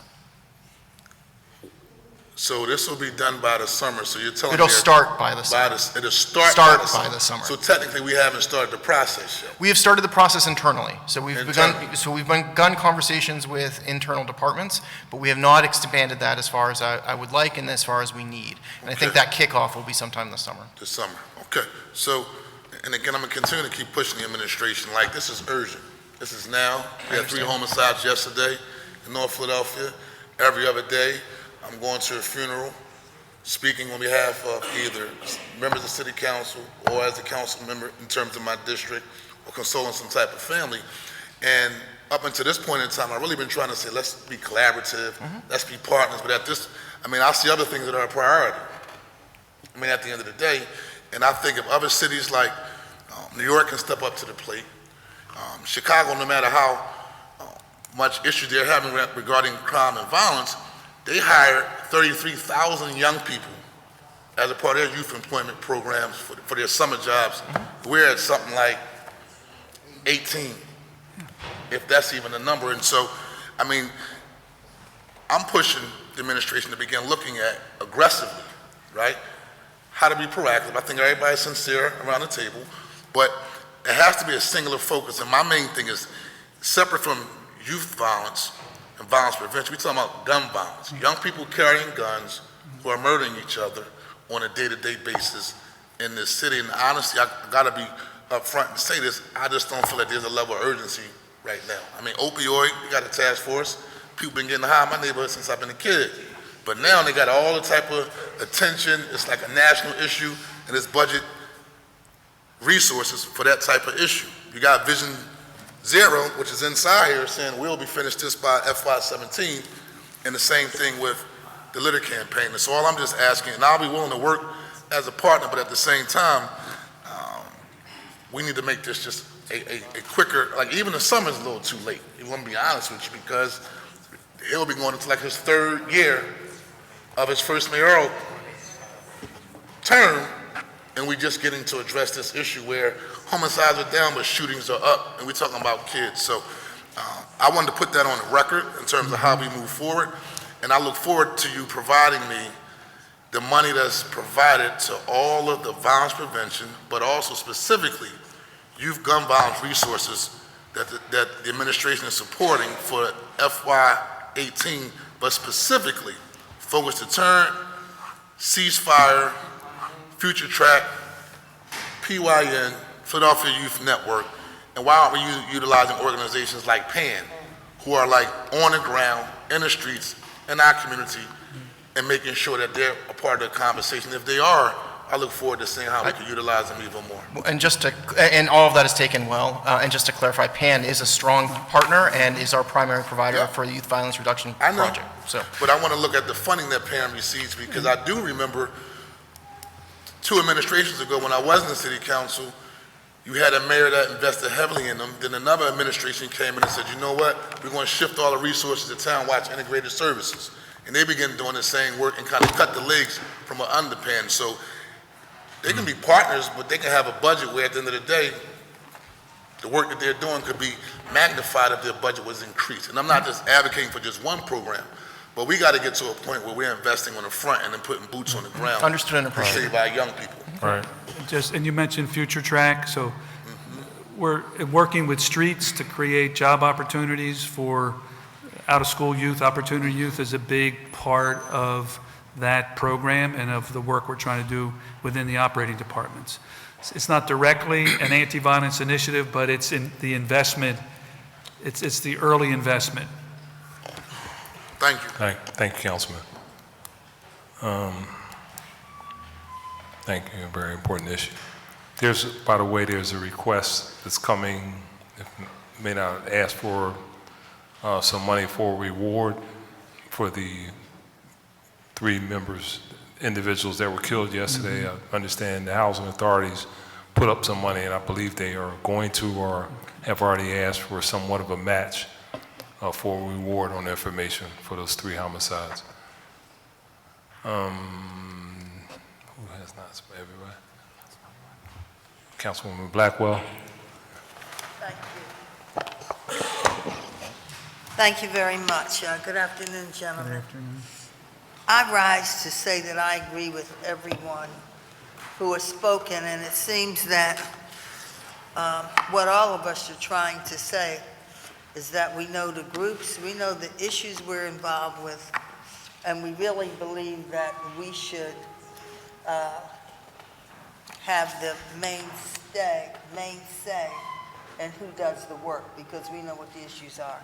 And I specifically have said that because I've been talking for several months now about where we are in West and Southwest with Brandywine and Penn and Drexel and others.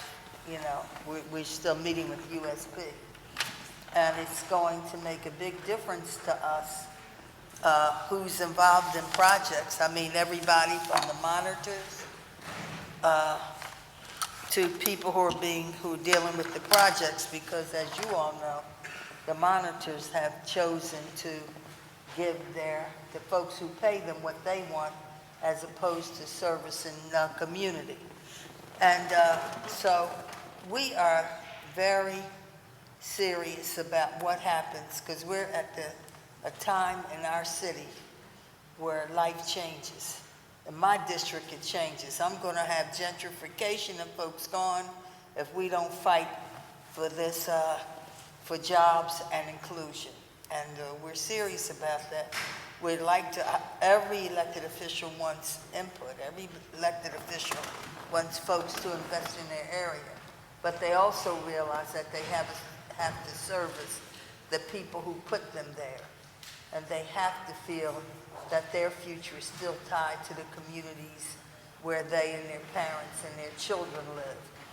And so we're really serious about our inclusion into who does what in our districts, because it will mean survival for our communities and our own survival as we move forward.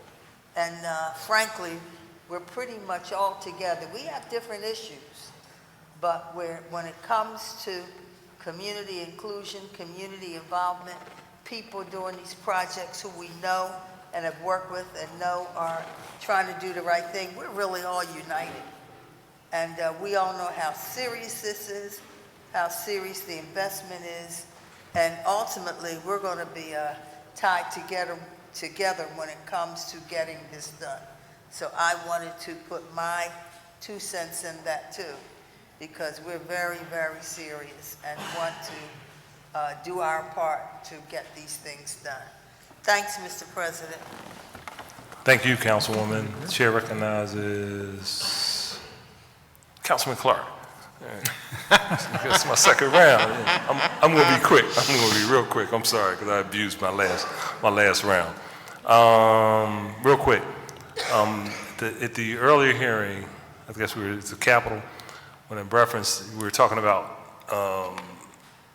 outreach and neighborhood participation, and we referenced the advisory councils, those people that have been around forever and done all the hard work over the years. And it was said that they were in the documents, and you know me, we checked. They're never mentioned in any of the documents, all right? Well, Mr. Director, you said, oh, no, they're in there. So I'm not even asking you to respond,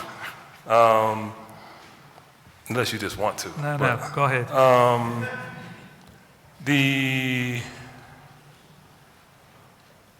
Rebuild, we haven't talked a lot about this. I believe in the agreement there was a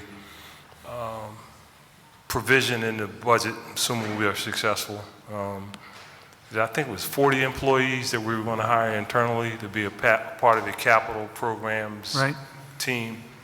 And we haven't really talked about, and I understand that we're waiting for the proceeds, but are we far along in establishing the process? To the extent we can without the funding, there's a Park and Rec is setting up and it sort of in a preliminary way.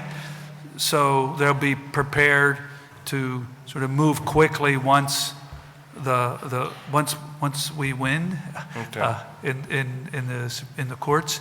So, but if and when that happens, we'll be ready to go. Right. Okay. And then one last issue.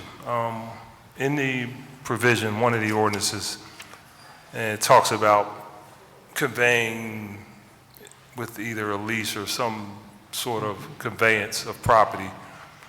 And then actually, in terms of a sublease, it could subsequently be either a sublease or a sale. I guess you were around, Councilwoman Blanda Reynolds Brown, and myself, and a number of members that are here. We passed an ordinance, charter change, that required a replacement for all park land. Is that well, only if it goes out of permanent use. So yeah, the ordinance is a good ordinance. I think it really has served the city and its public land and public space as well.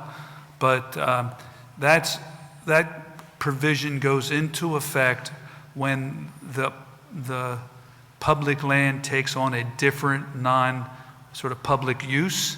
So it's a narrow definition of when it goes into effect. And I don't think anything that we're proposing in the rebuild would trigger so you any believe permanent change in use of the facility. Okay, all right. Because I know that was hard fought to get that provision in there. Okay, all right, I'm done. Yes, Councilwoman Brown. Part 4 means 8 years. Oh, my God. We started when we were like, what, 16? Yeah. Chair recognizes Councilman Jones, I guess, yeah. Thank you, Mr. President. Just real quick, 311. When did we decide to not, let me ask that as a question. Is 311 open on the weekend? No, it is not. And when did we shift in? That decision was made actually in the Nutter administration. So we haven't had 311 on the weekends and nobody missed it? Well, come on up.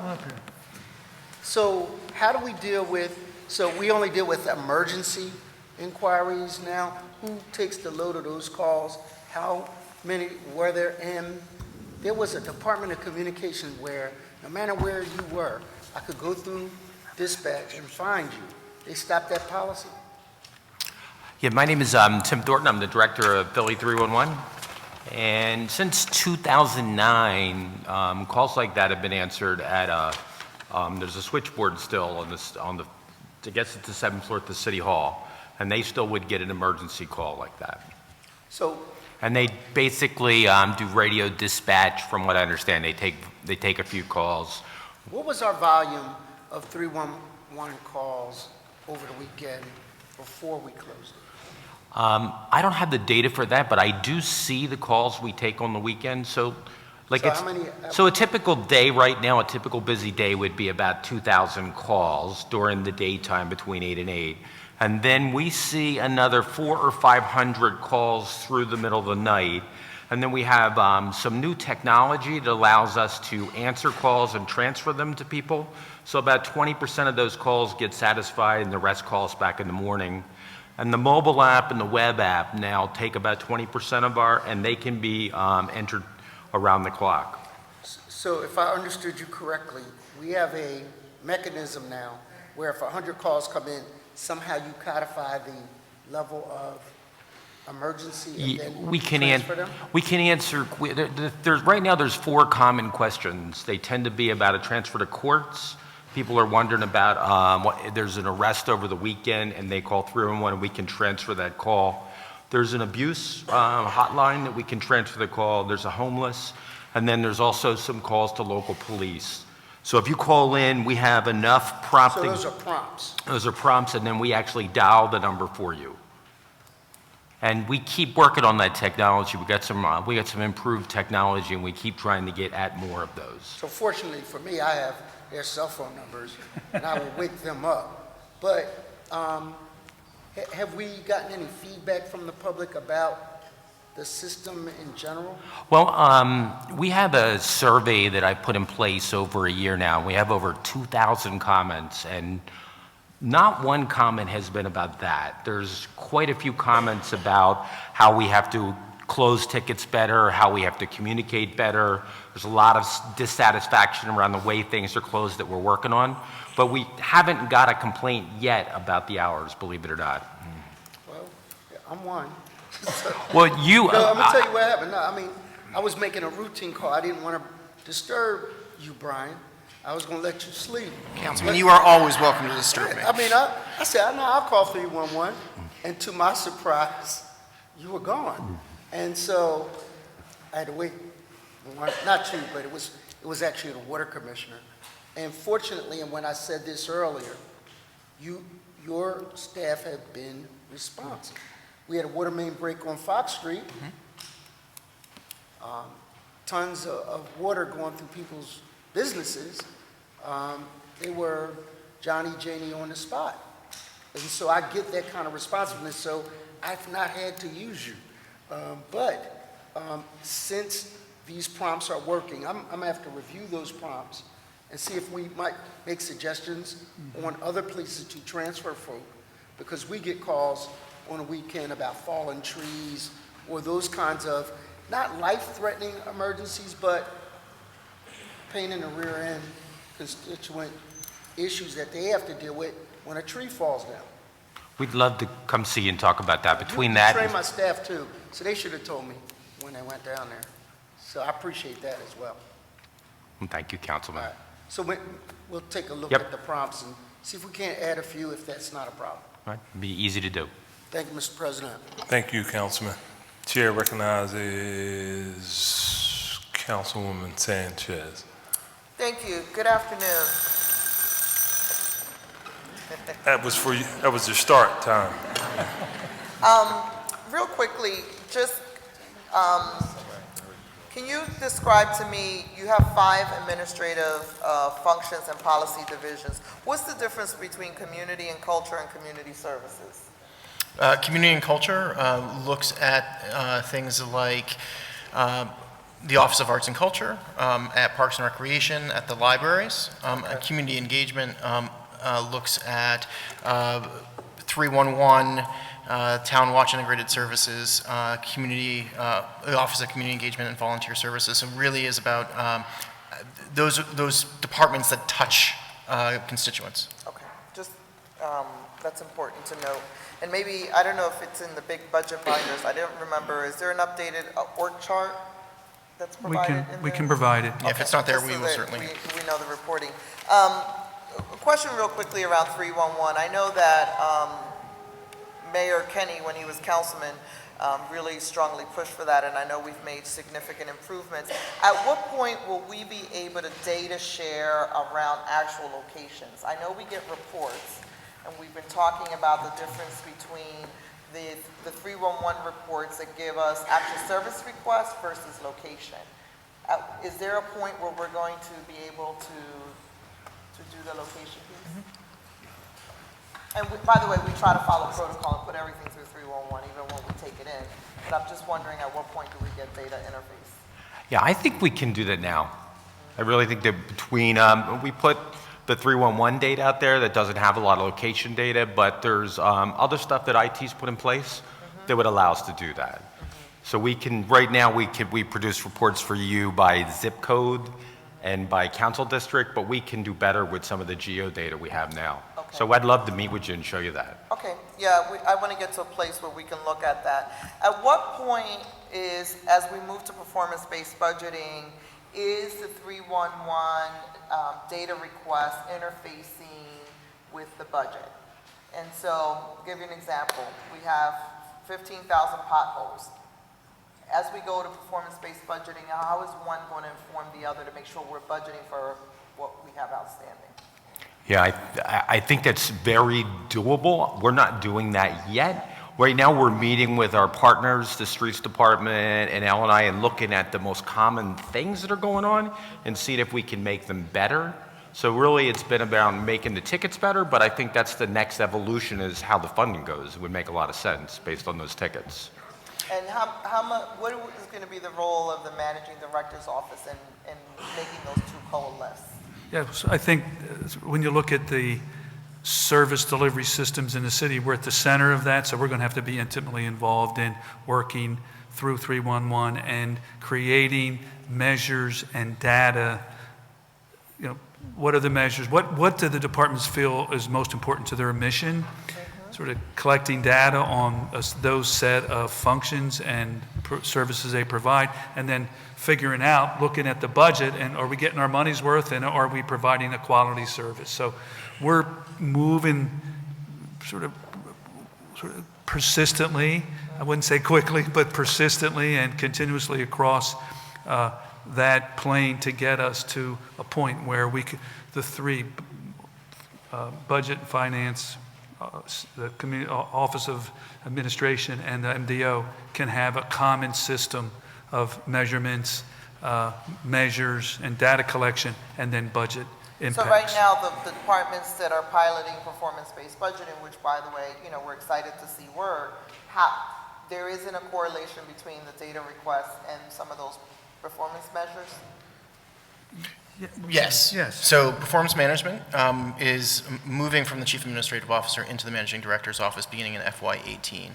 As budget worked to develop performance metrics around program-based budgeting, the Office of Performance Management worked with them to help develop those very, very clearly. They'll continue to do that as we roll out the next wave, and they'll also be looking at as they identify challenges within departments, is there an opportunity to do deep dives and real process improvement change as well with the resources they have? I would just say one other thing is that a lot of the performance metrics around budgeting, they're not all around 311. So lots of them are around the efficacy of the department, and then if the department's doing a good job, theoretically it gets funded. So that's been also a big part of that effort, is to make sure that the metrics are around the performance of the department, and wherever possible, we tie the 311 data. And let me tell you, this administration is much more in tune to constituent services, and we greatly appreciate that.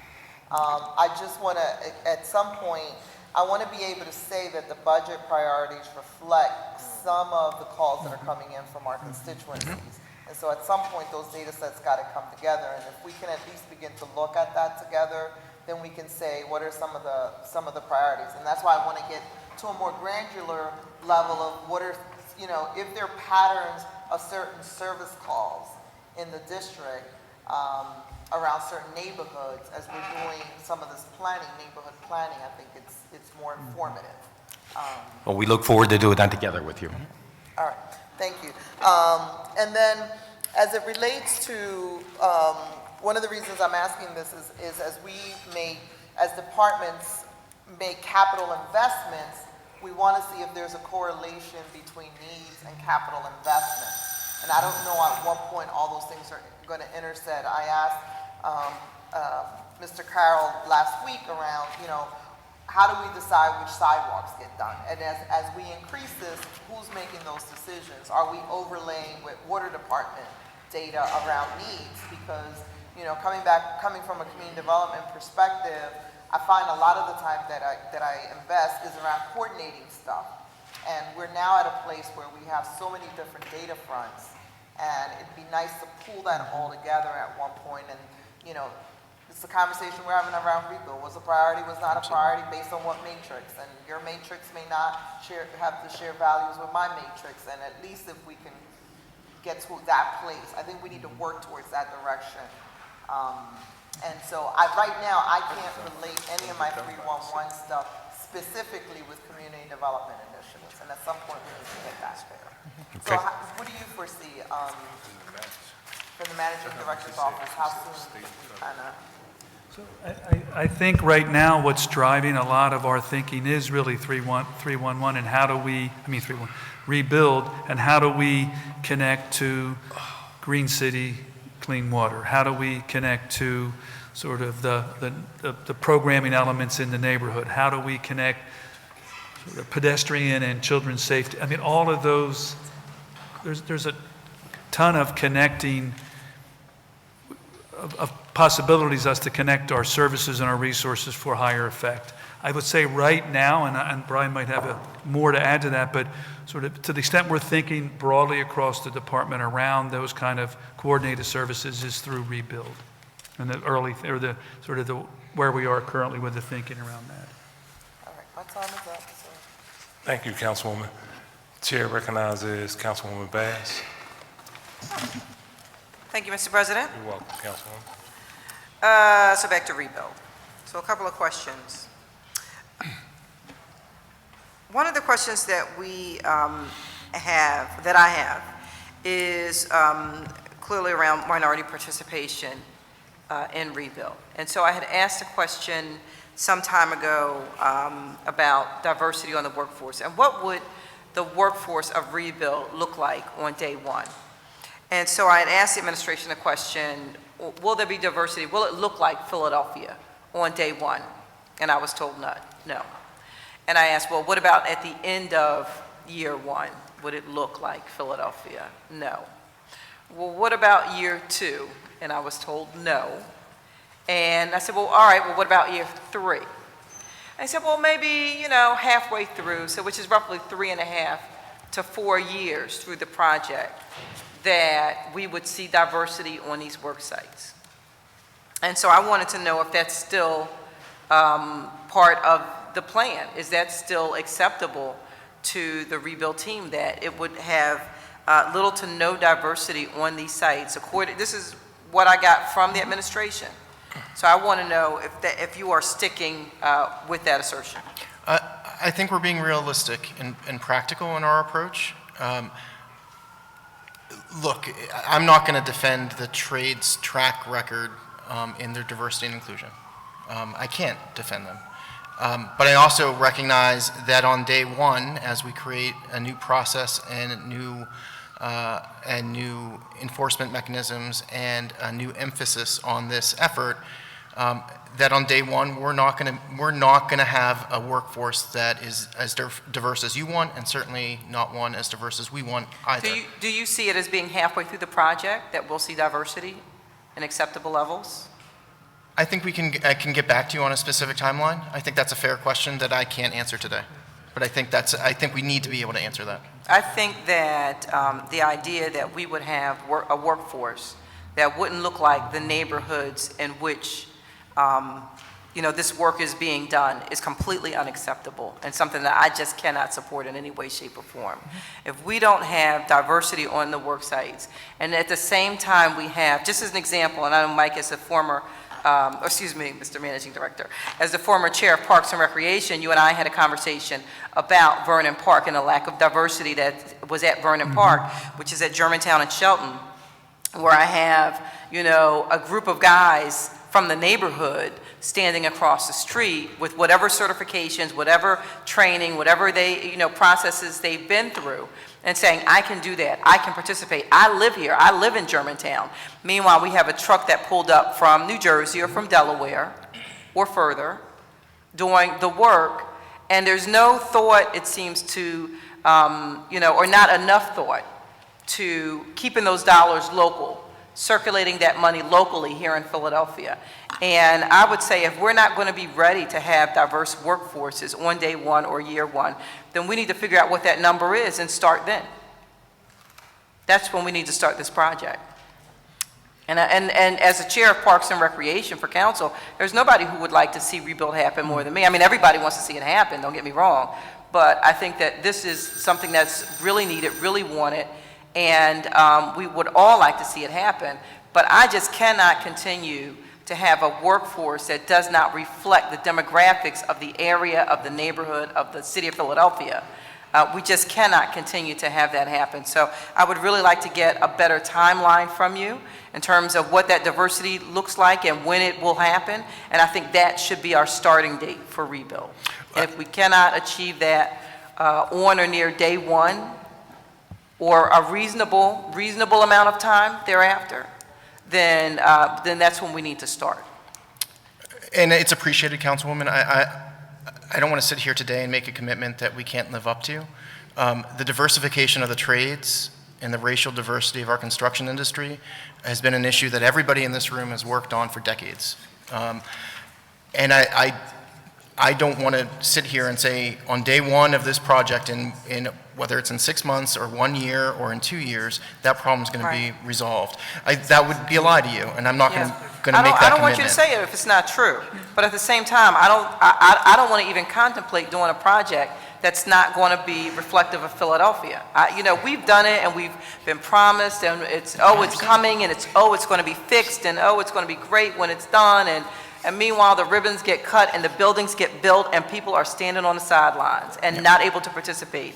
And we see it. We see it in our neighborhoods. We see it in the fact that people don't have opportunities. They cannot participate economically. There is a building boom in the city of Philadelphia right now, and we have people who are sitting on the sidelines.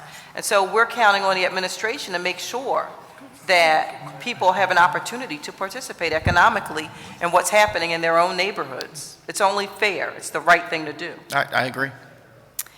If I may add, Councilwoman, Sure. We're working with the Commerce Department now on a master EOP for rebuild. In the framework of that master EOP and using data, we would like to work with council members to develop interim annual targets. But more importantly, the project users need to be held accountable for achieving their commitments, and they need to be providing plans for how they're going to achieve the commitments. And we want to look at those plans and then be monitoring in real time and not have any ability to say, oh, oops, now we have this report from what was happening on the site 3 months ago, and now it's too late to do anything. We need real-time monitoring. But the one other thing I wanted to mention is, given this, although for us the scale of rebuild is big, in the context of the Philadelphia construction industry, it's relatively small. So we're really hoping that the kinds of practices that we're talking about can be a pilot adopted by other institutions and developers around Philadelphia, and that will really have a more meaningful impact on the diversity of the trades. That would be helpful, and the idea that we will be doing something that would resonate and that would continue on and be able to be used throughout projects throughout the city of Philadelphia and throughout the region. Is critically important. So there's a lot of work to be done on rebuild, but there's so much more work happening, whether you look at the school district or, in private industry and so many other areas.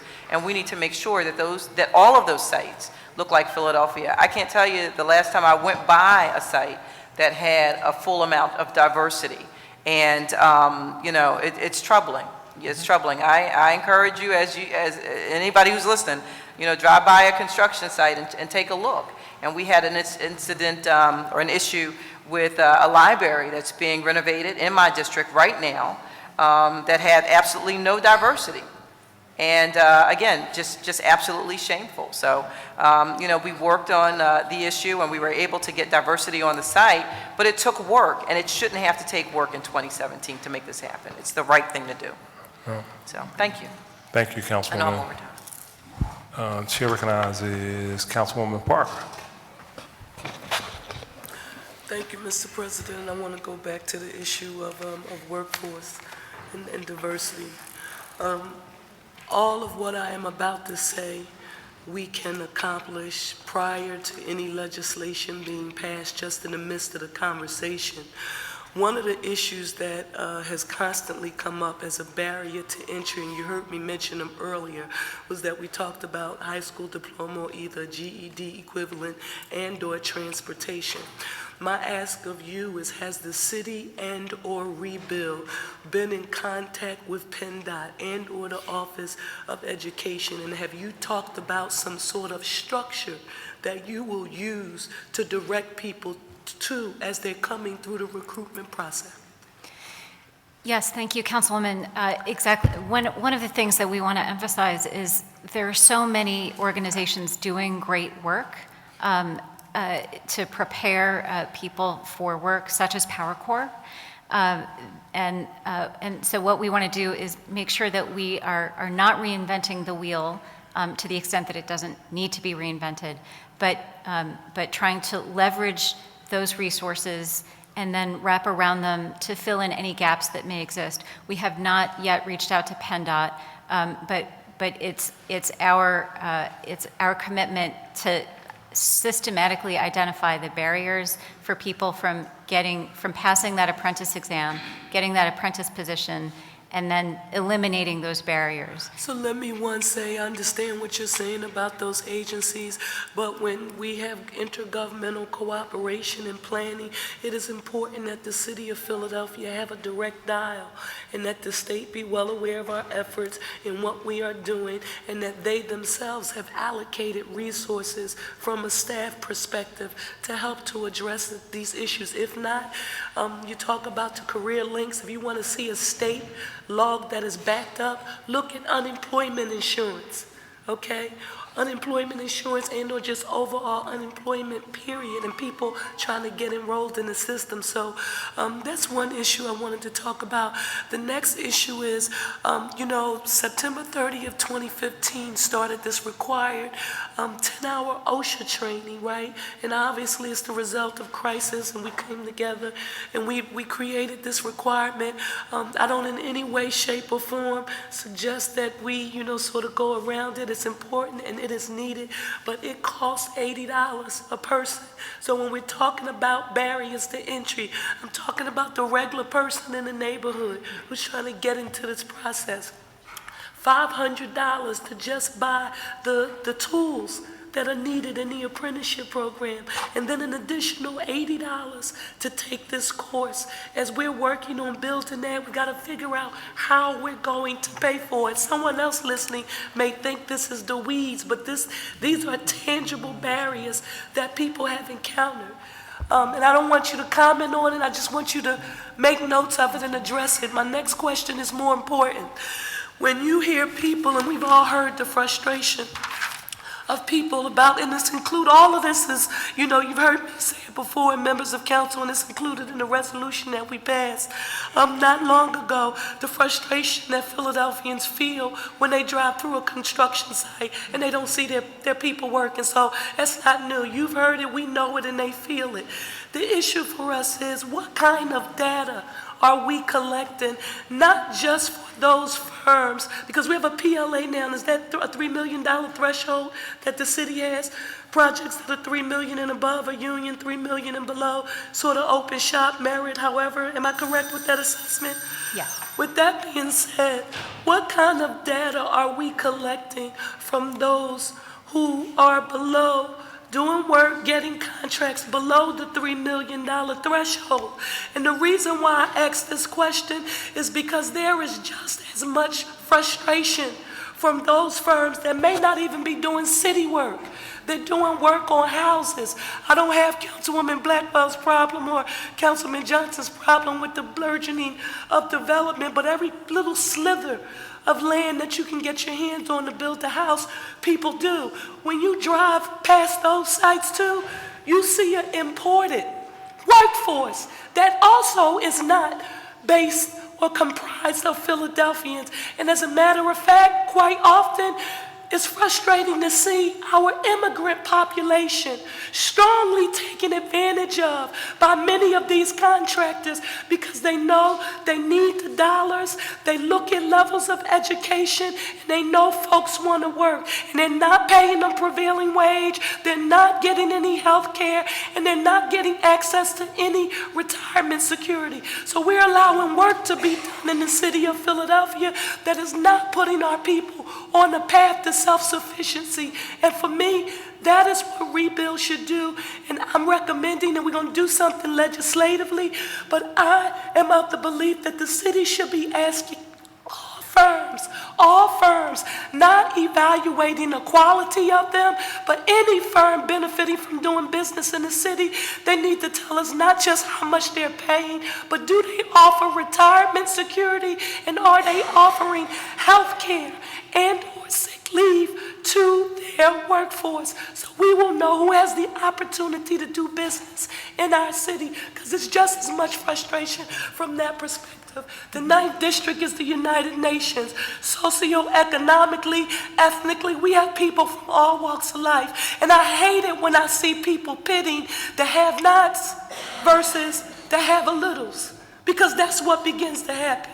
We shouldn't allow that. Thank you, Mr. President. Thank you, Councilwoman. Councilman Green, not here. Are we? Oh, I'm sorry, I didn't see you over there. Okay, Councilman Green.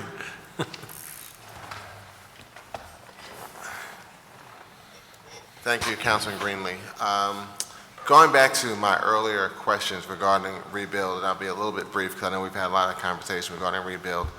Ms. Westerman, my understanding is that the reason why you were not doing outreach to various contractors throughout the city of Philadelphia that could possibly participate in rebuild was that you were waiting for the legislation. Is that correct? Thank you, Councilman. I want to clarify slightly, just to say we have been trying to meet with both entities like the Enterprise Center that work a lot with minority and women-owned businesses, and we have also been trying to meet with a number of owners of minority and women-owned businesses as well, to learn as much as we can about what it is like to try to work as a contractor in Philadelphia. So we're learning as much as we can. But in that process, we don't want to make commitments about work potential yet until the legislative process plays out.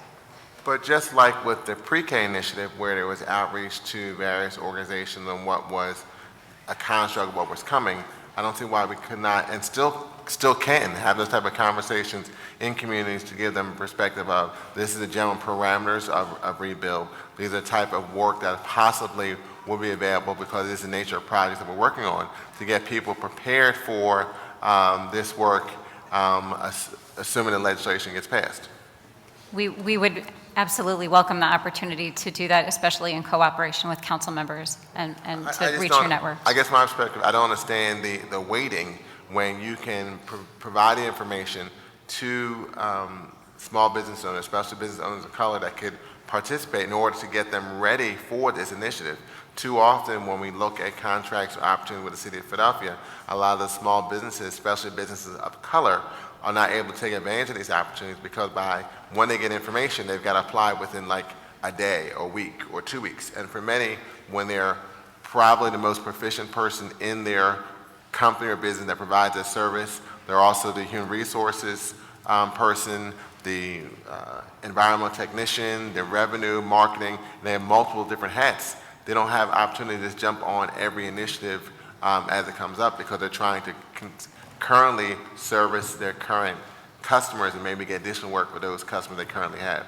So I would just implore the administration, especially from a rebuild perspective, to do more outreach to at least give people a better understanding of what is rebuild. Because you have I'll venture there's probably a number of small businesses that have on a macro level heard of rebuild, but have no real perspective of what opportunities may be available. I mean, you don't have to have everything in writing down to all the T's and all the I's dotted before you can tell people these are the things we're talking about. And these are the possible opportunities that you can take advantage of. Because it's not just for rebuild, we're also talking about how we bring more businesses of color into the general procurement system. That's why I support the best value. Point taken, Councilman. We'll work on a timeline. I think because we are proposing a project user structure that will require an RFQ process, we'll have some time to reach out to the community. We'll make sure we work on that with you and also with the assistance if we do award a contract to a consultant that is specifically tasked with helping us with the diversity of construction contracts. I just don't want to be next March, April, May, we're having the same conversation that I've been having now for 2 years. Thank you. Okay, thank you, Councilman. Perfect timing there. Councilman Johnson. Thank you, Mr. Chair. Just wanted to do a follow-up on the issue of youth violence and youth gun violence. And so, just to be clear, Brian, the numbers for focus deterrent, the numbers for ceasefire, the numbers for future track, and all the other youth violence programs that receives funding from the city of Philadelphia, that's the information you're going to provide to me? Yes. Correct. Okay, I just wanted to be clear, because I wanted to actually get the focus deterrent numbers now. Is it possible I can get that number now?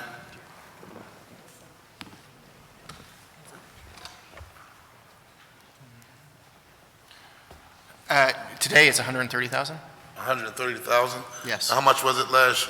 It's 130,000 for FY17. How And much it's for- 130,000 for FY18. The police department is prepared to support the expansion of a focus deterrent.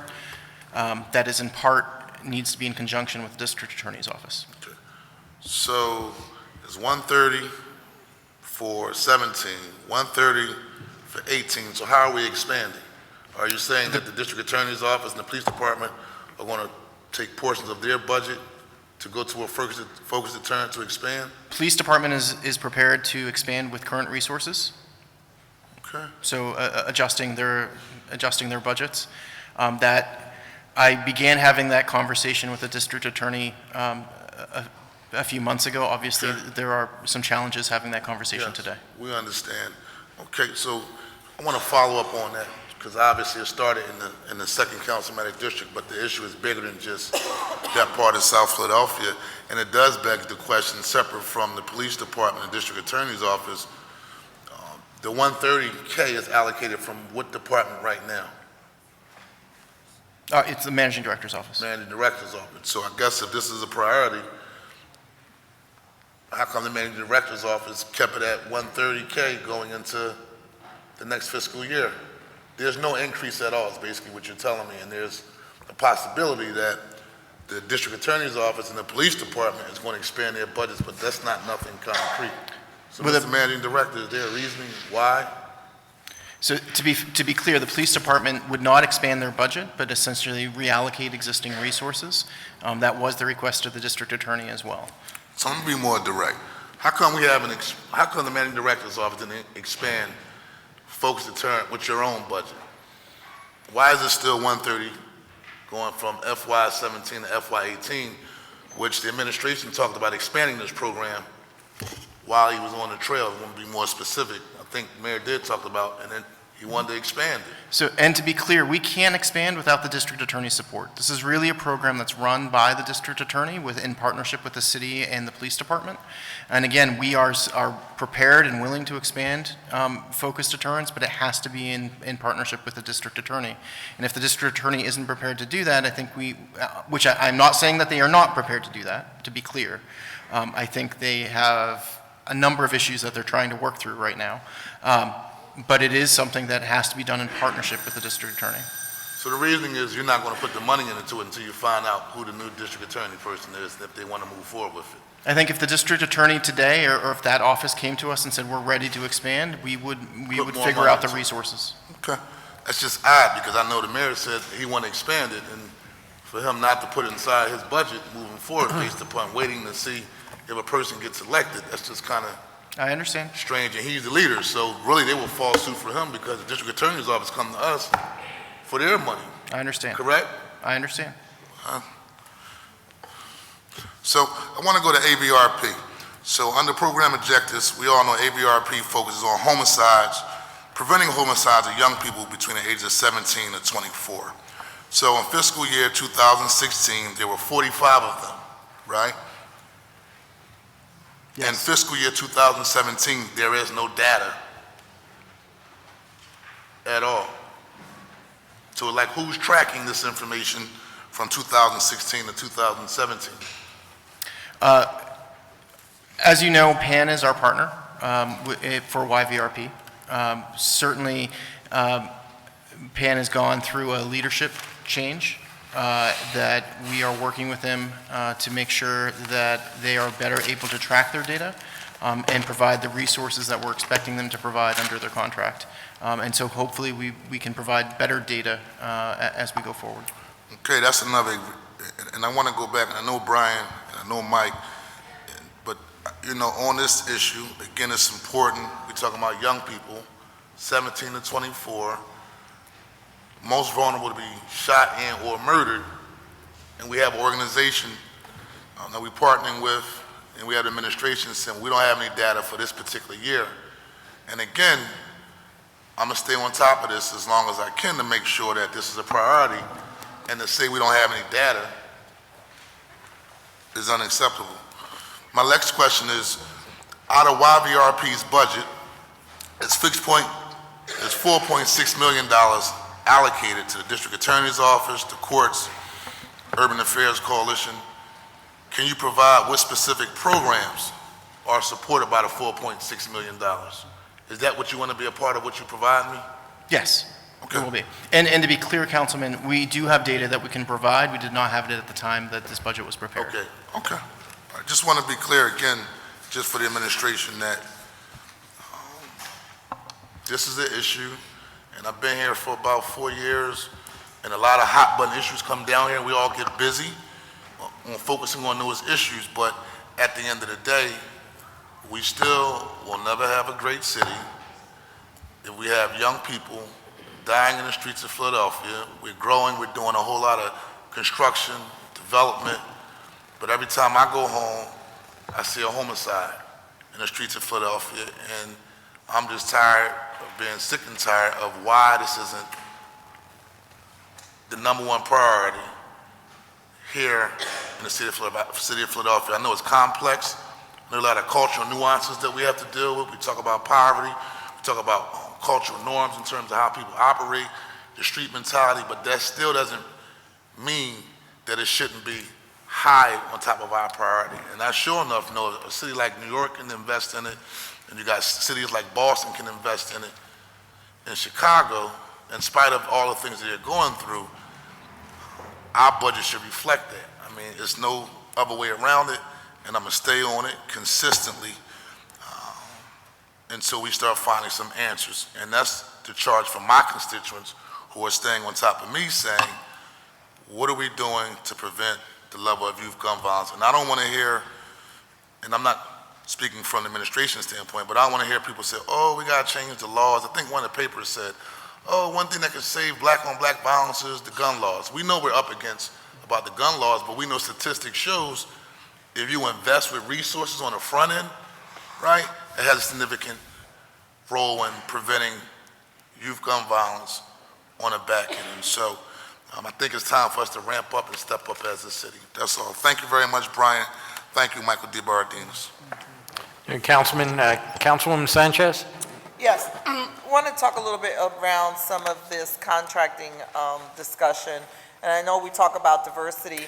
Earlier today, there was a couple of questions about it. I guess from the managing director's perspective, how is it that we are going to, and I said this earlier, use our hammer and disqualify people so that people understand that we're really serious about this diversity issue? One of the concerns is we keep talking about this, but in the meantime, the streets department, water department, they continue to contract with people, they don't meet their numbers, and it's almost as business as usual. What is it that we're going to do? We can have the rebuild discussions future and the other capitals. What are we going to do to send a message that we're serious? Well, I'm curious, and I'd like to understand the specifics. Now, what my world is Park and Rec generally from historically, but within the streets department, I don't know. No, you're the managing director. I know, but- I want from the managing director's perspective. Uh-huh. This is an issue that the mayor has put a lot of political equity on. As we build out whatever programs, what is the message that we're sending to departments who continue to contract with folks not meeting numbers? What are we doing, and when are we going to start disbarring people? So when we build up, it gets done. You know, Mr. Laser talked this morning that no one's gotten disbarred in this administration. You know, how are people getting away with just best efforts and those issues? I mean, when are we going to like? So I think, from my perspective, if you didn't perform well in a park and rec project, we would disqualify or throw the contractor off the site. It took, within the capital system, it took probably a year and a half or two to get all that mess cleaned up and get somebody back on the site. At least that's my personal experience. But that fear of it's going to, because we have competing interests, right? I'm not backing off. I know, the but we question. have competing interests because we're so delayed on all our projects, right? So the excuse is if I stop this contractor, and they know that, you know? And so you have someone that the water department contracts with, that the streets department contracts with, that we're now looking at our capital office, and at, you know, what is the message from the managing director's office, department to department? If we don't disbar people, the trust me is not going to work. No, and Councilwoman, I think that is exactly right. I think the challenge as we look at these issues, disbarment is hard. It's hard because of the way our contracts read. I agree. And so, you know, part of the conversation, when, you know, I was working with Rebecca, and I know they still have a procurement team, part of the discussion that we're having is, you know, a lot of that is bureaucratic, and ultimately, if we can't pull the trigger, if we can't figure out legally language to pull the trigger quickly and not utilize it, we're going to continue to have this conversation. And I think that's one of the important visions around what best value should be, is about holding contractors accountable for their past performance, and if they don't perform, they shouldn't get new contracts. Yeah, but the terminology is lowest responsible bidder, right? Lowest responsible bidder, yes. Okay, so what's a responsible bidder if you're non-compliant on 5 other contracts? Well, and again, this is why I think the administration, that I'm gonna feign ignorance to some degree, because contracting is not where we are.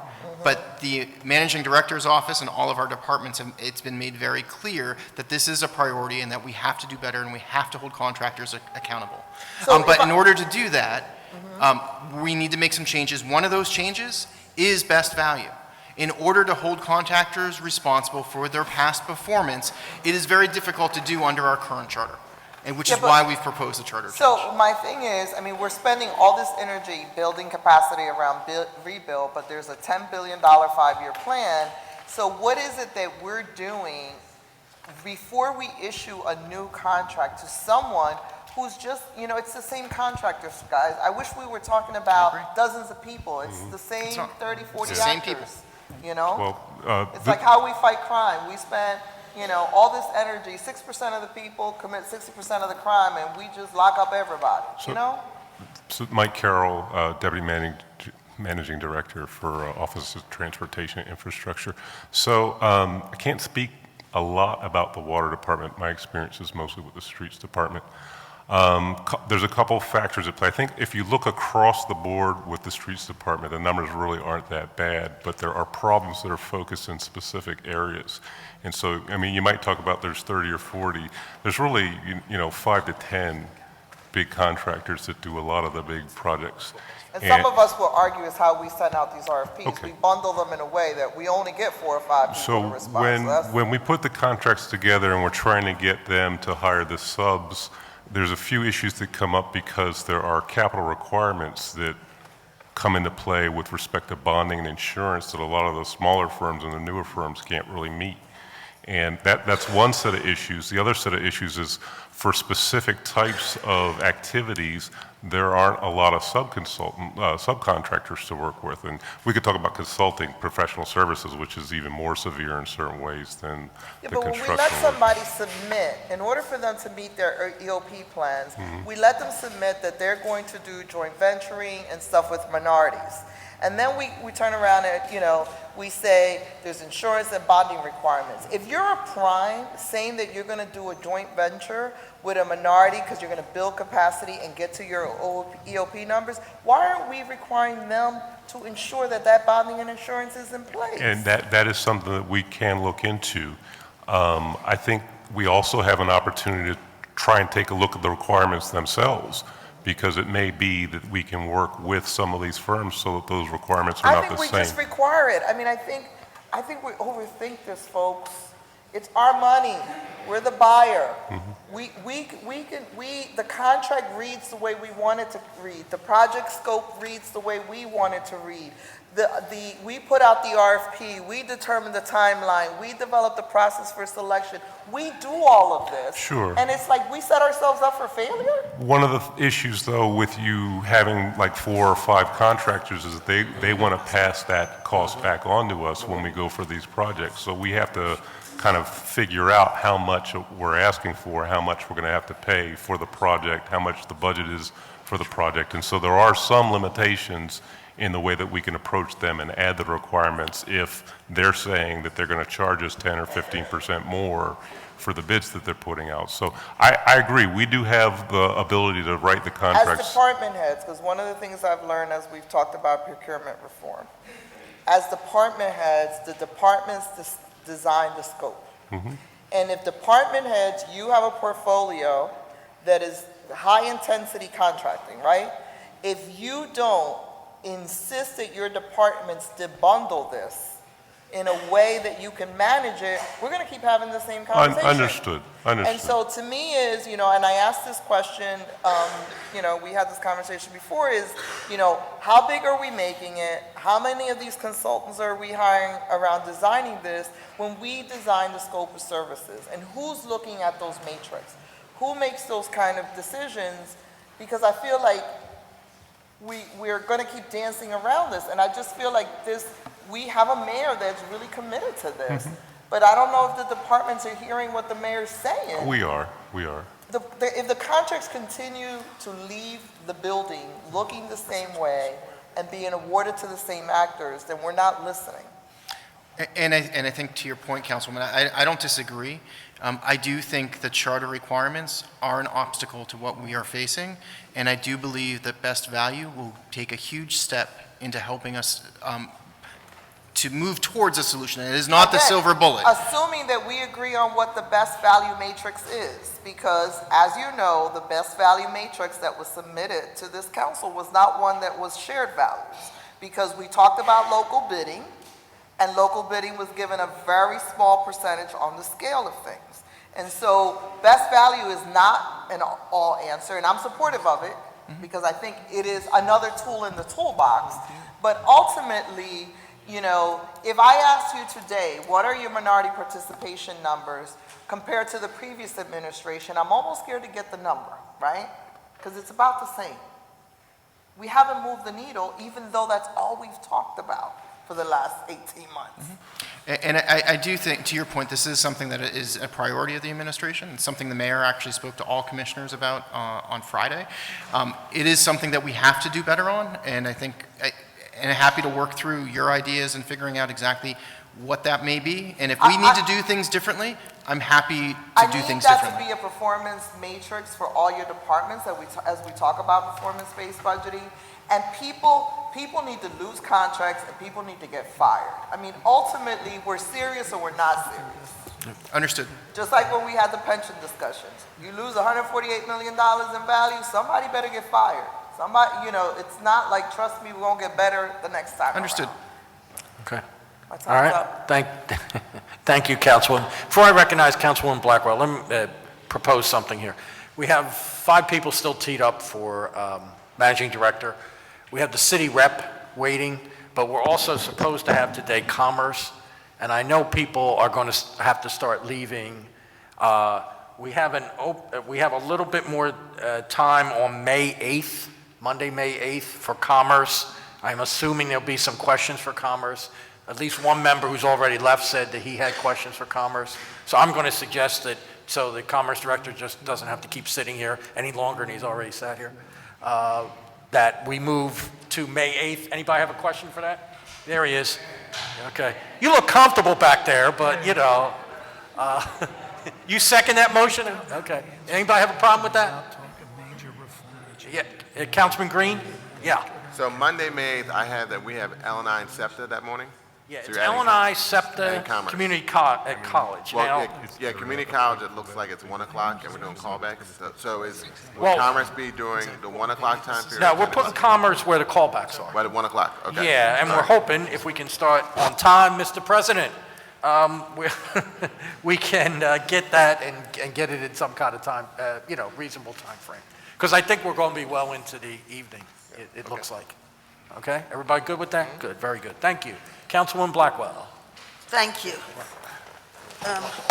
We've been talking a lot today about inclusion in our districts as well as especially for rebuild. And let me say that after going through all that I've already talked about today and thinking and praying and talking to people, I've learned that it's a matter of political will. We can have inclusion if we decide we're going to do it. It is a matter of political will. It is not true that we can't find minorities who can do it. We've been talking about it, am I correct? It is a matter of political will. I've talked to people doing the work. I've talked to the billionaires like Jerry Sweeney. It, my colleagues, is a matter of political will. If we decide we're going to have minorities included in this, if we decide on equity, it'll happen. We decide on parity, it'll happen. If we continue to let ourselves be told, we just can't find them. They just don't exist.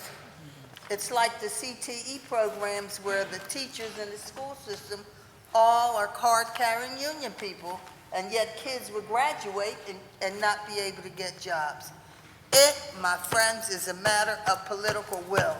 And so we have to decide that we're not taking, as you said, if we can't get there, then hold up until we're ready to move forward. Thank you, Mr. Chairman. Thank you, Councilwoman. Councilman Jones. Amen. I didn't even want to follow that, but just a clarification. The Criminal Justice Office informed me, Julie did, that the good news is that we're going to get 700, right? Come on up, Julie. It's more than what we anticipated for GPS technology, and we're excited about it, so why don't you correct the... Yes. Julie Wertheimer. So the first round of purchasing, and this is actually within the first judicial district, so they can speak better to it during their hearing, but it's 700 wireless and 100 landline units to replace existing outdated units, and those are mostly for pretrial services use. The second round will be the 240 we discussed, and that's mostly for probation violators. And the reason I'm excited, it's not like I hit the lottery or anything, but when you talk about 700 opportunities for people not to be incarcerated, and you look at 6 month to a year stays, that 6,500 census up on State Road has a real opportunity to be reduced. And I just want to thank you guys for you've shown it great endurance today, but I wanted to say something that we're working on together, and I'm thankful for the involvement of the judge and you guys on that. And we thank your support. You've been an incredible partner throughout this entire effort. I just do what Julie tells me. So do I. It's really, thank you, Mr. Chair. Thank you, Councilman. Councilwoman Bass. Thank you, Mr. Chairman. So I have a couple more questions. So just looking at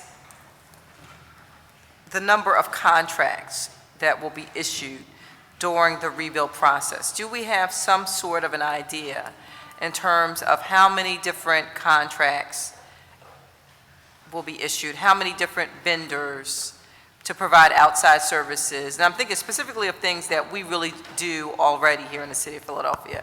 So whether it's, a monitor who's going to be looking at the diversity, whether it's, outreach projects, because I know that we, David is going to be, David Gould will be doing outreach projects, but beyond that there will be another layer of folks who will be getting contracts to actually do additional outreach into the community.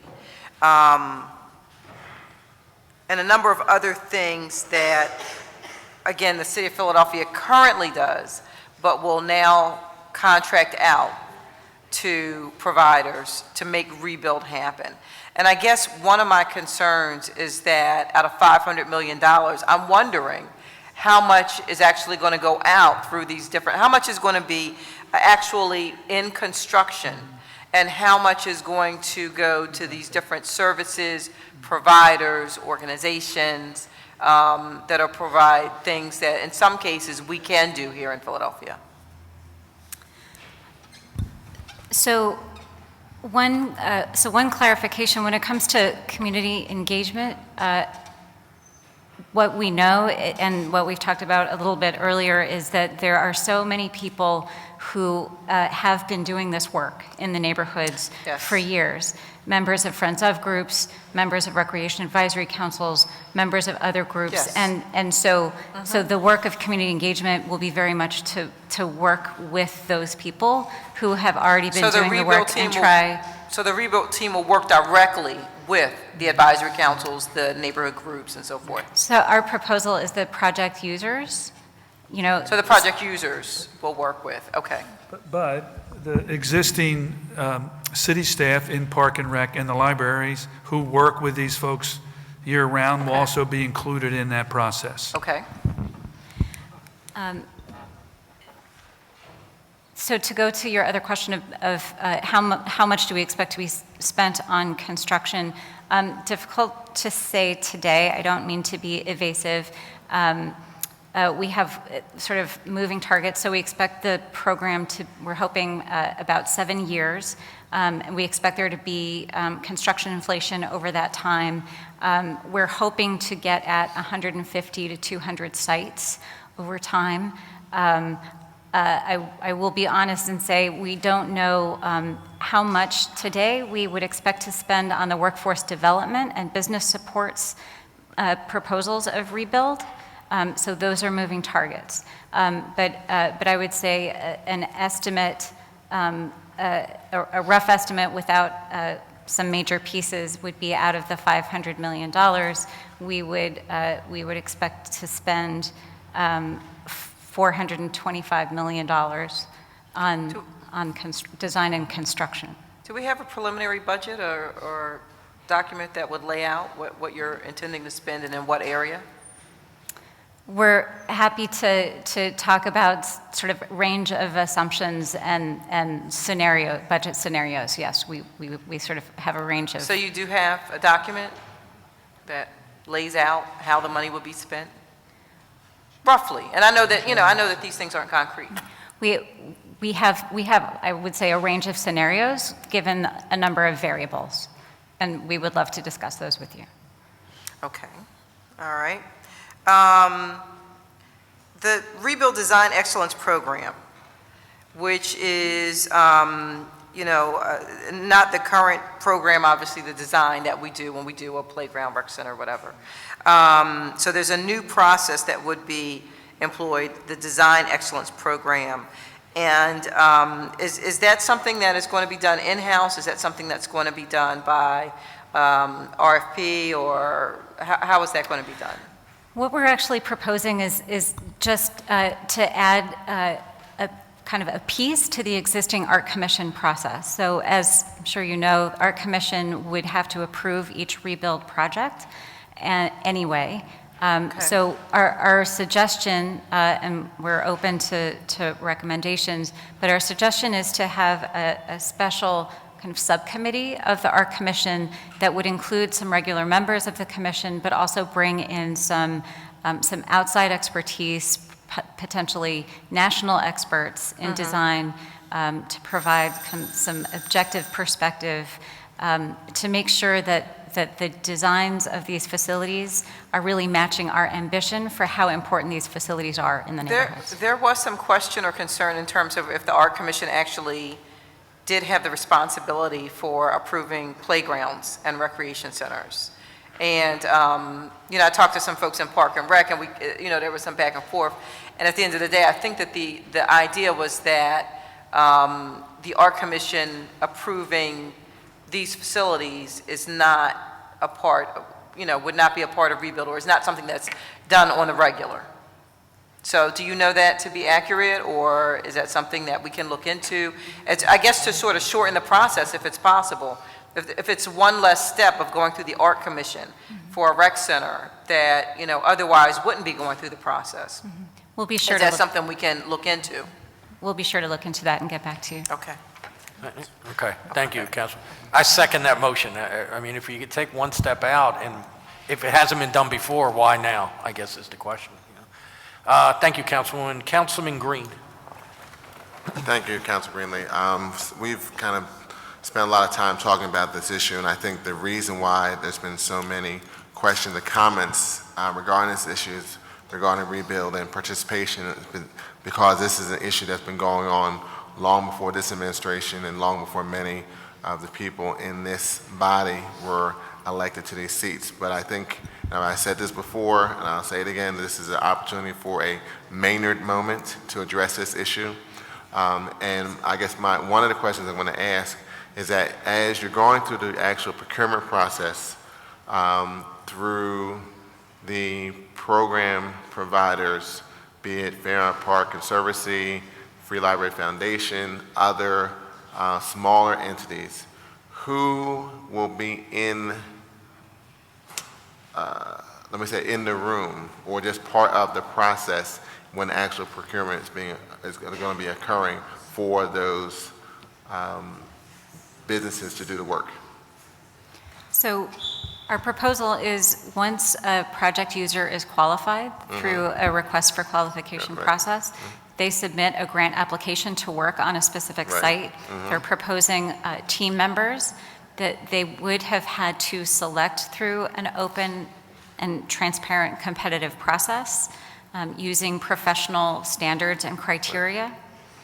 So then it is on us, the administration and council members, to evaluate those grant applications. So it's our proposal that a representative of City Council participate in that grant application review process. So we have the ability to look at those team members, to some of the earlier conversation, look at the track record of contractors and design consultants, see how they have performed, if they've worked on previous city work, and evaluate the team. So we would propose, so if it's a parks project, we need representatives of Parks and Rec in that review process. We would like to have a rebuild representative in that process, and we'd like to have a city council representative in that process. Okay, so through that process of that grant selection process and reviewing the team, who is going to be doing the ongoing monitoring to make sure at the job sites that that team reflects the original grant application request? So the third-party monitor that we talked about. That's the RFP process. So they're not only going to be responsible for trying to bring in diverse groups, they're also going to be responsible for monitoring? I'm sorry, this would be a separate contract. So the RFP that we issued recently is to help make sure that contracts, this consultant would provide information to make that contracts are a diverse group, but you're going to do another RFP for an entity to do for oversight. monitoring. For monitoring. Specifically separate. for monitoring. All right, and has that scope of service been drafted? That RFP will go out sometime, I'm assuming sometime in the future, is that what I'm hearing? That's correct. Okay, have you started to have some conversation with outreach with any entities that have the background and expertise to do that monitoring? We have not yet done that, although we have been in touch with entities that have experience in that work, such as UAC, the Urban Affairs. And so they Coalition. giving you best practices on how to make sure that monitoring is done in a way that's efficient, to make sure that what's submitted and what's actually done are one and the same? That is work that we need to spend more time on.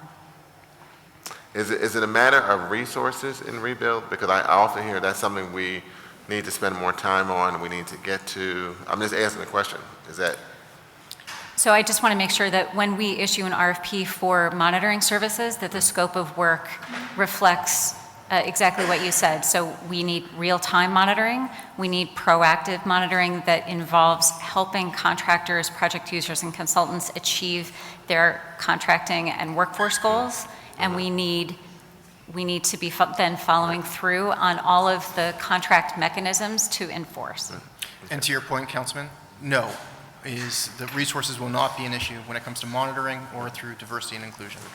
I mean, I guess my concern is not so much the desire and the will of you or the administration.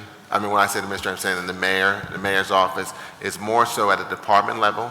And what happens often in this issue, we saw it with the convention center expansion, the Eagles Stadium, and the Philly Stadium. There is a desire and goal to do certain things. But then because of time pressures, then things get pushed back, goals get relaxed because the time pressure of getting it done by a certain period of time always supersedes the need to achieve certain goals. And that's why I keep bringing up this whole concept of a Maynard moment, because we're in a situation based on many years of this type of situation, going back to Art Fletcher days, Philadelphia Plain, all the way to now. There's always all deliberate speed. We'll get there sometime in the future. We'll get there. And I think part of the frustration and why there's been so many questions regarding this issue is that people are at a perspective that we can't keep pushing forward to future outcomes. And at this point, from the perspective that people need some realistic assurances that this is not going to be next time, but it's going to be this time. And if that's a perspective where certain contracts, issues for various departments to make the message known to department heads that certain bills that come across the council don't get voted through, don't get passed, in order to make that message felt to department heads, maybe that needs to occur. I mean, if you look at what happened, if we go back to during the street administration, when we went from MBEC to OEO, and we brought into City Council during budget hearings and testimony, Baltimore's law department, where they had a similar entity, and the person who was the head of that department at that time, basically what he said and explained to us was that there were certain issues, certain contractors that thought things were going to be the same as they've always been. The head of the MBEC equivalent in Baltimore and part of the law department said we have certain contractors, they thought things would always be the same way. He then told, at that time, Mayor O'Malley that these entities should be debarred or not receive certain contracts, and that gentleman took that initiative to do it.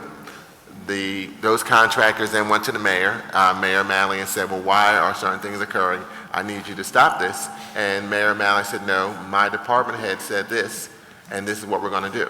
And as a result of that, it started to change the dynamic in Baltimore in reference to inclusion. That's the same type of perspective that needs to occur here in the city of Philadelphia, that we don't get in a situation where, well, we'll do it next time because we've got to get this project done because we only have a short amount of time, short amount of money, short period of perspective to get this project initiative completed. And so I think the concern, the issue that people have is that they don't want to see that time happen again this time. Thank you, Councilman. Thank you. Councilwoman Bass? Thank you. And I agree with my colleague, as I said earlier, if we don't have it, if we're not ready, then we need to wait until we get ready. I have a question. So just going to the rebuild team, how many people do we have on staff right now for the rebuild team, roughly? Right now, we are 6. Do you see that as growing? Are there going to be additions, do you think? We either, I think, need to grow somewhat, or we need to work with the Parks and Rec Department and the Free Library to augment resources specifically, for example, to be doing the kind of monitoring that Councilman Green was referencing. So making sure that the commitments that have made by project users are actually being followed through on.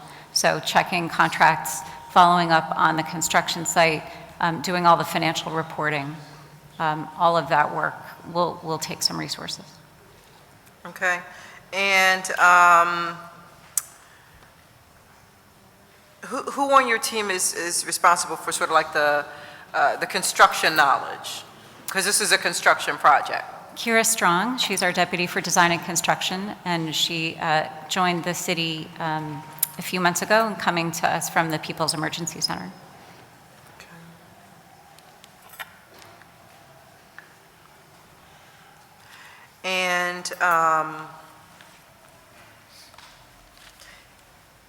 And so, and you said you weren't sure in terms of the hires, if there's going to be additional hires, or if they were going to be, or if you were just going to work through Parks and Recreation. What's your current budget for rebuild staff, roughly?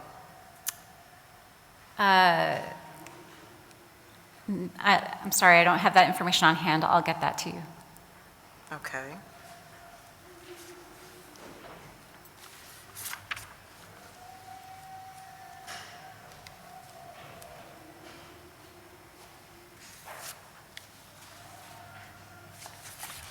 So I just want to make sure I have everything covered.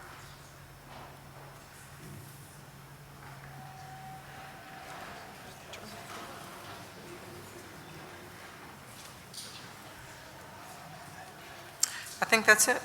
Thank you. Okay, Thank you. thank you, Councilwoman. If there are no other, Councilwoman Reynolds Brown.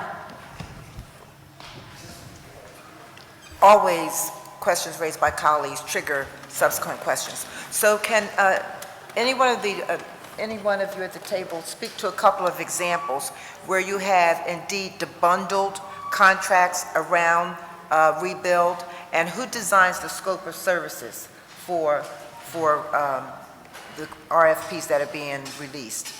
So we have not yet had the opportunity to debundle any contracts.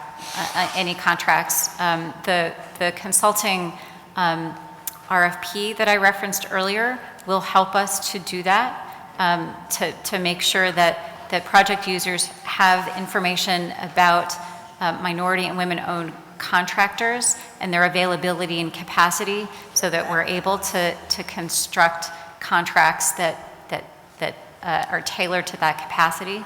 I'm sorry, I just forgot the second part of your question. Who writes the scope of services? Oh, sorry, thank you. So that's a great question, because there's a little bit of chicken and egg here. So what we have today is we have a very rough sense of the physical needs at each site, because of the great staff in the Parks and Rec Department and the Free Library. So they know their facilities, and in over a couple of months, they helped us understand sort of what are basic physical needs at each facility. Clearly, as sites are identified for rebuild, that needs to be validated, verified, and then we think that, that it's a very sort of functional view of physical needs. So it's obviously not yet taking into account the needs and desires of the community. So that community engagement process needs to begin in order to more clearly define the scope of work. So we're expecting that this might be a two-step process where a project user begins community engagement, identifies the scope of work, gets to schematic design, and then gets a second bite at the apple to then go ahead and construct the finished design, get to construction documents, and execute the improvements. Okay. All right, I'm not sure I followed that completely, because that was a lot of content to absorb. So let me attempt to ask it differently. Some RFP was released. I haven't seen it. I only know that the scope of services were so grandiose that it appeared like an elephant to eat to those who it was released to. So I need to have clearer details to be more thorough. But in that example that I learned of a couple of weeks ago, that appeared to be an opportunity to debundle the huge contract to allow more MBEs and WBEs to be a part of the monitoring aspect of this. So I need to get the details and get back to you. But in hearing it, it signaled to me, here's an opportunity to debundle at the door, period. And Councilwoman, maybe it makes sense for us to sit down with you and talk through the RFP and what our intent was. Okay, that would be helpful. So we'll add that to that list, to that pending meeting. Yes, ma'am. Okay, thank you, thank you. Thank you, Councilwoman. Councilwoman Sanchez. I'll be brief because I know, are we going to recess after this? We have the city representative, and Okay, that's it. real Yeah. quickly, in terms of the working process, in lieu of the fact that we're going to have multiple project users, who's going to come up with the pre-qualification for those scope of services? And when can we expect to see a draft?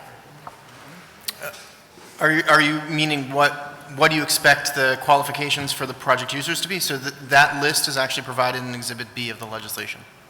Is in In the current bill that's proposed to council. there is a project scope? There is a list of qualifications for the List of project user. qualifications, including, so in that, are we going to ask people to finance and potentially debundle projects? Because I know you asked for finance capacity. Our expectation is that, yes, we will be debundling projects. Okay, good enough. All right, thank you. Thank you. Thank you, Councilwoman. No other further questions? Could I just have one final No, comment? no, go ahead. I'm sorry. This has been a very important discussion for us. Sure.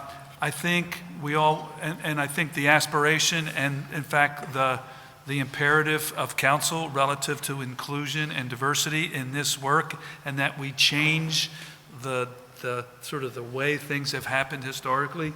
We are in direct sort of unity and close on those ideals that we know we need to meet.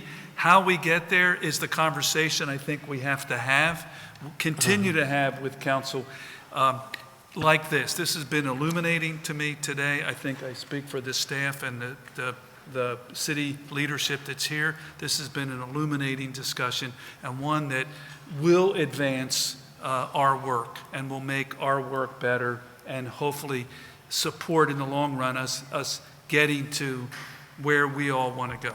So I want to thank everybody here. Thank you, and I know everyone looks to have that further discussion too. Okay. Thank you. Thank you. Thank you all very much. Thank you to all the staff that hung in there. Wasn't even 3 hours, see that? I mean, jeez. All right, our last, okay. We're going to take a slight break, and then we'll finish up with the city representative. Yes, start first.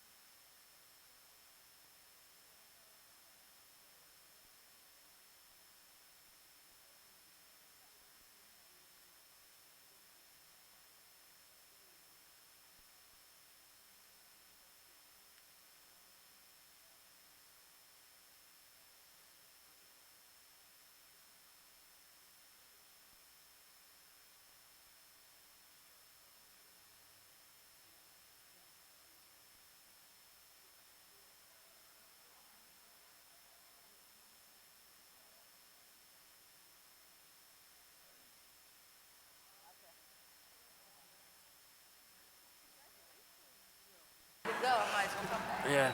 Okay, why don't we get started? Please, thank you. We got one more department day. Ms. Hess, please, thank you, and your staff, thank you for your patience and hanging in there. Please identify yourself. We have your written testimony, Great. whatever remarks you'd like to make, and then whatever questions we have. Thank you. Thank you, and good evening now, right? Good Yes. evening, Councilman Greenlee, and members of City Council who are hanging in there with us, so thank you so much.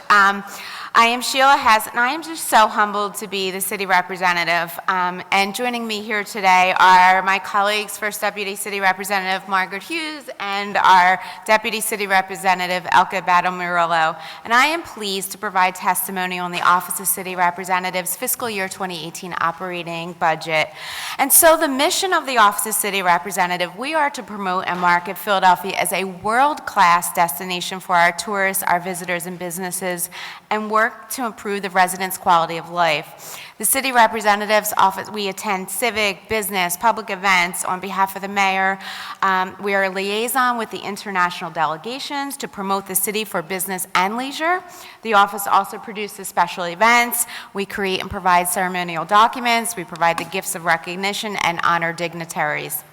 So our plans for the fiscal year 2018, the Office of City Representative, we refer ourselves to OCR, excels at building strategic partnerships with all various city departments and even nonprofits to increase the outcomes and sources of our combined work.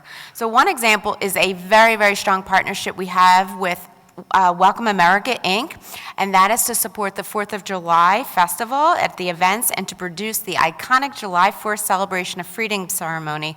This year, it is the 25th anniversary. We will be bringing back a naturalization ceremony, which is quite special.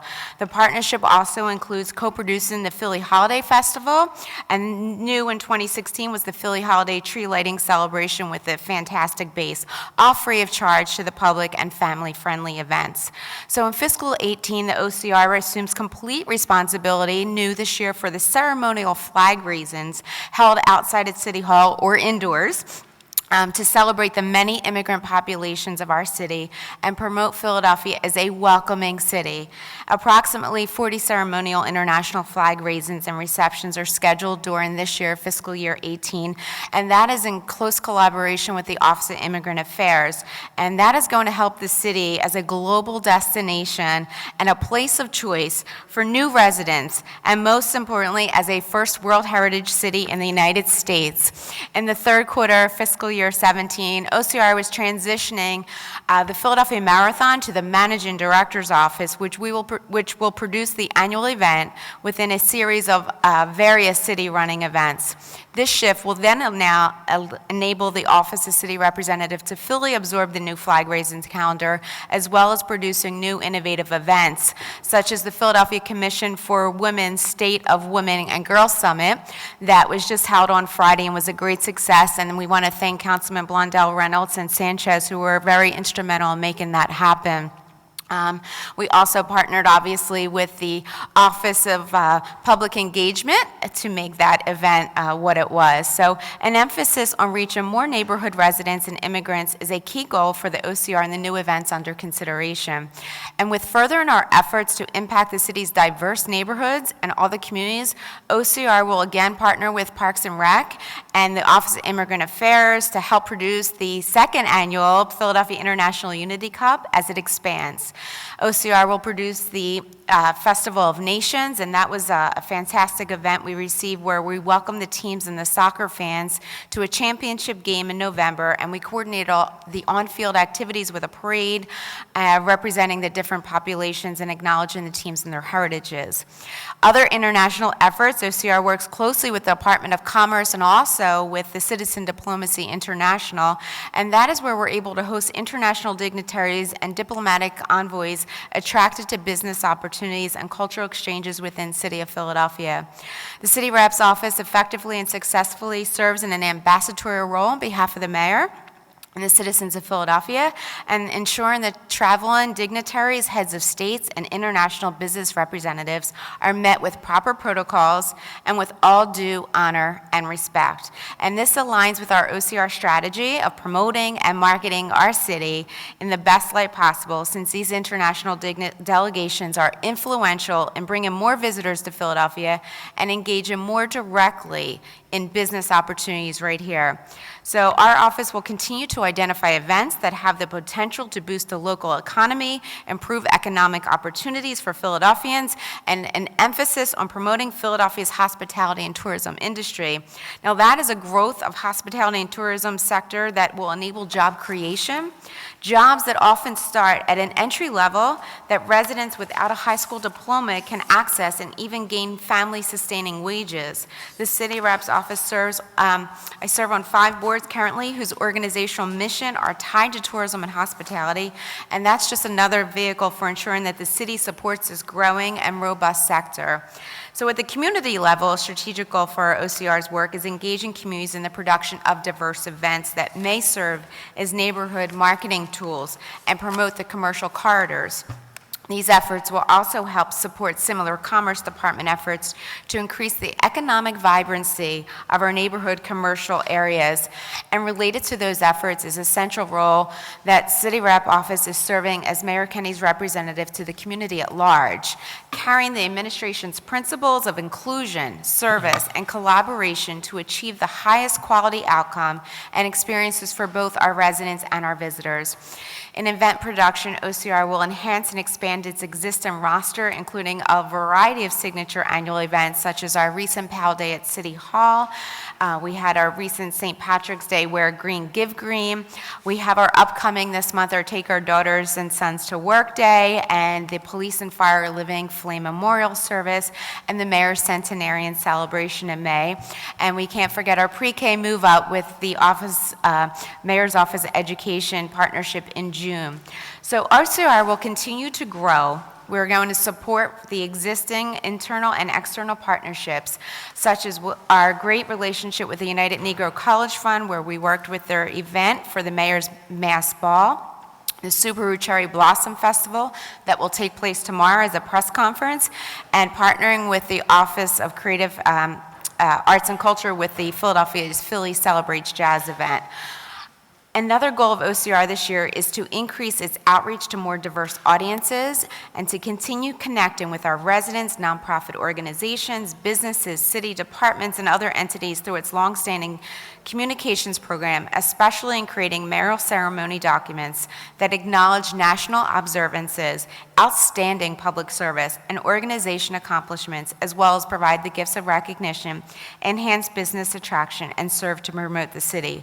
All of our events produced are planned to present a low impact to city services and obviously done with the most efficient and effective process to reduce costs. The core work of the department will be enhanced this year as a new strategic plan will soon be developed with our colleagues that are here today through the assistance of the Office of Performance Management. OCR expects this process to provide staff with a valuable tool for our goals, our direction, and strategy in ensuring that our department expands its capacity to fulfill the mission of promoting the city and serving our residents and visitors. We continue to be visible, engaged, and connect and build those relationships. We look forward to working with each of you in council in the year ahead to find new ways to enhance the positive experiences here in the city of Philadelphia among our residents and your constituents have in our city to grow opportunities for our shared prosperity and fun events. We are honored to hear your thoughts and responses to the OCR plans for the coming fiscal year, and we thank you so much for your time, support, and all that you do for our city. Thank you. Thank you, Ms. Hess. Thank you for all you and your office does. Just very quickly, you talked about a little bit, I don't know if you said anything exact though, about the net economic benefit of what your office does. Is there any actual or approximate figure that you can? There isn't an approximate figure, but we work extremely closely with the Philadelphia Convention Visitors Bureau and Visit Philadelphia, where we see the increase in the hotels and the numbers from the restaurants and businesses and shops for businesses, you know, for attire, whatever the case may be, and merchandise, but I do not have an exact number. Okay. But now it you has mentioned- increased, that's all I know. It has Okay. definitely Well, increased, that sounds good, yes. yeah. The events on the Parkway, you mentioned Welcome America, but the rest of, like, say, Made in America, the NFL Draft that's coming, that's not under your office, that's under Office of Special Events, I believe? or- Well, Or- it depends. So the Wawa Welcome America is actually a separate entity. It's a private entity. They Okay. are a nonprofit where it is headed by Jeff Garcino, the president and CEO. Right. So that previously and several years ago was housed under our office, but now we work extremely closely with Jeff and his team and still provide several roles and responsibilities for certain events from that program. Okay. The NFL Draft is actually produced by PCVB, the PHL Sports, it used to be Sports Congress, but they work very closely with the Office of Special Events from the logistics and permitting and everything that needs to Okay. be set up, so they do work with them, Kind of yes. combo thing, huh? Yes. Okay, all right, very good, thank you. Ooh, a whole lot of people want to ask questions. Maybe they all have nice things to say, I don't know. Councilman Jones? Nice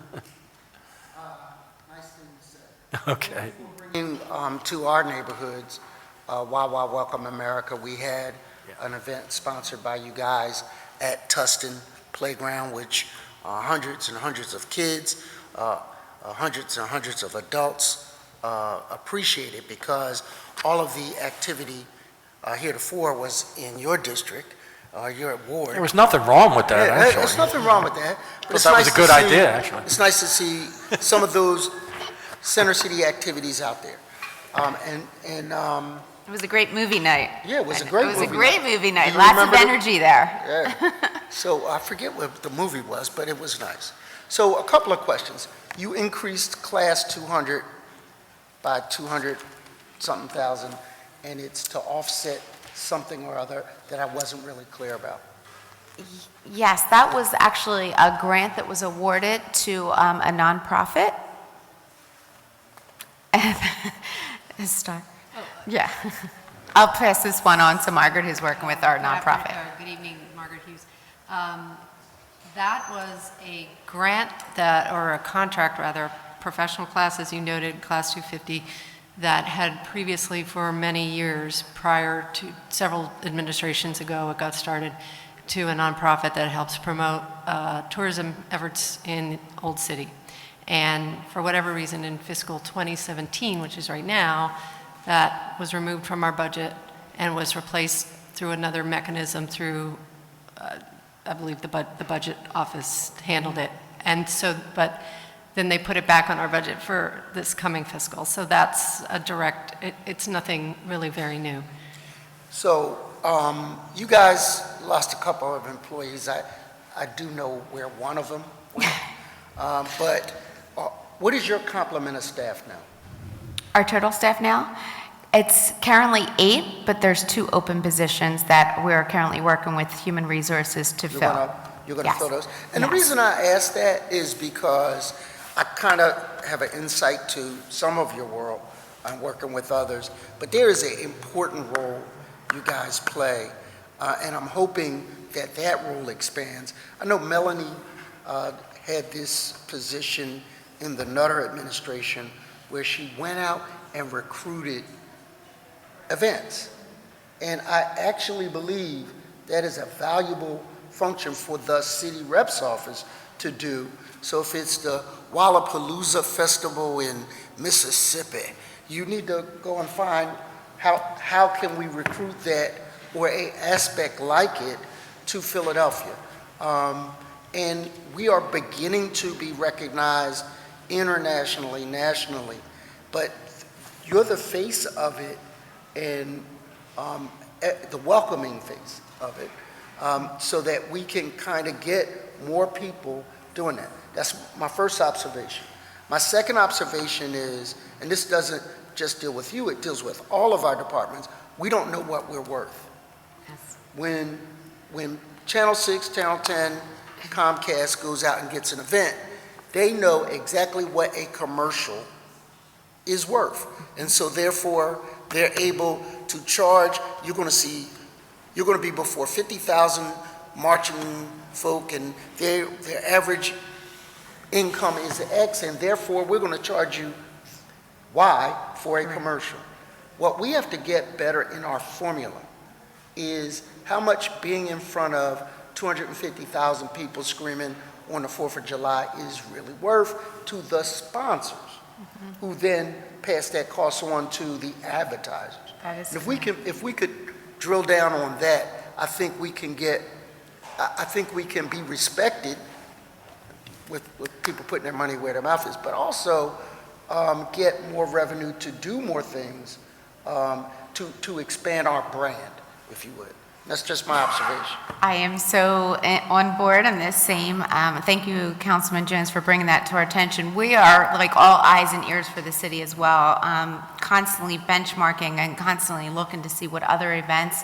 But we have to make sure that those events may work in another city, but here in the culture, knowing who our audience is, but we want to make sure that we'll also attract new people as well. But we need to be conscious right now. We were, knowing that the city services and security costs right now is a very, very high level, so we need to be conscious of that as well. Know what we're worth. So, but yes, thank you. We will be bringing new things to the city. All right, Lollapalooza. I like that. Noted, Sounds good. duly Sounds noted. good to me. Thank you, Councilman. Councilman Taubenberger. Thank you, Mr. Chairman. A comment from me, Ms. Hess, I really just want to say thank you to your staff and yourself, because you really do a great work, and I just want to note it from this councilman and from my perspective, you're doing a fantastic job. We can always do better, and I guess that's something you have to review yourself, but as I see it, working at the Unity Cup, that's a soccer game that the mayor started, a soccer event, I think can eventually be on track to be known throughout the nation and maybe even the world. We want it to be replicated for sure. And you do it's just a wonderful job bringing ethnic communities together and those that love soccer. I've had an opportunity to see several games. I was not there for the final game because of a conflict, but I was there for the event that led up to the final game, and I thought that gave it a little international flair, a little culinary delight, and also to allow the ethnic groups to show off their culture, their dance, and so on. And I think it's fantastic. Also, travelers, when they come to the city of Philadelphia, we just recently had a group in from China with the arts, and of course our sister city in China as well was well represented. Once again, your office, I think, really stepped up and helped a great deal. I am also very involved in Frankfurt, Germany's sister city relationship, and that's something those that live in Frankfurt, or those that are called Frankfurters, are very excited about, with another delegation coming here. But once again, your office has been very, very helpful. You are really the person that decorates the front door of the city of Philadelphia when you come and set the tone. And even though it might not have anything directly in the budget that shows, but if we get one company from Europe to really make a major investment in the city of Philadelphia, that pays for your office for many, many years. So I think we're working on that. I think it has been done in the past, and I look forward to, in my time in council, working with your office to make things even better. Thank you so much for your kind words, and we also enjoy, as you know, working with you, Councilman Taubenberger, and your entire team. You're so supportive in everything that we do, so thank you so much. Thank you, and we're there for you, and thank you again. Mr. Chairman, thank you. Thank you, Councilman. I acknowledge you are the biggest soccer fan here in City Council, so. And thank you. I've played many years. We should put a team together. I don't know about that. Councilman Sanchez. Thank you. I also want to thank the entire team, and I know that you've really gone out of your way to promote some of these flag raising and some of these other events, and as you know, this means a whole lot to people, and it's important. It's not just a symbolic event. I just wanted to kind of add that in the previous administration, the last few years, we struggled a little bit about ensuring that some of the mainstream activities were diverse in their programming and their band selection. Philadelphia broke the record in the Parkway for the largest number of people dancing salsa. All of that has been removed from some of those events. And so, I want to offer up our office to kind of work with you on some of those things, but I think that was some of the events, that kind of diversity on those mainstream events. So whether it was the 4th of July, some of the other events, we've lost the ability to influence that and have that kind of diversity out there. So let me encourage you to be mindful as you're planning some of the events in the upcoming. Yes, we are fully focused, thank you, Councilwoman Sanchez, on that initiative this year, especially being the new role that we're taking, working extremely closely with the Office of Immigrant Affairs. But everything that we do is diversity, and including being that I was born with a disability, including a lot more things as well with, I know the earlier conversation was the disabled community, so we're talking true diversity in every factor with all that we do this year. So I will be calling on your team to support and help us maybe be on a committee, so thank you. Yeah, we'd love to help. We did in the past, and then over the last few years, it just kind of has dropped off, and people have asked me. It's like, oh, we used to have, a stage that had, multiculturalism and some other stuff, and just whatever we can do to be helpful in that. Great. All right? Thank you. Thank you. Absolutely. Thank you, Councilwoman. Councilwoman Blackwell. Thank you, Mr. Chairman. Good afternoon. Thank you afternoon, all for what you do. I would like to mention, are we okay for the 13th and 14th with regard to gifts for the Vice President of Liberia? We will be, Okay. yes. Thank you. And then on the 27th and 28th, we have Sierra Leone and Togo here to try to make sure we do their flag. Thank you. We have been, as all of you know, we have the Mayor's Commission on African and Caribbean Immigrant Affairs and ECHOS. ECHOS we established in 2000, and the Mayor's Commission 12 years ago. And we've still been trying to get flags. We've been writing since 2015, and we're still trying to get flags on the parkway for Sierra Leone, Antigua, Barbuda, Democratic Republic of Congo, and Trinidad and Tobago. So we're asking if you would work with us to try to get our flags. Absolutely, Councilwoman. I've become a flag connoisseur lately in my new role. I've learned the history of how the flags on the Parkway were started, and I know there are a total of 195 countries in the world today, and 193 of those are member states of the United Nations. But there's currently 109 flags on the Parkway, and they're in alphabetical order except for 3. And the 3, there's a reason why, and one, I have all that history, like I said, the knowledge I've gained. But right now with the Parkway under construction and the cost of the poles to install, and determining out of the total of 195 countries which ones get added. So as our office receive requests, we've been tracking them in a database of and then we're also tracking to see how many of those the countries are duplicates, more and more. So we have a waiting list of flags. We'll be working with public property as well, but we want to put together a cross-sector of city and public and private folks to put together a task force to talk about this initiative. This is very, very important, and this is actually an identity of the city of Philadelphia, the beautiful parkway with the diversity represented in the flag. So I would love to have someone from your office to be part of our committee, to be part of this planning for next phases. Yeah, absolutely.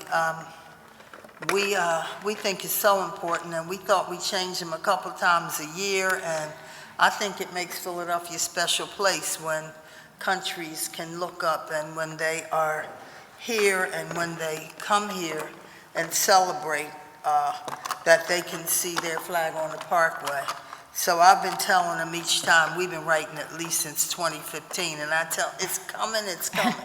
So we hope If you can find space on the Parkway, we can make it happen. Well, I'm willing to, it doesn't bother me if we start new space. So I don't care if we get to the museum and turn. But I think that we should, because how can you say one country is better than another? We completely agree. We ourselves represent 35 countries in Africa and more, and more in Caribbean. And so we are happy to do whatever it takes to support you, to support initiatives, to come up with ideas that you think, if you want us to suggest where we think they may be. but I think it's great. I think it's important that everybody feels that they're as important as the next guy. And so, but we're happy to be supportive in Thank any you. way, and we're happy to include someone on that commission. Terrific. Thank you. Thank you, Thank you. Mr. Chairman. Thank you, Councilwoman. Councilman Green. Thank you, Councilman Greenlee. Although I do take some exception to the statement that Councilman Tallberger is the #1 football fan here in City Council. He likes Bundesliga, where I like Barclays Premier League, but that's a separate question for another day. All right. So thank you for your testimony. I just had a question I wanted to follow up with you regarding a conversation I had with Merrill Levitz last week. There are a number of initiatives that you're involved in, as well as Visit Philadelphia and the Convention and Visitors Bureau regarding hospitality and tourism. Correct. However, on the business side, the Commerce Department, as well as Select Greater Philadelphia, and the Chamber of Commerce are engaged in business attraction activities. But from my perspective, from what I've seen over the years, it really hasn't been a combination of both hospitality and business attraction. And I'm not sure if both sides know what other sides are doing. They may know from an anecdotal perspective, but not from okay, this is an initiative that we're working on versus initiatives that they're working on.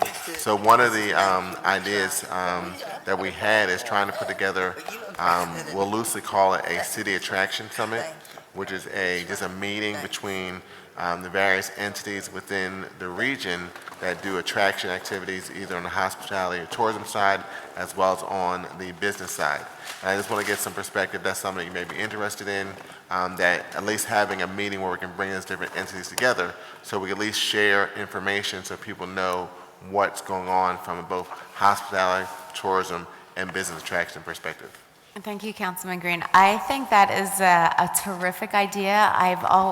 In my previous role prior to city representative, I was on the board for the Chamber of Commerce, so I was very actively engaged in talking to businesses who were thinking of coming to Philadelphia and trying to get them to come here. So to tie it in with business attraction, tourism, and hospitality, I just think is brilliant. It's like a trifecta there. And I think that is something that with my background and my knowledge and our close working relationship with Commerce and their team and Matt Cabry from Select Philadelphia, I think we can start that going now. Okay.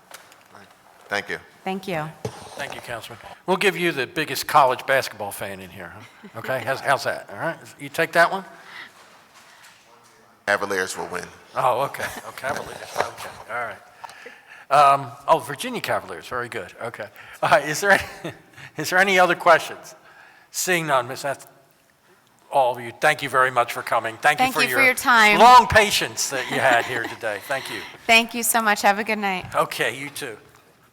This committee will stand in recess until Wednesday, April 5th, 2017 at 10 a.m., at which time we will reconvene right here in room 400 City Hall. Thank you. Huh? No, we don't have to.